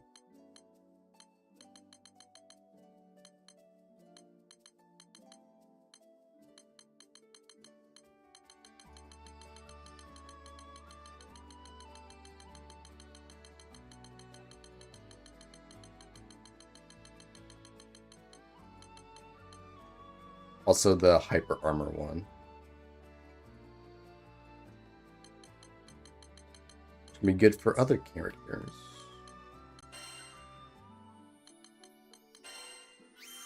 Oh.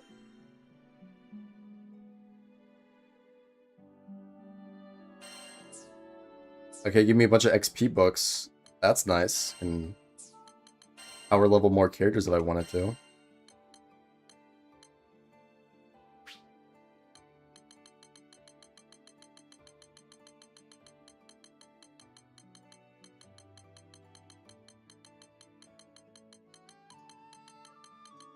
I do hate scrolling through all this.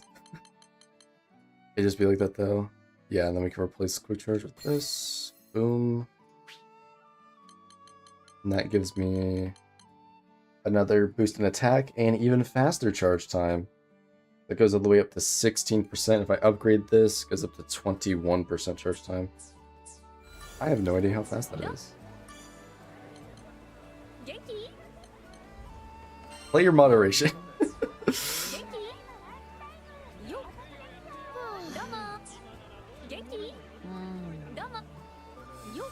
How do you do that?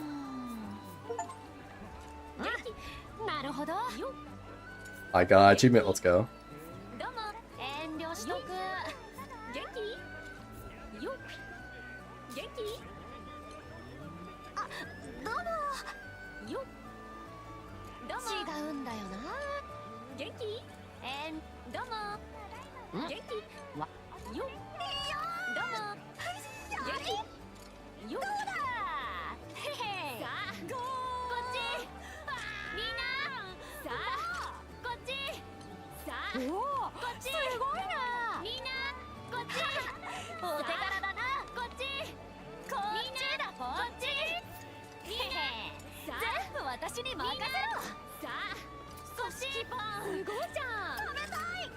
Why does she pose like this? This goofy goober.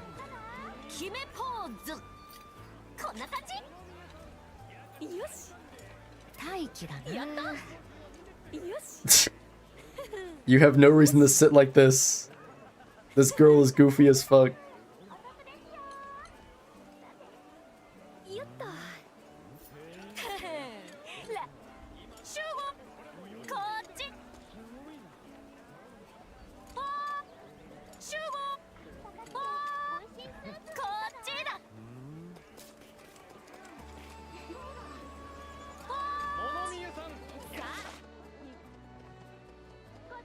Let's see how fast this charges.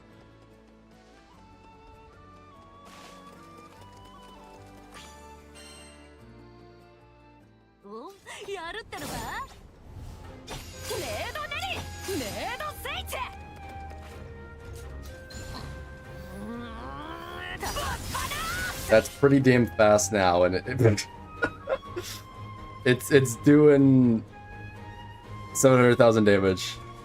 Pretty good. That's on yellow gauge.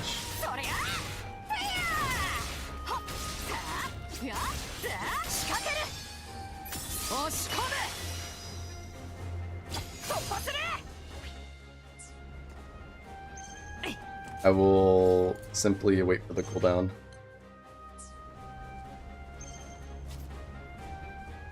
No, I won't.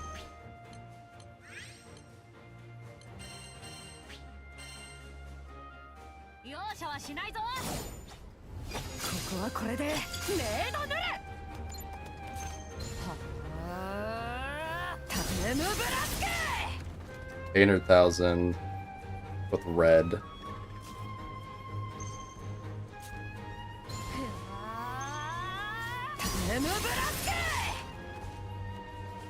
And then if I activate Devour Claw,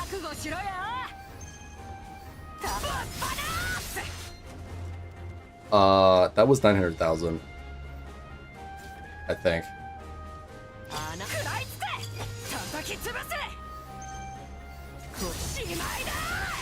No, it was 1 million. Oh, I guess there's the RNG procs. Right, I forgot there's the like RNG damage in there. That's a chance to trigger, but it can do 1 million damage with just the charge.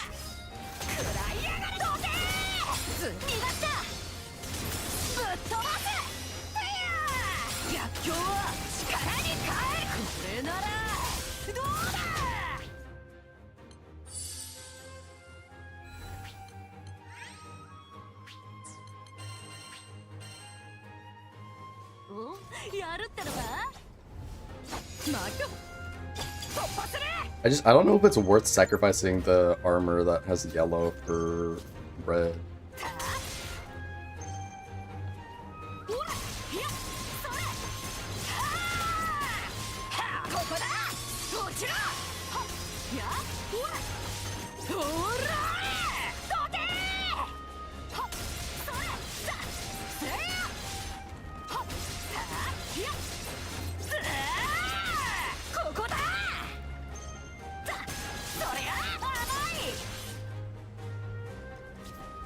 Yeah, that's what I was thinking, only for like link time.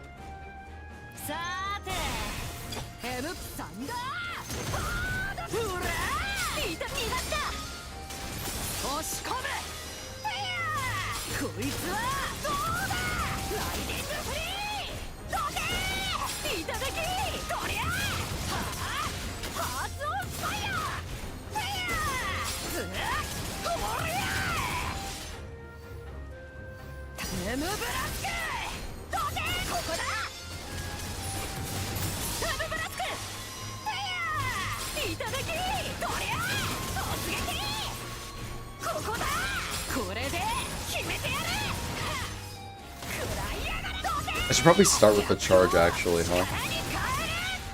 Yeah, I should start with the charge. You can get 2 in the rotation. That's like 8 mil. But if I start with... I have no idea how I get the cooldowns back faster though. I don't know part of the kit that increases that like base speed, but that aside. Wait, do I have a regen on?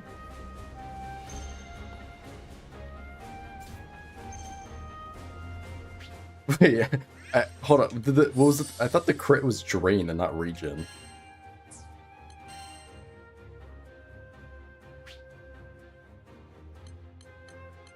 Oh, it's on the sword. Oh. That can actually counter... Okay.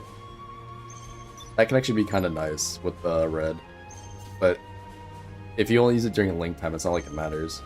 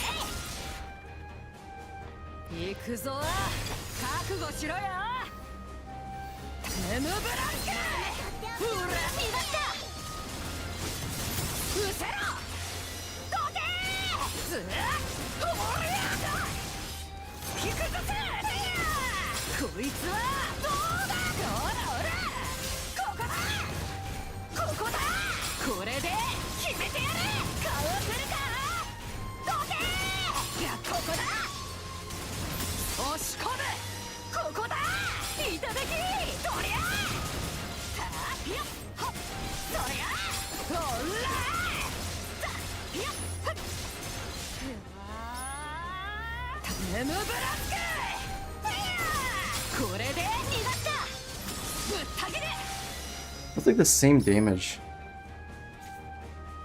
I guess it doesn't really matter. That arm being damage throttled somewhere. Could be both. I will have to figure that out another day though.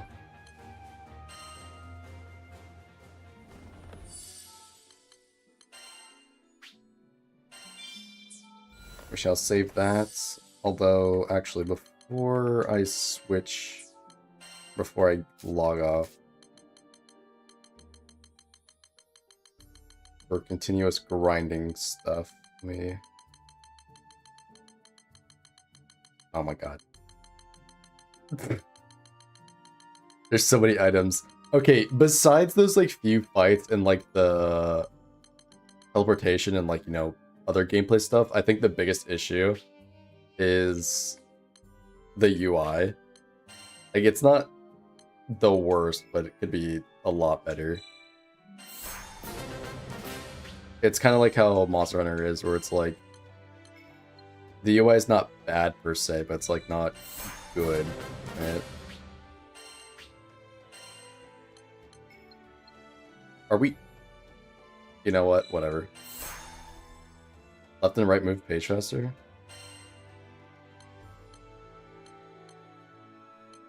Oh. That's helpful. Thank you. What do you mean I can't hold more?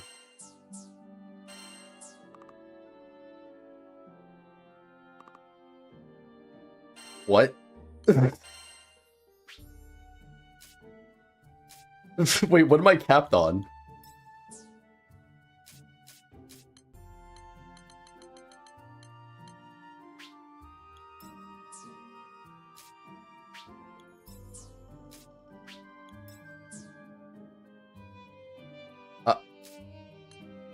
Oh. I didn't realize there was a cap for those. Interesting.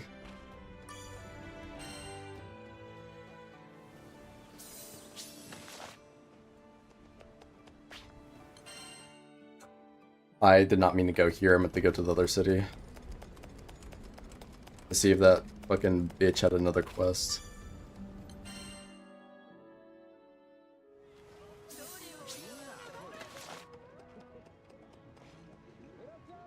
She doesn't. Oh. Wow. Did you look at that?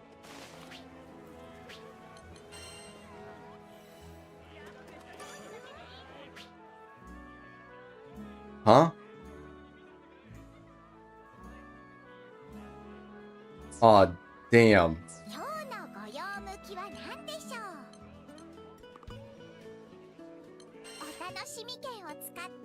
Oh no, it's still stored some of my power.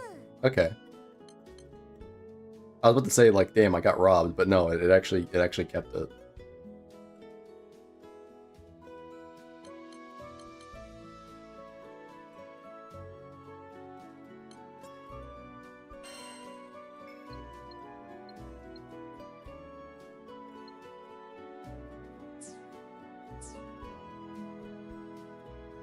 So wait, what does this do? Is this just you get some for transmuting? You just get some free? Is that what that is? Wait, what? You can get double perk? Oh. It's RNG, but you can get double perk. Oh. Interesting. I see.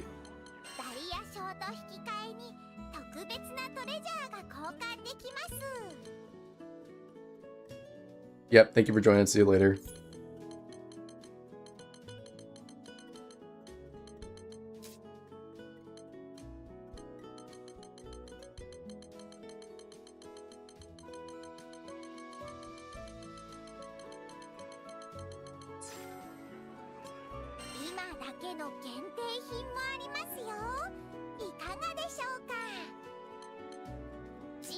Is there a particular item that raffle coins are like best used on, or does it like not matter?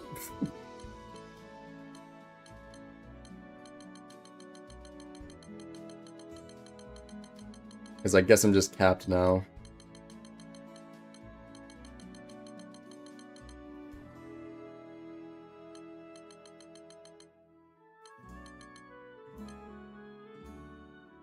This.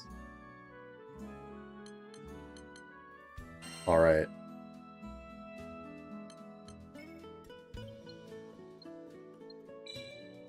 I will just use half of them.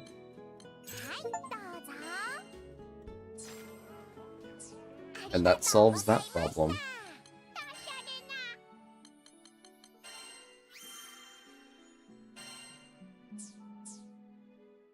Noted.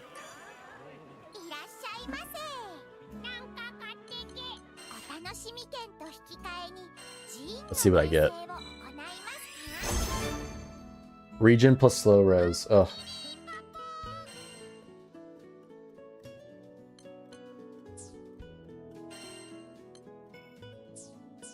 I need a lot of those, huh? Wait, what is this? Oh, you can combine them. Wait, how did...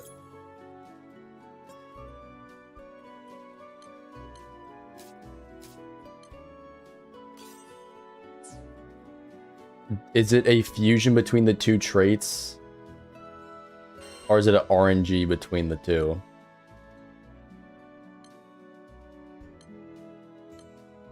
I assume it's RNG.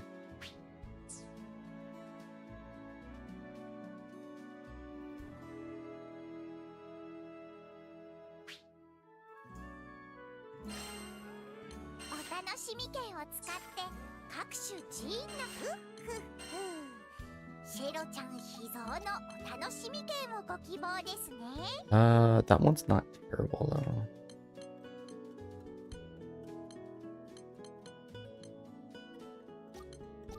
though. Fuck it, I don't care. We're getting rid of them. Heck.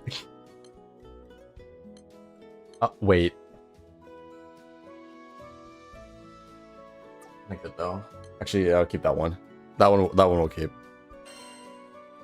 I want to experiment. I want to see what's up here.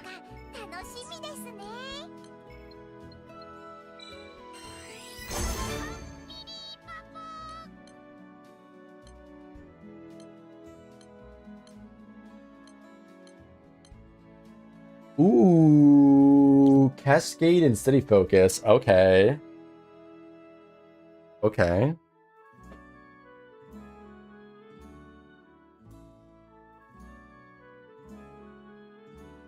Oh, okay, okay, I see. Wait, that's not armor. Wait, this one's armor. Wait, what is this? Oh, this is the charge attack one.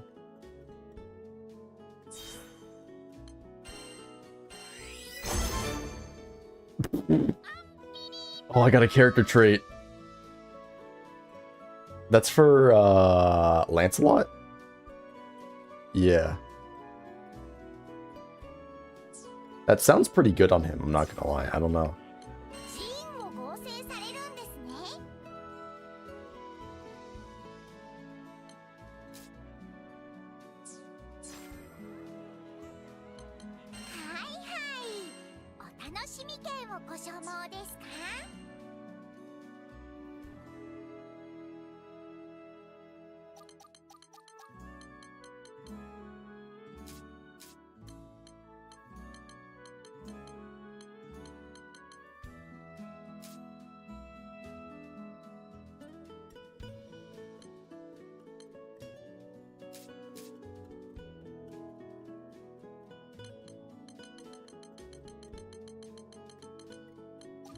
I'm just gonna...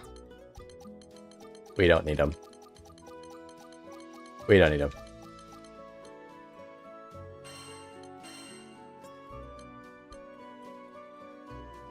I don't give a fuck. I don't give a fuck. I want to fuck around and find out.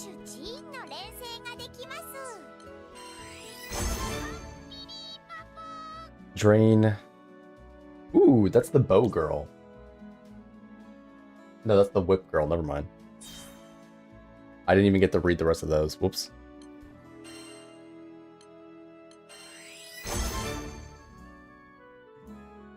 Oh. But the big boy. I didn't see what the rest of those did, though.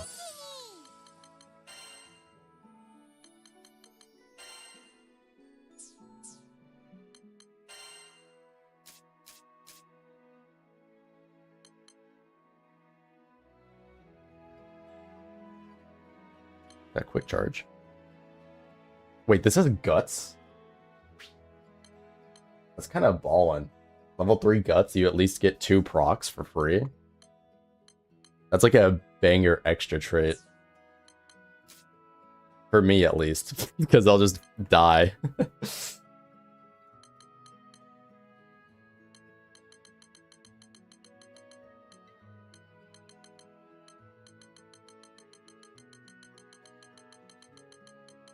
Drain.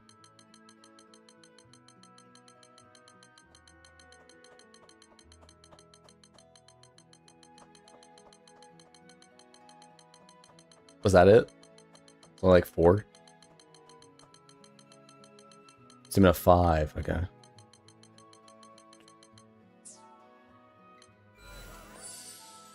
Ooh. When did I get 24k?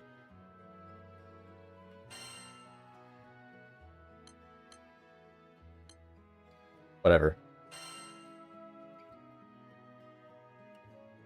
Damn. I'm just thinking about it. You said you need like 500,000. Wow. If I want to upgrade all of that, I need like 1 billion of those. That's crazy. All right. Well, it is 3 in the morning. Thank you guys for joining. It was epic. This game is epic as well. Definitely gonna continue grinding it for sure. As you've seen, I already grinded a bunch.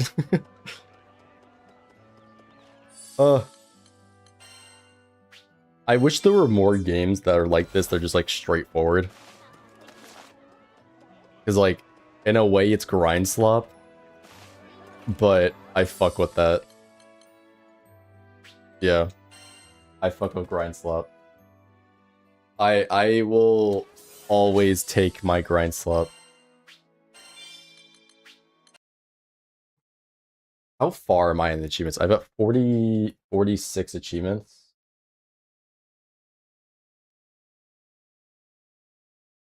And then what else do I need to do here?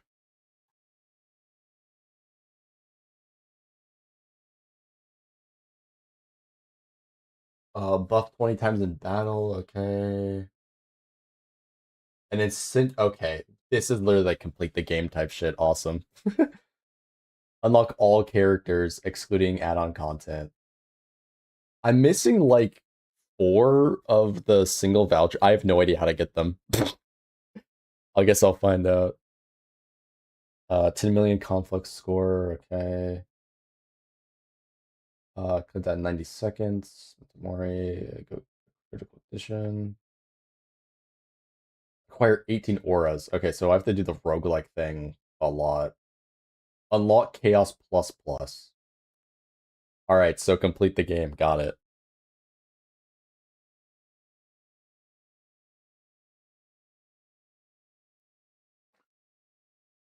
Was that mosquito? What the fuck?